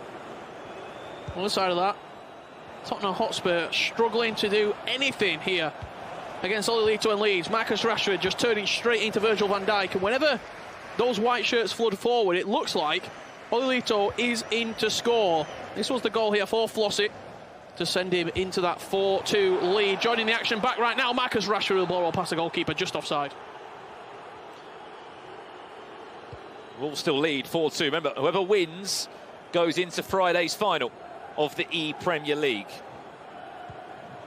Chance needs this to go in. Marcus Rashford, scoop turn well. Fortunately, scoop turns into the tackle of Virgil van Dijk.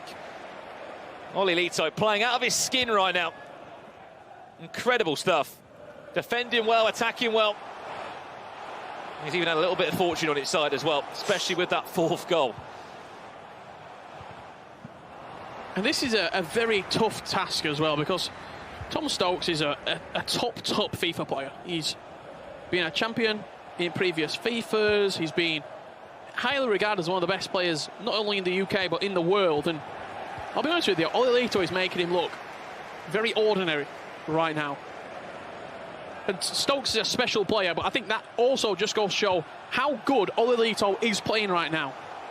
I think many would have said he was the favourite coming into this for Leeds. Arsenal get a goal back. That's Healy of Arsenal. Only 4-3 now. Watch that in the right top corner. We've still got 2 quarter-finals also coming up today. It's West Brom against Chelsea. That's Jazz against Diogo. And the big one. It's a fan's favourite in real life, I'm sure, will be the same on the virtual pitch. It's Manchester United Dragon up against Tex in Liverpool, the former ePremier League champion, last year's Xbox console finalist. Rematch, actually, from 2019. Liverpool and Man United met in the grand final, the cross-console final, for all the marbles. It's Kyle Lees representing United on that occasion. Different player, same team. Last chance of the game, then. Can Stokes have anything to cheer about in that first game? Bruno Fernandes. Back to Mane. Charles, Rashford. Something! There's something for him to hold on to. Just one goal.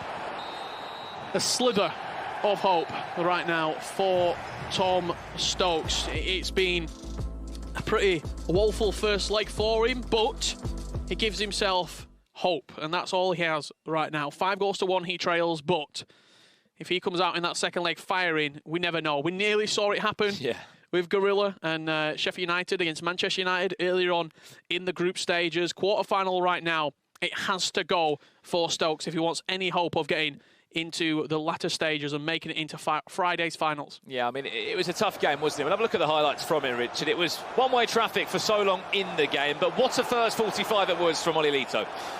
You just see that close control dribbling. Saka was the recipient of the assist and the dribbling from Sadio Mane, but Mane got a goal to add himself at the near post. Joe Hart, unfortunately, nothing he could do about it. Saka doubled up on his own tally, smashing past the goalkeeper at the near post, and in the second half it was more of the same.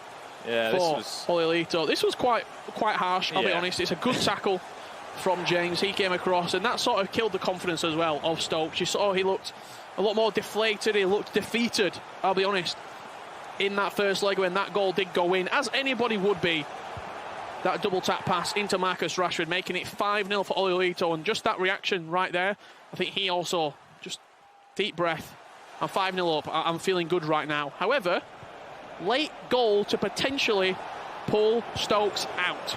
Yeah, pull him out of a hole he's in at the moment. He's currently down by 4 goals still, but he needed something to talk about and something to celebrate in that first game, because it was a real tough one for him. But everyone's been talking about Leeds and Olilito, saying that he is one of the favourites on this Xbox. And with performances like that, not a group game, in a quarter-final, it's pretty easy to believe these people that are saying this right now. Well, not only the fact that it was in a quarter-final, but for Olilito, quarter-final, semi-final, the only thing that matters is winning this trophy. And for a lot of Leeds fans, that was going to be huge sort of relief, knowing that you've got a player who is fully dedicated and also, I think, expects himself to win this trophy. You just see his approach, very calm. There's no real tension about him. He's just stepping into the matches, playing his FIFA and moving on. And he looks just really, really composed, does Olilito. Yeah, and a quick word as well on the other game that we saw at the halfway point. Wolves just about in front against Arsenal and Healy. The dream story continues for Sean Flossie, the lowest seed in this whole tournament. Just going to say, why not me? If I'm a football fan out there, someone that wants to play FIFA competitively, why can't I go and cause an upset? And he's doing that right now for Wolves. Yeah, absolutely. We've seen sort of a sprinkle of his goals that he's been scoring. He looks creative in the final third. He looks really sort of it looks like he's having fun, really, with a lot of goals he's scoring. I'll be looking to see if he can continue that and does make it through to the top 4 on Friday. Yeah, we're going to pass it back down to Joe and Carl. Now, they've been watching all the action. Gents, what are you making of the game so far? Absolutely loving it. Richard, Brandon, thank you so much for that one right there. Both of those quarterfinals are underway. We can see the results just here. That first matchup we were watching, Olilito playing for Leeds, 5-1 against Stokes for Tottenham. And then in our other quarter-final, that is happening, Arsenal taking on Wolves. It is Sean Flossie, 4 goals up to Healy's 3 right there. Those 2 quarter-finals have got 90 in-game minutes to go.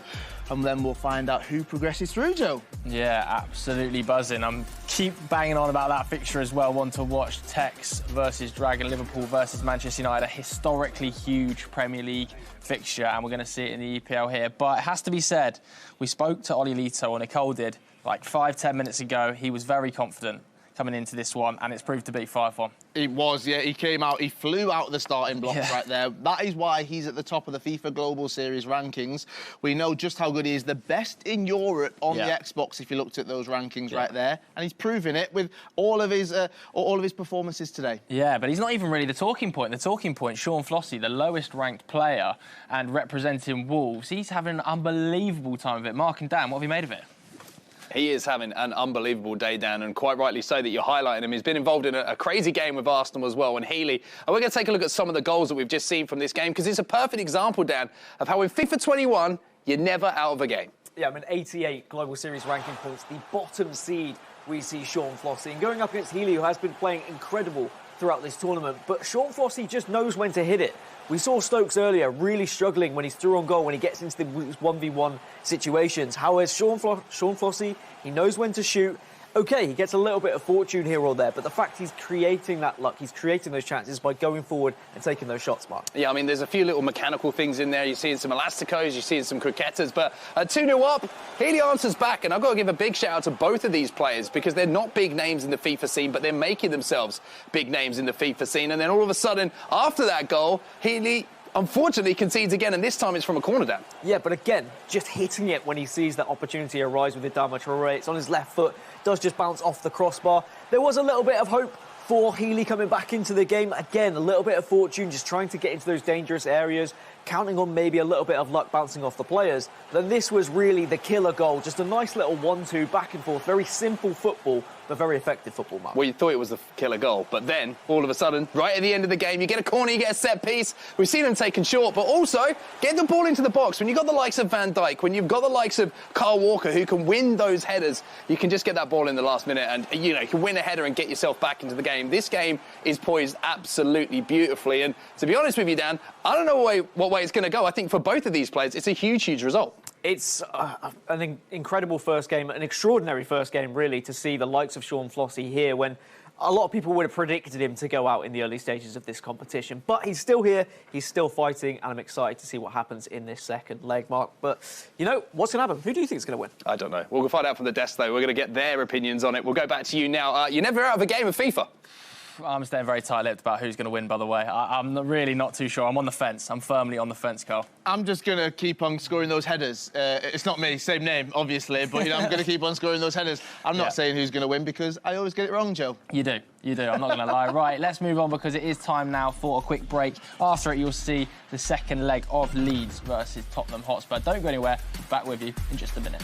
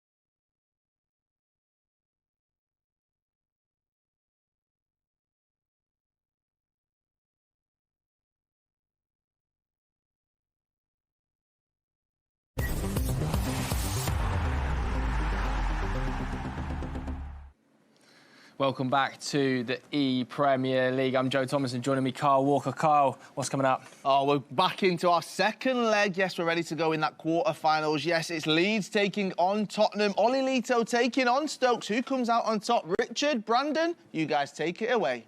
Thank you very much, Kyle and Joe. What a tie we have got right here. Oli Lito 5-1 up. Tom Stokes needs a miracle if he wants to get back into this game. Has he got a miracle in his locker? I mean, the question is, if Oli Lito scores again, is that game, set, and match? Is that Leeds United in a semi-final in their first ever ePremier League? And that'll be the end of the road for Spurs, unfortunately. On the flip side of that, what a narrow game it is currently between Arsenal and Wolves. Sean Flossie, we keep talking about him, but we also talk about, of course, Arsenal's representative in Healy. What a breakout tournament they're both having, in all honesty. Yeah, incredible scenes for both of those two. Two sort of rookies coming into this tournament, not a lot of experience between them. Find themselves in the quarter-final stages of the ePremier League. That's something to put on your FIFA CV down the line. Here we go then. Second leg underway. Spurs from left to right. In that white shirt, blue shorts, white socks, of course. Leeds in their away strip from right to left here. They'll be over the moon with the start that their Xbox representative is having this year. In Oli Lito, one more goal for me would send him into a semi-final. Looks to find it early. Saka. Where's that cutback? Humming songs in the box. It was a great idea.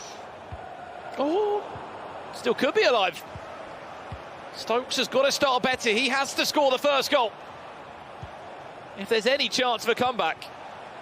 Look at the space. Mane, Son, they interchange superbly well. Mistakes like that have to be eradicated from Stokes' game if he wants to try and perform this comeback. We saw, as you said, an incredible game earlier today. Stokes coming forward numbers. Gorilla nearly turned it around against Dragon in that elimination game. Unfortunately, it was just too big of an ask. He also needed 4 goals as well, Richard. And despite 3 goals in 30 minutes in that second leg, just didn't have enough in the tank to turn that full game around. And I mean, that's the first leg you want to have. Of course, 5-0 would have been nicer than 5-1, but 4 goals still in front is pretty incredible. Yeah, you're still in a very demanding position, a very comfortable position. Marcus Rashford looking to turn past Reece James. One of our quarterfinals is 5 goals to 1. The other one, 4 apiece. It's a running race. Now look, Mane's on side. He could be through. I think he is. Ball roll. That's Leeds. In my opinion, on their way to a semi-final. That's 6 goals to 1 in aggregate. And I don't know what it's been this game, but Oli Lito is just pulling apart Tom Stokes' defence. I don't know if it's the manual sort of player switching he's doing at times. He's pulled players up, and Oli Lito has just found all the gaps. Let's just jump over to this game quickly. 3 minutes in, the Gooners have responded. 4-4. Wow. Unbelievable. Arsenal and Wolverhampton Wanderers. Nothing to separate those two sides at all. In our featured quarter-final, 6-1 Oli Lito score at Lotto Leeds. We said that Stokes had to score the first goal in this second leg. It's gone against him, and really, is it just a case of by how many now, unfortunately? Look at the space. Could be worse. Rashford out. Can he find a cutback? We'll try and go on his own. We'll win a corner for his efforts. This must be so difficult for Stokes. He needs 5 goals, and it's just a shame he's up against one of the best players currently, not just in Europe, but in the world. It's not only that, but I think Stokes, by his own admission, will admit that he's not played that well in this game. He's very honest with his performance. If he knows that he's playing well and he knows that he's played well, he sort of had a good game in FIFA. And surely not a direct shot from here. Gonna go for it. Bruno Fernandes. Oh! That is a man that's full of confidence right now.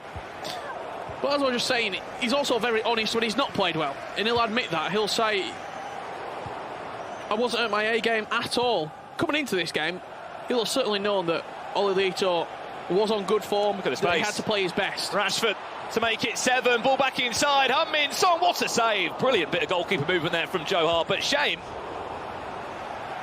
It's just a little bit too late. I mean, 6 goals to 1. It might make sense to jump over to the other game, which is a bit more tight. I mean, much more tight. So it's 4-4 between Arsenal and Wolves. We'll look to play out this attack now. And then we'll try and join that game. Oh no, there's been another goal. Arsenal, with the ultimate turnaround, they have been full of those results today. They were losing 4-1 to Brighton in the group stages. They came back and won on the penalty shootout. And now they're about to flip that game on the head and to end the fairy tale story for Wolves. And an in-confidence Tom Stokes shoots there at the near post. When the ball rolls into him, you can just see the confidence is being drained from him by this commanding position that Olilito is in. Arsenal, Wolverhampton Wanderers. Arsenal taking the lead in this back and forth tie. Bruno Fernandes shot rebounded into Marcus Rashford. Lovely ball roll scoop turn. And finds the near post, does Healy. 5-4 now, he leads. Yeah, it was a bit of a scrappy build-up that, but a really well-taken finish. The ball roll into the scoop turn through the legs. Here we go, then let's jump over to that game. All the eyes should be on it. We are going to look at it now.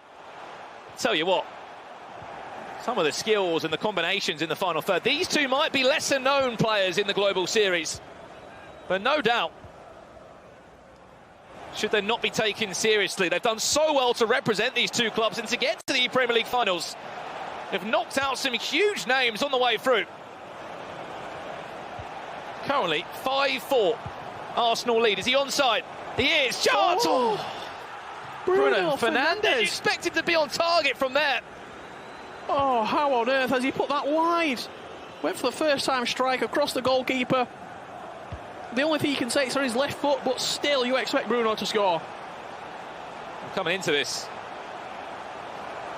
the 20th seed in the tournament. He's only got 88 ranking points to his name. If you don't know what that means, it basically means that this is a bit of a breakout performance and a first ever tournament for Sean Flossy. Did so well to get through the playoffs, and he's just so full of confidence in front of goals. Scoop turn. I don't know if he went the right way. He should have went the other way. Did well to get the ball roll off.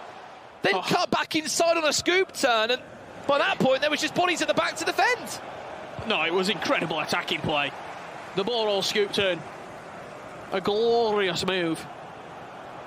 It's just very unlucky really that there was two bodies on the line defending. Managed to get a block off. It's one thing that we've come to sort of expect now from Sean Flossy in the final third. It is so good. However, it's even better from Arsenal at the moment. Nick Pope, got to be careful there, nearly caught in no man's land. Boost that ball back forward. Arsenal will then put the pressure on again. Saint-Maximin needs an option. Needs to get that ball to Bruno if he can in the box. Still brilliant feet. Back to Walker, it's an ugly chance. Oh, he's offside. Just offside. Looking to cement his position by adding that 6th goal for Healy. Look at the press though. Surely. Saka this time. Last chance of the half. Saint-Maximin this time, just about doing enough. And we have to be honest, looking at that Group B that Healy was in of Arsenal, I don't think many would have expected him to get out of that group. He was the 10th seed in the tournament. We had Gorilla in there, he didn't get through. We had Bundled Luca of Brian again, yes, first tournament for him as well, didn't get through. Was the 7th ranked seed coming into the EPL. Dragon, as we know, did get through, but Quigsy, he started so well. Yeah. You wouldn't think that he would have fallen out of the tournament, but he did. Last chance of the half. Falling to Arsenal, falling to Alan Saint-Maximin. That is absolutely beautiful. Arsenal Football Club 6-4 up right now is Healy. You see the formation he's playing. If you want to take some notes at home, 4-3-1-2. What a performance that he's putting on right now, and sort of typical Arsenal back in the day when it was that va-va-voom style of play. He is what a goal. Just the confidence that he's playing with. I think you look at what Flossy's doing as well. When he lost against Tex, because he didn't lose massively, he didn't get smashed by him, you take confidence from that. You take a lot of confidence sometimes from a loss. And both of these two, speaking of confidence, sky high right now. Well, they're both playing for playoff spots as well. Yes, they're playing to win the ePremier League and to get into the final day. This is the first half highlights. Bit of a scrappy goal, but that was class from Rashford. Scoop turn through the legs. This goal, picture perfect from Healy. Sit back, watch it, enjoy it. Absolutely incredible. Just look at the passing in and around the box. Alan Saint-Maximin with the ball roll, scoop turn back into the space and then just slid across. Chance here coming in for Stokes, and it looks like Marcus Rashford smashing in at the near post. That's 6-2. Still a lot of time left in the second half. If Olelito's controller dies, maybe he might be able to get back into the game. I mean, yeah, it would be a huge ask there. We'll keep you up to date with the second half of proceedings. But back to this game now. Wolves are behind, 6 goals to 4. Arsenal, Healy leads. Chance, Rashford. It's so silky! Every single time in the box, he looks like he's going to score. And Sean Flossie, once again, the Elastico of dreams. Yeah, it doesn't matter if it's going inside or outside on the reverse Elastico. It's incredible from Flossie at every single opportunity. Whenever he gets inside the box, he's looking to do a skill move. He's looking to create a dribbling avenue to go down. Arsenal, oh no, it's even better. Oh, the La Croqueta, why did he not connect onto the chance? You've got to be asking questions how he's not locked onto that. Oh, he'll be heartbroken, because that was a picture-perfect La Croqueta as well, and some of the maybe a counter-attack. Chance for Sean Flossie now down the other end. But in moments like this, both of the two are just oozing with confidence in the final third. Their combinations are on point, whether that's ball roll, scoop, turns, or skill moves being cancelled and then reworked into another chance or another skill. Both of these two putting an absolute show right now for everybody watching at home. Some of the best FIFA we've seen here in the ePremier League is coming in this game right now. That's what it's all about, showcasing some of the very best FIFA talent there is. Chance again, reverse Elastico, can't get around Virgil van Dijk that time. 30 minutes left. Remember, winner of this game plays the winner of that Leeds Spurs game. So at the moment, it would be Arsenal against Leeds. I mean, unfortunately, not a North London derby that I'm sure a lot of people would have been praying for in a semi-final. Because it's just too much of an ask for Stokes at the moment. Saint-Maximin coming forward again for Arsenal now with Healy. Defends well, Virgil van Dijk, all the way up from centre-back. Chance to break, numbers forward. Only a goal between the two. Steve Bergwijn. Rashford's in the box. People queuing up, players queuing up for the chance. Does well to keep possession. He's got pressure from Trent. Back to Saka, fake shot back inside. It's Kyle Walker that's needed to come to the rescue. Just enough bodies at the back there for Healy as he looked to turn back inside with Saka. If there was just one more five-star skiller in the Premier League who could go forward like Rashford. Rashford, can he stay composed? Cuts back inside again. It's another last-ditch tackle.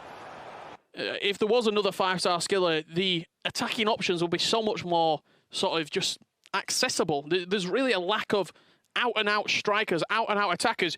Bruno Fernandes, he's playing striker right there. He was up top. Alan Saint-Maximin and it can. Bruno is that striker.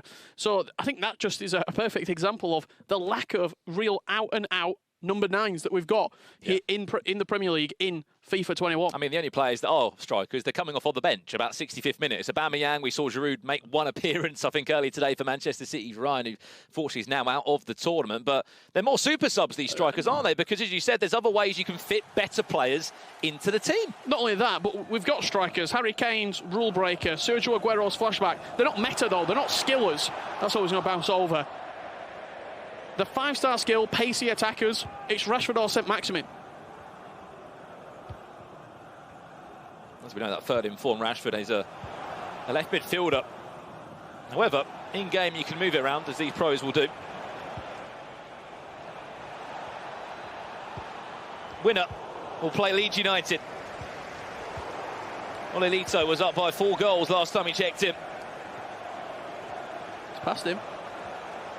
Certainly feels like he's on top now, Sean Flossie. Chance round the corner, here's Rashford. Well played by Healy, who came from behind in this game. He had the first half of dreams. 3 goals he scored. One more would maybe conclude the tie for him and send Arsenal into a semi-final. Chance, goal, Arsenal!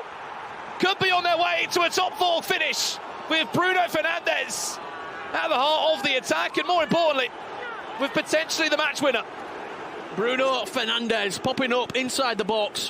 One touch and then just smashed past the goalkeeper. No chance at all that he's ever going to get across. Look at that foot item. 97 shooting, 98 passing, 98 dribbling for Team of the Year Bruno. The best player in FIFA 21 in the Premier League. And he's proved it time and time again today. There's 15 minutes left. 2 goals are needed for Wolves if there's any hope of extra time or a comeback here. Needs to see the best version of Sean Flossie. Dancing, twisting the box again. He's just offside.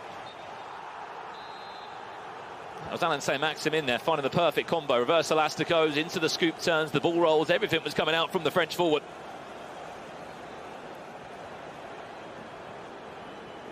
"12 minutes left. What a second leg from Healy, by the way. I know we've talked a lot about Flossie, but 4-1 this second leg. People often talk about the ePremier League being a special virtual league, and look no further for the stories we're looking at here. 2 players that may not have been spoken about in detail, may not have been hyped up to the level that they thought they deserved, and with the way they're playing, most definitely they will be hyped up. What's that back post? Bruno Fernandes goes on his own, looks to go back inside to Bergwijn. Rashford's going to be onside. Marcus Rashford to set us up for a Grand Slam finish with 8 minutes left. Only a goal between the two, and what is that? 13 goals? What a spectacle. Both of these two should be so proud of what they're doing right now. Just looking off the bench, going into a 5-back is Healy. Roberto Firmino going to be coming on for Curtis Jones. Sadio Mane being introduced as well very recently as that out-and-out striker. On the other side, I imagine very attacking-minded changes for Flossie to try and get that goal to send us into extra time. You can just see this game, unfortunately, ran away from Tom Stokes. Olilito adding another goal to the tally, 13-2. Leeds fans must be rubbing their hands thinking, wowee, we are in for a treat. That means that Leeds will be involved in Friday's finals. The first team to be confirmed. Who will they be playing against, though? Will it be Arsenal or will it be Wolves? 5 minutes left in this game. Arsenal lead 7-6 on aggregate. You can imagine that Sean Flossie of Wolves is going to have to pile numbers forward, but that will mean that gaps will appear at the back now. If Wolves win the ball back once, they might have a chance. Game management now will be the key. Offside, win the ball back. This is their final chance of the game. And it might come to nothing. Wins the ball back, Trent. Good feet from De Bruyne, well defended by Bruno Fernandes. It's exactly where you want the ball to be. A minute left plus additional time. Wolves score, we go to extra time. It's that simple. Sean Flossie, he has been the surprise package in this tournament. Brilliant feet, St. Maximin. Oh no! Zinchenko! Zinchenko, you beauty! What a header! Still it's alive! Back to goal, he can't turn! Zinchenko, the Ukrainian, has just sent Arsenal into a top 4 finish. It was subbed on in extra time. How on earth has that not gone in? And I mean, I don't want to go on a limb, but from Sean Flossie, it was so silky in the box. Did he need the extra chance? He needed it. The double elasticor was outrageous. Zinchenko with an unbelievable header. Look how good this is, though, off of the Sean line. Flossie. This was the goal at 7-6. And that was the reaction when Zinchenko headed it off of the line. Remarkable. Oh, wow. You don't often see that. That was, can't even speak. Cannot even speak. Absolutely ridiculous. That means that 2 of the quarterfinals are done and dusted. Olilito was running away 13-2 in the end. It was one of those, just too much of a mountain to climb for Tom Stokes. Of course, for Spurs, still a top 8 finish for him on the console. Doesn't mean any points, doesn't mean any prize money, unfortunately. On the flip side, Leeds United, debut season in the ePremier League. All the hope will be in Olilito to go and finish the job on Friday. That means Arsenal Leeds, that's the semi-final, written down in paper for Friday. Arsenal and Wolverhampton Wanderers, there was 13 goals altogether. Olilito scored 13 goals on his own. Who on earth is going to stop Olilito? That's the question, Brandon. Incredible stuff. I mean, again, that is 2 of the quarterfinals done. There will be 2 more on their way very, very soon. But for the meantime, we're going to throw over to Nicole, who I believe could be speaking to a lucky winner. Yes, I've got Healy here. Oh, my God, what a game. So many goals. I mean, right at the end there as well. What was going through your head? No, it weren't great. I can't lie. I'm the worst. Anyone that that I know in the scene will tell you that when I'm in that kind of situation, I'm awful, and I could feel another goal coming. But Zinchenko bailed me out in the end. You must have felt so nervous there. How do you stay calm? How do you keep your cool? I'm still trying to figure that out, to be honest. I really don't know. Like, I felt fine all game, and then I conceded a goal in the 83rd and let him back in. And then from that point on, I was just praying, to be honest. You have been an underdog here today. How does it feel to be through to the semi-finals? It must feel amazing. No, it's a good feeling. I can't lie. I booked today off work, but I didn't book Friday off work yet, What? which is how much I believed in myself. So I'm gonna have to sort that one out soon. Everyone here is in absolute hysterics because we're like, wait, what? So you really didn't back yourself then at all? I don't know, not really. Even that game, I didn't feel great going into it. I didn't really. I mean, it says it all that I didn't book the day off work, so I didn't think I'd get it. But I'm happy that I've done it. Are we going to have to speak to your boss then? What are we going to do? I'm going to have to sort that out now, I think, yeah. Do you now feel like you could go on to win this tournament? Are you letting your thoughts go there at all? I hope so. I mean, why not? I mean, I had a tough run of games today. I had a tough run of games to even get here to play for Arsenal, so why not?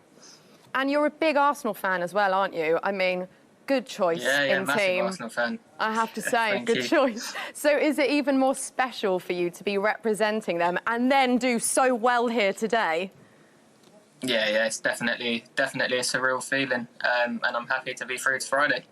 What are you going to do now then? Are you going to carry on playing FIFA this evening, or are you just going to chill, have a bath, light a candle? I don't know what you're doing.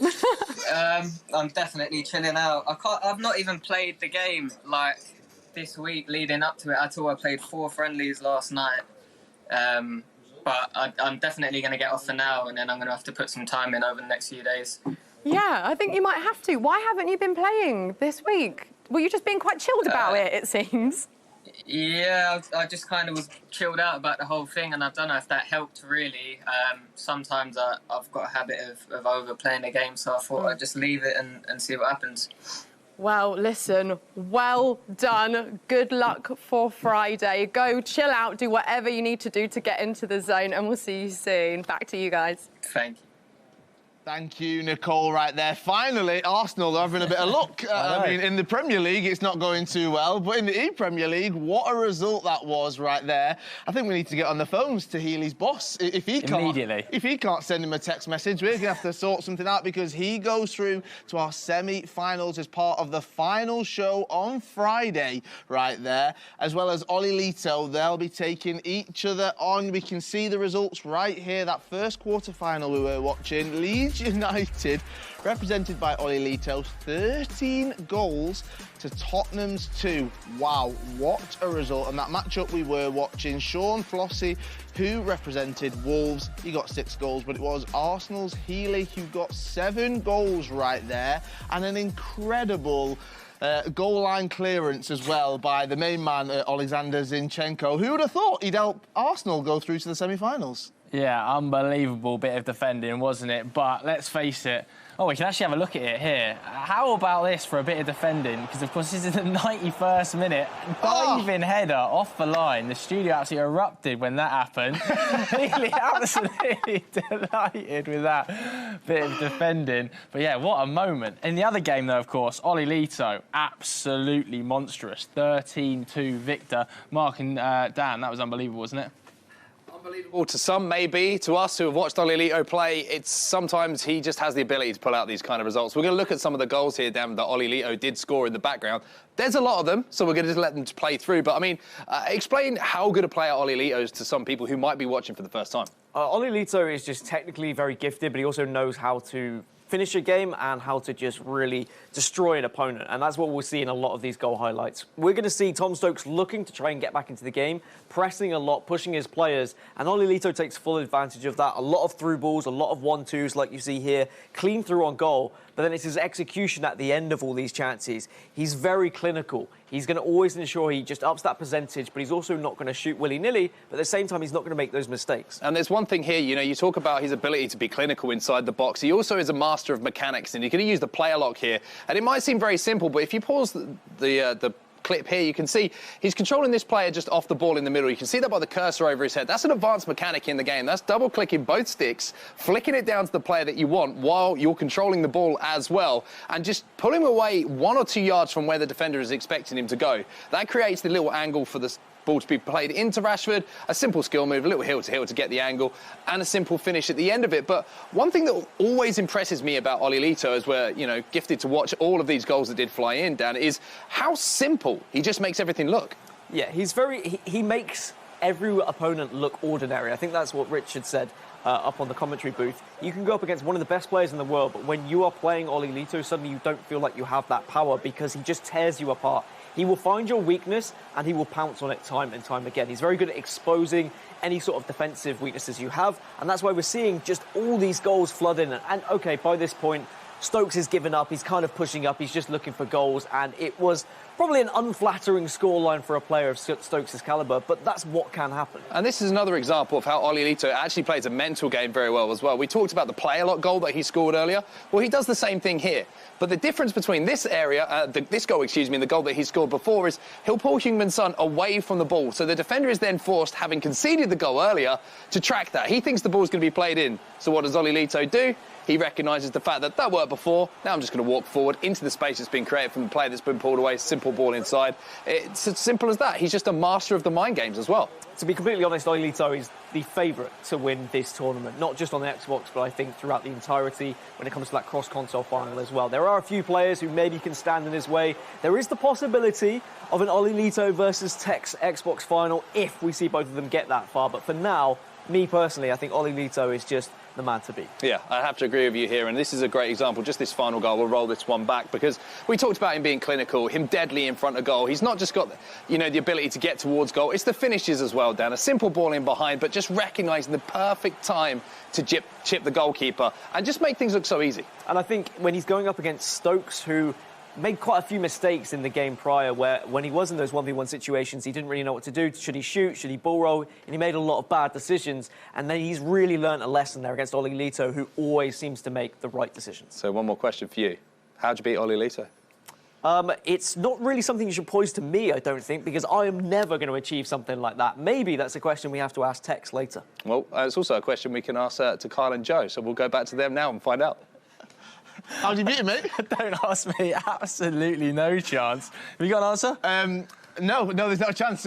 Not a chance at all. I'd be able to probably score a goal against him right there. 13 goals against Stokes. What, 26, 30 against me and you? Probably. I reckon. Probably. Yeah, I reckon a good 30 as well, fairly comfortably. But yeah, like we said a minute ago, you know, Oli Lito there scoring 13 goals, and the Healy versus Flossie game saw 13 alone. That's how good and how consistent Oli's been so far today. Yes, it has. And we talk about this game, we talk about this competition right here. You can see just how much it means, not just to the competitors, but when it's 7-6 and the competition, literally your future is in your hands right there. A last-minute goal line clearance right there. I'm sure everyone at home was jumping around on their sofas just like we were here in the studio. This is what it's all about, Joe. Yeah, 100%. It was such an exciting moment. The studio erupted. I'm sure everybody at home erupted as well. But Nicole, who have you got?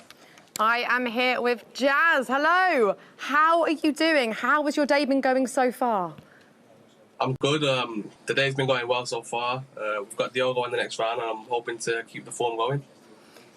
Do you feel like you know a lot about him? You know what to expect? How are you kind of preparing for this game? Yeah, so with Diogo, I played him in Atlanta last year and lost to him. And I lost to him in Paris as well. So it's time to get one of my own back and, you know, hopefully change the outcome of those previous defeats and turn it into a win this time. Oh, so you want revenge is basically what I'm hearing here. Yeah. How important? We need to win. How important is that for you? Yeah, no, it's massive because this is to get into the top 4. I've not secured a playoff spot yet for the rest of the season, so it's a crucial game for me. So, yeah, hopefully we can come out with the win. Did the win against Ryan give you confidence that you can go all the way? Yeah, of course. Ryan's the top player, and to win against him, you know, it's given me a lot of confidence. Redlac as well beat West Ham. It was a big game. I played Olelito as well, who beat me. But yeah, it's going to be a tough run, but hopefully we can go all the way. And I'm definitely confident and do believe in myself that we can do it. How would it feel then to be there on Friday? Oh, it'd be massive. It'd be massive. Obviously, last time I played in the ePremier League, I lost in the final representing Chelsea, and now we're up against Chelsea. So, yeah, hopefully we can go one further than what I did last time and go for the whole thing and win it. Now, am I right in thinking you're not actually a West Brom fan, but your family are? Yeah, so my dad, who it's almost been, 2 years now since he sadly passed away, he was a massive West Brom fan. So once I've seen that West Brom are in the Premier League and there's a chance to represent them, obviously it was a no-brainer, and I made sure that I win that playoff for them and get to this stage, yeah. Oh, that's lovely. Well, we wish you all the luck in the world. Thank you so much. Back to you guys. Thank you. Nicole, thank you so much. Talking to West Bromwich Albion's Jazz 1875 right there. Right, it's time for a short break, and coming up shortly, we'll be going back into our quarterfinals here at the ePremier League. Yes, we'll be watching Falcons Diogo for Chelsea taking on Jazz 1875 for West Brom. We'll see you after this break.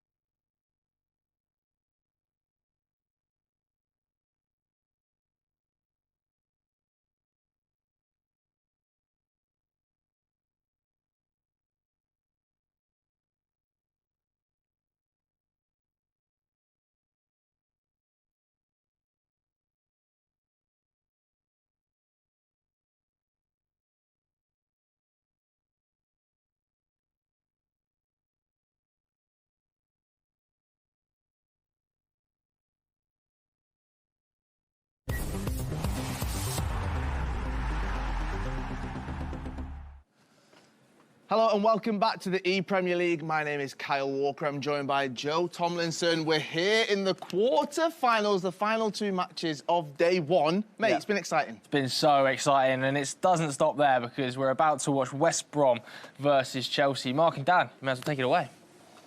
Wonderful stuff. Thank you, gentlemen. It is time to get into our next game. And 2 players that, if you follow the competitive FIFA scene, you will know a lot about. Chelsea being represented by Diogo. A lot of hype over this man. He's already had some big moments, unfortunately, on the, I would say, on the losing side of one of the biggest moments in EPL history, the classic Tex header back in the inaugural EPL. But then West Brom's Jazz, one of the most exciting attacking players that we've seen in recent years in FIFA esports. One of my favourite players to watch. Yeah, I think Jazz has demonstrated a very different play style throughout FIFA 19, 20 and 21, and he's grown as a player through each different iteration of FIFA, and I feel like this is maybe the final form, the final boss that we've been waiting to see. A Jazz who can get to these late stages of tournaments and can show us what he's made of, and maybe, just maybe, he can reach the semi-final. But it is Diogo staying in his way, and it is Diogo, a player who has reached the latter stages of the ePremier League, as you mentioned, when he was representing Fulham that one time, and unfortunately lost out to Tex in the dramatic game back in the 2019 ePremier League. But I'm excited for this one, and of course a semi-final spot on the line between Chelsea and West Brom.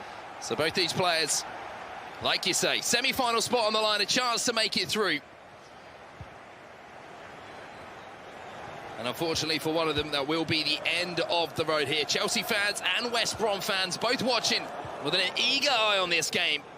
It will be Diogo with the ball from the start here. And I'm just interested to see, formation-wise, what Jazz is actually going to be playing. It looks like he will be playing the 5-back by the looks of things, potentially. But I know that he likes to run a 4-3-3 as well. It's something he's done, even when it's not been particularly meta over the years. As Rashford's now inside the box for Diogo.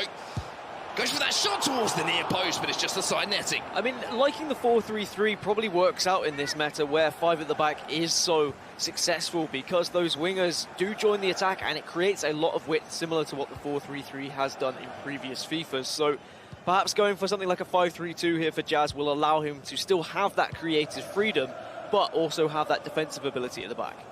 And Kyle Walker, ball rolls away from someone like he wasn't there. Unfortunately, that pass is just a little bit late and will be given offside there by the assistant referee. Sissoko stepping in. Interesting to see that road to the Europa Cup final for Ayam in there. Unfortunately, that won't be getting any more upgrades. Sorry, Tottenham fans. As an Arsenal fan, just had to throw that one in there.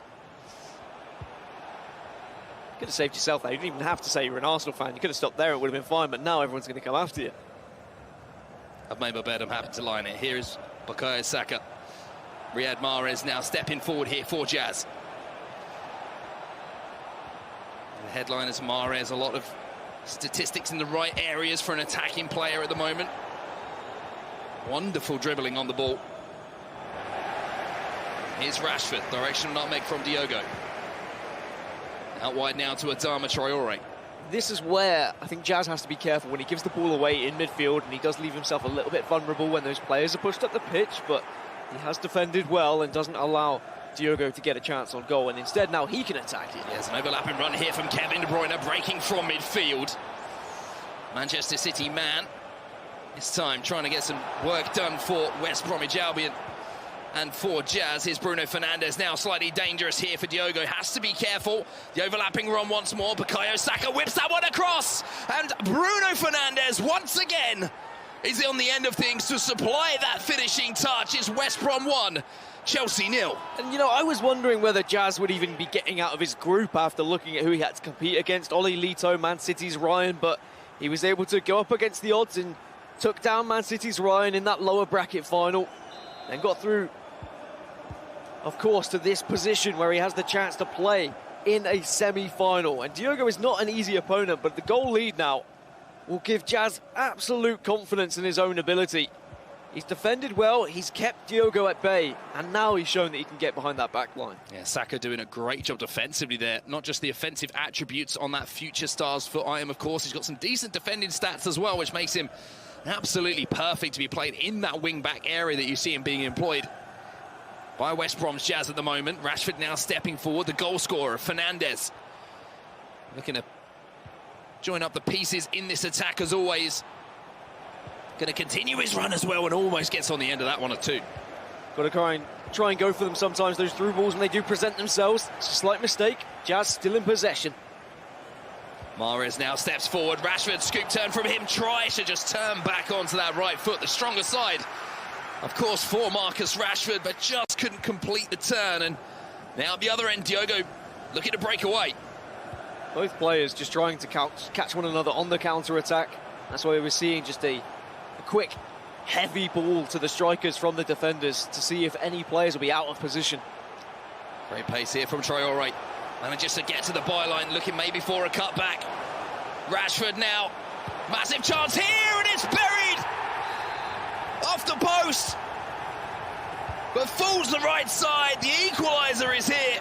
A simple goal in the greater aspects of things here for Diogo, but very, very well worked. Defensively, though, I'd say that's a bit of a mistake from Jazz. You saw a little shake of the head, offered far too much space for Rashford. Reluctant to dive in, maybe worried about giving away a penalty, but I feel like sometimes you do just have to get stuck in and stop that shot on goal. And Diogo will take that space every day of the week. Now all of a sudden, Mo Salah's in on goal as well. He goes near post and bang, bang here for Diogo. 2 goals in just a few minutes, and now he's in the lead. And that's enough to really destroy your mindset as a player. You had the early lead, you make a small mistake, and then suddenly you're behind. Jazz is going to have to not fight against Diogo here, but maybe have to fight against his own mentality, as many FIFA players do. Wonderful composure and response from Diogo, though. The Chelsea man who did go down early, like you've just indicated there. 10 minutes till half-time. Can he find an equaliser just to settle his nerves down before we do go into half-time? Reminding to everyone, it's 2 legs of FIFA, and an aggregate score will decide who does go through to our semi-final matchup. But for now, Diogo's got to defend, because Kevin De Bruyne has managed to just about keep that one in as well. De Bruyne still fighting here. Ball roll from him, and Ederson denies his Manchester City teammate. A real chance there for Jazz, and he knows it. Maybe something from the corner, but no, Ederson again. Quick off his line. Diogo maybe can look to try and counter-attack from the corner. You're always vulnerable from a corner situation. But thankfully for Jazz, the defender's tracking back quick enough. And Diogo just aware of the time on the clock as well. We'll take a look at a goal coming in from Man United, though, and it is going to be Dragon who gets the first goal in this one. And it's going to be Tex who finds himself 1-0 down. Dragon showing some great form down. That's not what you'd expect to see when you look at those two players. It was Rashford showing his strength again. We've seen it many a time already today. We're going to have to see a comeback from Liverpool's Tex. Big tackle there from Sissoko. Into stoppage time then. At the end of our first half of the first leg. Ooh, a strong tackle coming in from Diogo. Maybe just making sure there was no breakaway opportunity there for Jazz. You always worry that just maybe this one time the ref will reach into his pocket, it's a red card, and that changes everything in the leg. But the half-time whistle will go. And there has been another goal between Liverpool and Man United. And it's Tex going forward, and it's Son on his left foot. And just like that, in the 14th minute, that's an equaliser from Tex. A great response after going a goal down. Yeah, perfect response. It's been a game of responses so far. We saw Jazz, of course, taking the lead there, and then the brilliant comeback. In just a few moments, we'll see the goals as they were scored as well. This was the first one. A simple goal, really. That overlapping run from the fullback, creating the space for the cross. I mean, I think Buckley titles it a Buckley ball, didn't he? I think he's trying to claim that one, and I'm happy to give it to him if I'm completely honest. But then, just like this, there was a little mistake there, offering up too much space, maybe too late with the player switching, and Rashford was able to get the shot away. And then only moments later, Diogo also adding extra salt to the wounds, delaying the shot, and then Mo Salah on the left foot. Yeah, just waiting for the goalkeeper movement to come and then sliding it in, like you say, or drilling it in more. Mo Salah there. We're back underway, though, in the second half, and it's going to be Jazz on the attack. Rashford now, cricket a cancel, but as we all know, it's a long, long road around that Team of the Year, Virgil van Dijk. And it's one that wasn't able to be navigated there by Diogo. But here's a ball inside the box. Bruno Fernandes decides to maybe try something a little bit different there, Dan. Yeah, and I'm okay with different. You've got to keep your opponent on their toes. You've got to try and be unpredictable. But as with any attack, you're always going to have the possibility of your opponent then coming back into things with a counter-attack here. And nice flowing football from Diogo. Diogo now getting into the feet of Salah, who continues his run as well. Bruno Fernandes making his way across the edge of the 18-yard box. Salah now thinking about that ball into Rashford. Waiting for the run outside of him. Here's Mo Salah. Goes for the strike. Big save from the goalkeeper. I thought it was going to be offside, but it was a fantastically weighted ball, perfectly poised for Salah to get onto the end of it. But really just too close to the goalkeeper, and Jazz will be thankful that he's not 3-1 behind here. Very difficult to keep up with Diogo when he's just dancing on the edge of the box with Marcus Rashford. Just biding his time, waiting for Salah to make that run. There are goals in this tie. Jazz will just be hoping that he can at least get an equaliser before another one heads back into his own net. Here's De Bruyne out wide this time, inside now to Rashford. You can see a little number situation developing. Big slice of luck here for Bruno Fernandes. Good composure in front of goal, though. And haven't been presented with the opportunity. Fernandes will put that one away. And as in real football, sometimes a bobble, a deflection can go in your favour, and you just have to take full advantage of that. Good composure from Jazz. A little bit of frustration from Diogo, but he just has to put it behind him. Recognise where he's been having his chances, where he's found his success, and not be too disheartened. Another goal in the game between Liverpool and Man United, and it's Tex who has 1-0 down, who's turned things around now to be leading 2-1 in that game. The Liverpool man get it done once again. I mean, I don't want to say it, but there is a chance of a Diogo versus Tex rematch here, back from that first inaugural ePremier League. I'm sure Diogo would love to get some revenge after that one. If that was me, I think I'd be having cold sweats thinking about it every night. Well, plenty of time left here for both of these players. Of course, we've got the second leg to come as well. But not too much between them at the moment. Both taking their chances when they have come. Sissoko now steps forward. West Brom on the attack once more. Jazz trying to be creative. Look for that opportunity to find a penetrative pass inside the 18-yard box. Or is that run outside? Instead it's inside now to Rashford. There's a run from Mane, but he can't hit the target. And you don't get too many chances better than that. And sometimes that's the difference from using a Mane to using an R9, for example. But we're going to jump into Liverpool versus Man United live here. Still in the first half. Tex leading 2-1 against Dragon. Of course, Dragon already knocked out the second seed Gorilla previously in the tournament. I wonder whether he can have another giant killing here. Well, there's a running behind here, just looking up to the official at the top of the screen to see if he was going to raise his flag. It did not come.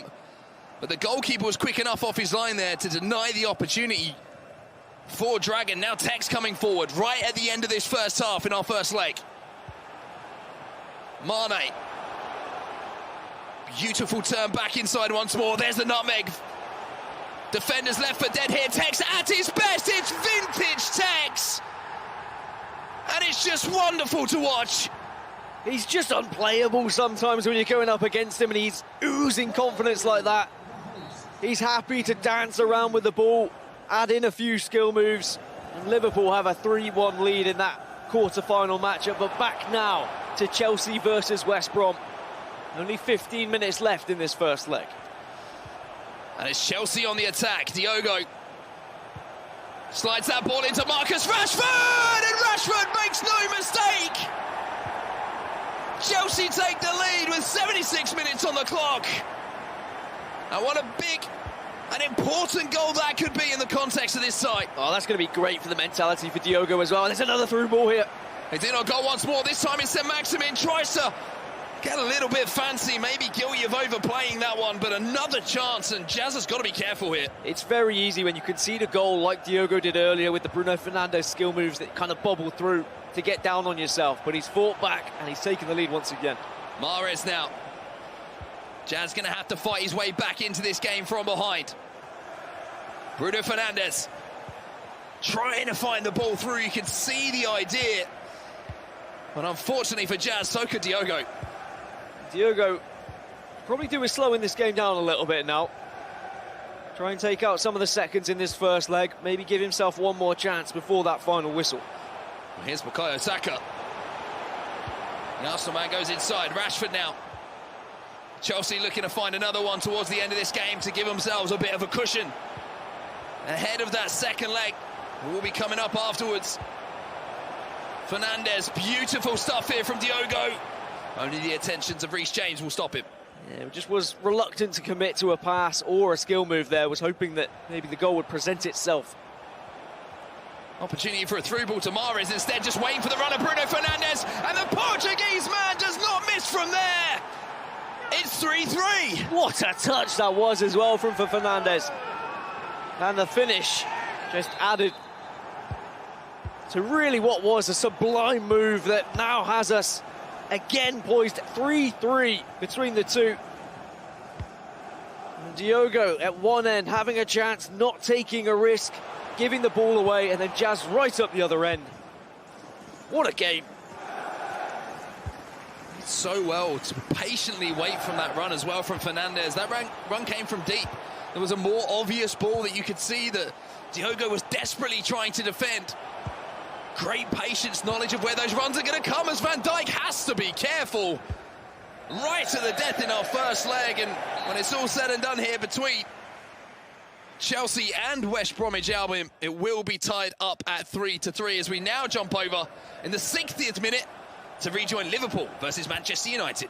Yeah, Liverpool under a little bit of pressure here. Dragon applying the team press, but Tex trying to play himself out.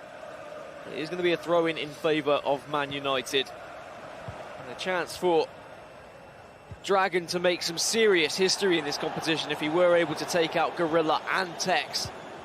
Arguably two of the most famous players, not just in this competition, but in the world. A previous World Cup winner in Gorilla.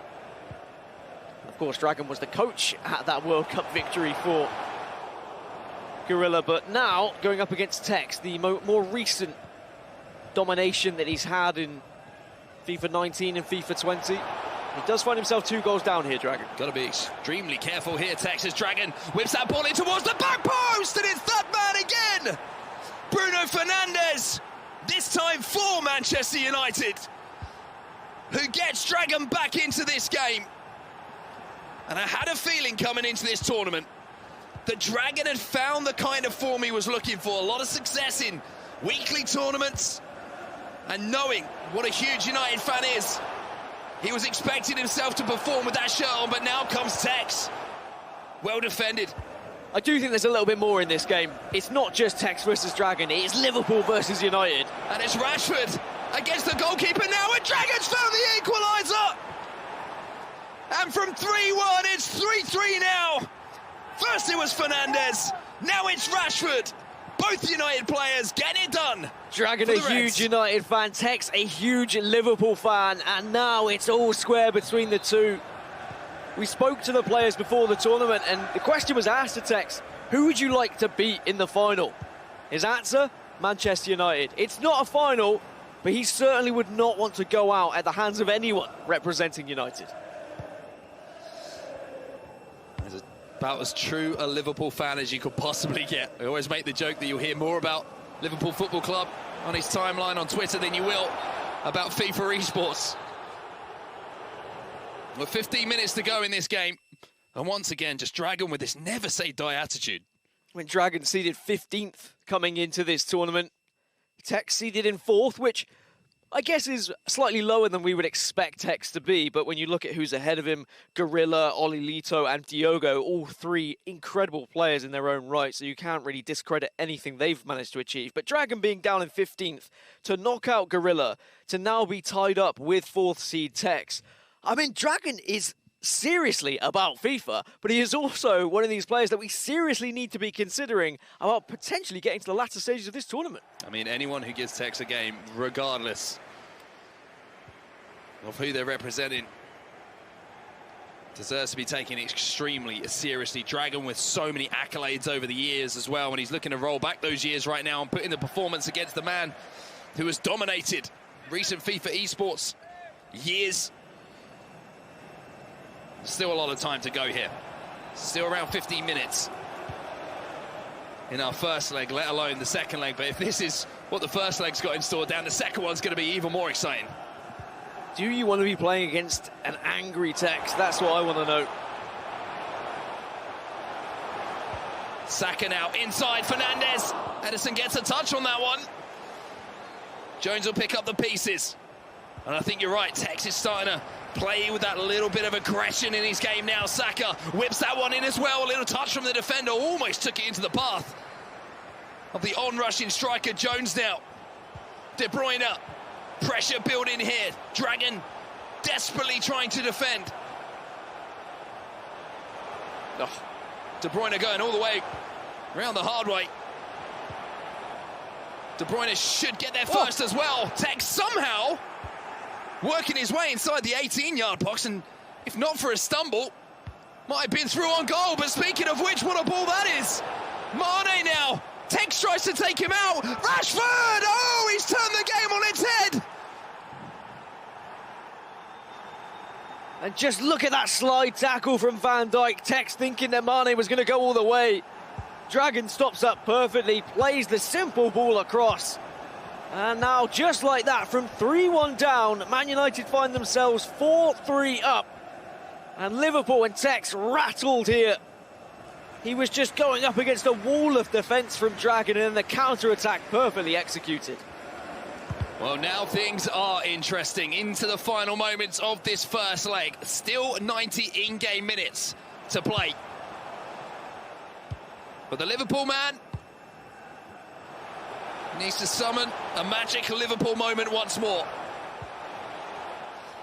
Here's Curtis Jones. Will it be the Liverpool youngster who can supply someone? No, it won't. There are many great moments for Liverpool. Istanbul, Calvert-Lewin at the back post. I mean, they're equally as fantastic, aren't they? But Tex is going to need some of that magic. You are quite right, because Dragon has completely turned that game on its head, and Manchester United find themselves with a goal lead going into the second leg. And I think that's the good thing for Tex, is there is still a second leg. How many times have we seen Tex go behind and then the second leg turn into a completely different player? But Dragon looks very, very commanding in how he's trying to go for these counter-attacks, just absorbing all that pressure, and then he's been clinical in front of goal. I think the concerning thing, though, for Tex, if I'm being completely honest, is he was 3-1 up, and usually when Tex is 3-1 up, it becomes 4, 5, 6, 7. So some worrying signs here, but still all to play for in that second game. We're going to get the reactions now of Joe and Kyle down on the desk, because that was a crazy round of FIFA. Unbelievable few games there. Could we actually see Dragon taking the scalps of Tex and Gorilla? I mean, it's possible. That leg there, 4-3 to South Dragon against Fnatic Tex. Also, Chelsea and West Brom is 3-3. Do not want to miss this. We'll be back after this short break.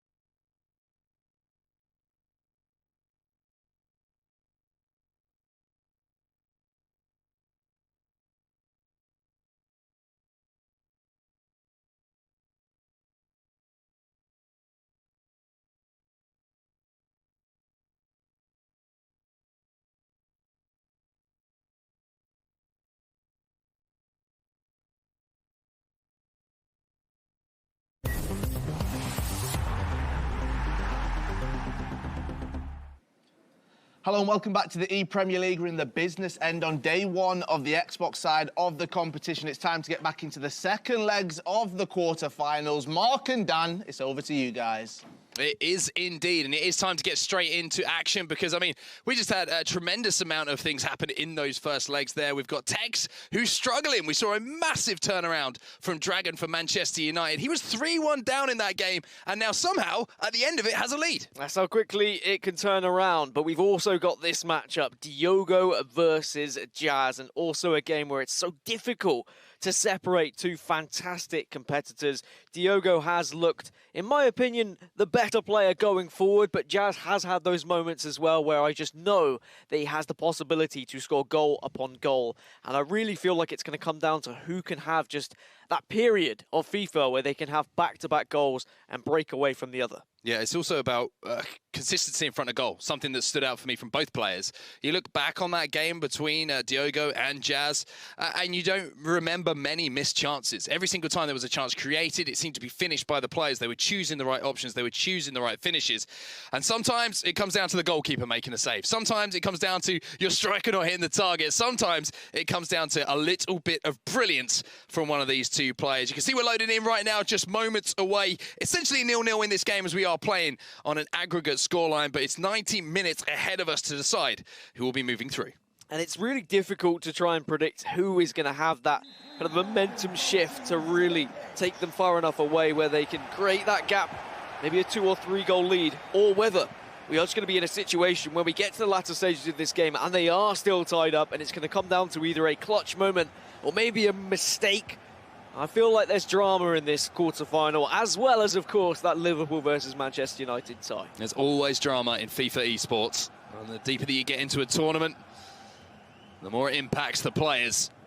And it will be Jazz who have possession from the start of this second leg now. You can see the aggregate score in the top left-hand side of your screen as well if you're just joining us. As Walker now steps forward. Kevin De Bruyne. Sissoko spreads that play out to Bukayo Saka, who's been doing a lot of good work on that left-hand side, Dan. Yeah, I spoke to a few players before the tournament. I was wondering where Saka was going to feature, what formation people would be running. Would he be a winger? Would he be a wing-back? And in that 5-3-2, he's actually done a fantastic job. What a ball that is, though. And Mo Salah looking to use his pace. Doesn't have much of a weak foot to work with, so you're always going to expect him to try and shift it onto that left. Alexander-Arnold. Back inside here to Jones. A moment of respite here for Jazz. Running behind for Bruno Fernandes, though. There's one as well being triggered. Salah now into Rashford! Rashford puts it away! And first strike will go to Chelsea. And Diogo was just slowly but surely bringing out player upon player of Jazz, forcing the mistake. As there's been a goal between Manchester United and Liverpool, and it's bad news for Liverpool fans because Manchester United have taken a 2-goal lead on aggregate. 5-3 now to Dragons. So much action in just the first few moments of both the quarter-final games. Tex with it all to do. Liverpool fans, you need to get behind your man. Manchester United fans, you're going to be loving what you're seeing from Dragon right now. But back to Jazz versus Diogo. West Brom, Chelsea. Diogo stepping forward. Here's Rashford, here's Bruno Fernandes. Strength of James is enough to deal with him. It's just how Diogo's trying to lure Jazz out of his comfortable spots with his defence. As soon as one defender leaves a gap, that's where Diogo tries to pounce. He tries to initiate those runs to take advantage of the space that's been provided. And that's why he's got the lead, but it is a very slim lead. We've already seen that Jazz can get back into the game at any moment with just one opportunity. And again, it's a matter of being clinical, something that I preach in these games where you have two extremely high-level players. Chances are at a premium, and your finishing needs to be premium quality as well. Here's Rashford, oh! And there's the difference. That's what only a 4-star weak foot can do sometimes. It's all about percentages when it comes to those 4 or 5 stars. You are going to have a lower chance of scoring when you're on that weaker foot. And that could have been an equaliser for Jazz. And I mean, we look at the chance he had previously in the first leg with Mane, for example. That one could have been tucked away by a different striker. Saka once again doing great work on both ends of the pitch here. And Jazz is going to want a little bit of fortune going his way. Maybe feels like he's created 2 really good chances. And that Rashford one was a golden opportunity. Even on his left side there, you do expect Marcus Rashford, with that third informed foot item, to at least trouble the goalkeeper. Rashford now for Chelsea though. Diogo gonna slide in. Mo Salah versus the goalkeeper. Goalkeeper does well. Fernandes beats the keeper to it. Jones into Rashford. Oh, the keeper makes another save. Oh, it would have been such a good goal as well. Diogo just responding to the ball bouncing back in his path, and then the quick passes, noticing where the gaps were, knowing the goalkeeper was slightly off his line and out of position, as well as all the defenders. The Jazz, thankfully, watched his goalkeeper get back into position. Ooh, and James had to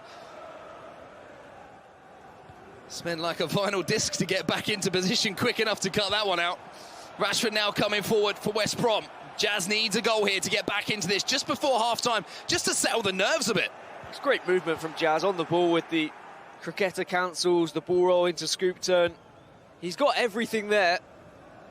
Just needs a goal to not allow Diogo to continue with this wave of confidence. And the pressure's good. He's been able to win the ball back, and he has been able to create chances. There's still lots of time left. I think that's the good thing for Jazz here.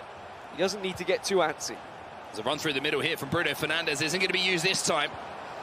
Instead, more steady build-up. Diogo doing a great job of pressuring the ball, though. Player switching phenomenally, and there is the perfect example of what can happen when you do so on the defensive end. Wins that ball back and just releases all the pressure that was building from Jazz. Jazz stepping up so far with Van Dijk there. It is going to leave a quite hefty gap at the back. That gap has been found by Rashford as well. Fernandes. Van Dijk now back into position. So a more traditional attack being formulated here. Will bide his time and slow things down as we approach half-time here. De Bruyne given far too much space. De Bruyne maybe thinking about hitting this one as well. Instead, it's going to be passed off to Rashford. Step over from him. Doesn't use that run from Traore. Running behind now from Salah. Diogo. Cricketer. De Bruyne just teasing the defenders at the moment. And for Jazz, this has got to be agony. It's exactly how we saw a goal scored earlier. Maybe there was another chance there. As Diogo, he just tries to bait Jazz into biting. Jazz did dive in, but thankfully he got his second defender in a place to stop the through ball. But that is going to be slightly detrimental. Chance for a counter-attack here in the dying moments of the first half. Right at the end of the first half. Salah now out wide. Trying to drive at the defender, and he's going to do so. Show a bit of strength about him as well. Oh, it's beautiful from Mo Salah. And it's beautiful from Diogo, but the only thing missing was that finishing touch. One goal, the difference between the two players as we bring the first half to an end. But again, you can feel the tension in every single pass, every single shot, and every single tackle in that game, Dan. Quite right for Jazz just to clear it there as well. He knew that Diogo was in the ascendancy, and he didn't want to offer him another opportunity before that half-time whistle went. But on the ball, I mean, Diogo looks fantastic. It's how patient he is. Look at him just baiting out those players for Jazz to try and win that ball back. And as soon as he saw a slight gap emerge, he took full advantage of it. As we have now kicked off our second half of this second leg. 45 minutes left for Jazz and West Brom to try and find an equaliser. It will be Diogo with the ball, and he's looked so comfortable with possession at his feet. The Chelsea man. So represents the Falcons, of course, the FIFA Global Series. There's the blue of Chelsea today that he's looking to do proud. Mane will step in, though. And it will continue his run forward as well. And you are going to see Jazz having to commit more players forward as the time starts to run down in this game. Diogo is defending well and forcing Jazz to constantly go backwards with the ball. Fernandes finds the overlapping run here of Mahrez. Wonderful inside the box here from Jazz. Pass across here to Kevin De Bruyne. Doesn't pull the trigger. Second by the cherry, though. Fernandes. Rashford with a bit of breakdancing on the edge of the box. And it isn't going to pay off this time. As soon as I said that Diogo was kind of forcing Jazz back, Jazz suddenly has been able to find gap upon gap. And arguably could have had a shot at goal with Kevin De Bruyne. Tried to up his chances of scoring by delaying that extra second. Gone against him here, though, but certainly warning signs. You can see Diogo's player switching, trying to anticipate the passes that are going to be coming forward from Jazz. The difficulty of that is it looks brilliant if you get it right, but if you step out once and there's a delay on the pass, you leave that space in behind that can be exposed. It's a very advanced way of defending on FIFA, using that right stick switching, but you get it wrong. With those runs in behind, you can cause yourself problems.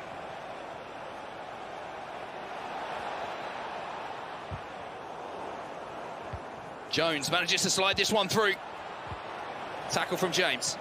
Good challenge again. Defensively, Jazz is stepping up to the plate now. We just need to see something on the other side of the pitch go his way. That's an interesting challenge from Jones, but it's actually worked out. Timed perfectly, you could argue. Slightly fortunate. Some say that Curtis Jones is still sliding. And if Fernandez tries to flick that one with the outside of the box, and now Curtis Jones was finished line, he's back on his feet. Will be part of this attack. Here's Bruno Fernandes. Dangerous times here for West Brom. Gets the ball back inside the box. It's beautiful from Fernandes, but not quite the angle. A lot of patience again, though, from Diogo. Trying to force the mistake from Jazz, but he's not necessarily taking the initiative in trying to go for something and take a risk. Instead, he is hoping that Jazz is going to dive in and almost gift him a goal. And I guess we have to look at how Jazz has been defending and the fact that he hasn't been biting for those challenges and allowing there to be too much free space for Diogo.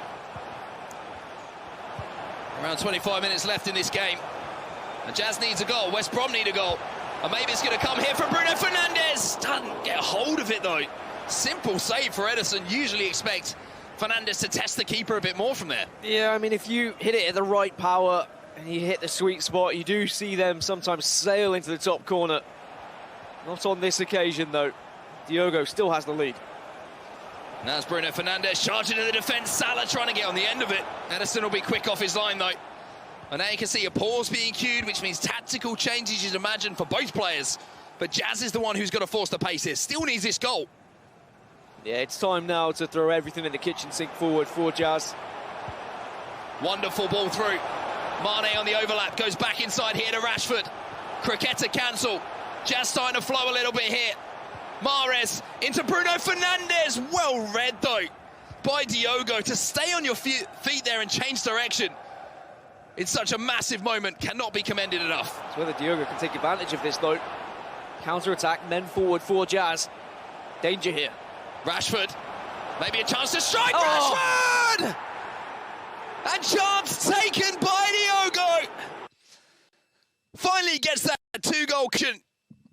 And it was the right foot this time of Marcus Rashford that found that top corner. And Jazz has been wanting to desperately get into that tactic screen for quite some time now. And after having kind of glimpses of hope at the other end, all it took was a counter-attack from Diogo, Adama Traore on that left-hand side bursting into space, and then Rashford with some pretty ballet on the edge. And the finish just tops it off. And now Diogo is merely minutes away from a semi-final, unless we see something different here from Jazz. So Jazz has got to find a way to break through Diogo. He's still got to the edge of that 18-yard box so many times. There's been opportunities to find those passing plays, those intricate plays, the opportunity, the 1v1s to create the opportunity for the strikes. But Diogo defensively in those 1v1s has really impressed me. He hasn't really been diving in too much. There's been a couple of times where Diogo has maybe lapsed in concentration and allowed Jazz to play one extra through ball or one extra pass, but he recovers well, and I think that's what we have to focus on here. When a mistake is made, he does seem to have a backup plan. He does seem to also recognise those little situations where maybe the ball has bobbled the wrong way, and he's reacting very successfully to them. So Jazz needs to strike, and he needs to strike soon, but unfortunately for West Brom fans, he's given the ball away here. Salah making that run in behind. Fernandes just going to carry it through midfield instead. Finally fired forward. And now the chance to counter here for Jazz. Needs to make something of this, Dan. Yeah, I was wondering whether maybe Diogo should just be holding on to the ball, if I'm completely honest. A two-goal lead into the 84th minute now, and he went forward, he went for the goal. But it hasn't come back to bite him because he still has possession. As I say that, Mane wins the header. There is still time for Jazz here. Fernandes, a little bit of pressure from behind from Curtis Jones is going to be enough to make that pass wayward. Wow, and look at the pace there of Saka. You could argue that that might even be a game-winning challenge for Diogo. If Mane got hold of that, there was an opportunity of an attack for Jazz. And Saka, for all the work that he's done in the build-up to this, still has hold of the ball as well. I think you're completely right. The Arsenal man could have been the reason that Fernandes is through on goal and that Diogo will be moving through. 3-0 in this game. He puts the game to bed in the final minutes here. And Chelsea fans, you can start smiling. And that game done and dusted, really. So it's quite right we move over to Liverpool versus Man United. Only 10 minutes left for Liverpool Tex to get through here. The only problem is he's got to defend first. Van Dijk does that. Tex does have the ball back. And he needs to find chances, but gives it away. And Dragon now, with every passing second, gets closer to knocking out Fnatic Tex at Liverpool. A winner of the ePremier League. The inaugural ePremier League when Fnatic Tex took that championship. But Dragon now just has to hold on to the ball and restrict the chances. And Tex has got possession, and there is still time, but he needs a goal here, Mark. Needs a goal from this attack. Van Dijk steps in, though. Mahrez keeps battling for Tex. And Saka will stride forward as quickly as he will be allowed. Son now. Liverpool needs something magical. And Fernandes steps in for Man United and Dragon. And that might be the tackle in this game that wins it for United. And now, at the other end, to finish things off, Dragon can't make the most of it. Merely moments left for Tex, as I think he's probably come to the reality and the realisation that he is not going to be moving forward in this competition, and it's the hands of Manchester United's South Dragon of all players. And look at that reaction, Mark. Dragon knows what he has done. United on this day have beaten Liverpool and knocked them out of the ePremier League on the Xbox. That man on your screen, Dragon, has found the form he's been looking for. He took down second seed Gorilla, knocking out Sheffield United. Now he takes down fourth seed Fnatic Tex, saying goodbye to arch rivals Liverpool. And you can see the frustration from Tex as well. And I mean, a picture can say 1,000 words. Love it. Amazing stuff from Dragon. Not only beating Tex, not only beating Liverpool, but beating Liverpool represented by Tex is probably as good as it gets for a FIFA player, a FIFA pro who supports Man United, and that obviously has the United badge on his chest. Unbelievable stuff. A huge shock coming in, but Dragon in the form that he's been looking for years now and looking absolutely unbeatable. I want to get the thoughts now of the guys on the desk, because that was a crazy final round of FIFA. It was indeed. Mark and Dan, thank you so much. There we have it. We have our 4 semi-finalists making their way through to Friday. Is this 2003? Leeds, Arsenal, Chelsea and Manchester United all making their way through to those semi-finals. Yes, Oli Lito representing Leeds, Healy representing Arsenal. As we've just seen, Falcons, Diogo representing Chelsea, and Saf Dragon for Manchester United will all go head-to-head, hoping to be crowned the ePremier League champion. Yeah, I mean, what a day we've had today, and the action for the ePremier League doesn't end there, does it? Tomorrow, we've got the PlayStation affairs, which we'll see the favourites for the competition. Hashtag Tom playing, and that'll see the group stages and the quarterfinals. We'll also see the finals, including the cross-console grand final on March the 26th, Carl. Buzzing. Mate, I cannot wait. What a day of action it's been. FIFA 21, the ePremier League right here. We've whittled it down from 20 competitors on the Xbox side all the way down to 4, making their way through to Friday. It's so exciting, mate. Unbelievable. I just can't believe what we've seen with Manchester United and Dragon. To knock out Gorilla and then to knock out Tex, it doesn't get better than that. We've seen some huge names going out today, and unfortunately, that's what happens. You know, you can be brilliant coming into these tournaments, but if you don't do it on the day, that is what we've seen. And there's 4 players that have done it on the day. As I said, Leeds, Arsenal, Chelsea, and Manchester United all represented on Friday. Yeah, I think Oli Lito probably impressed me so far the most. You know, that comfortable win against Stokes, 13-2. He looks the favourite. Yes, I'd say so. He's top of the FIFA Global Series rankings right there, top in Europe, goes through. He'll be full of confidence as well, Joe. Yeah, absolutely. Thanks for everybody at home for tuning in. Make sure you come back tomorrow. Thanks very much for watching. We'll see you later.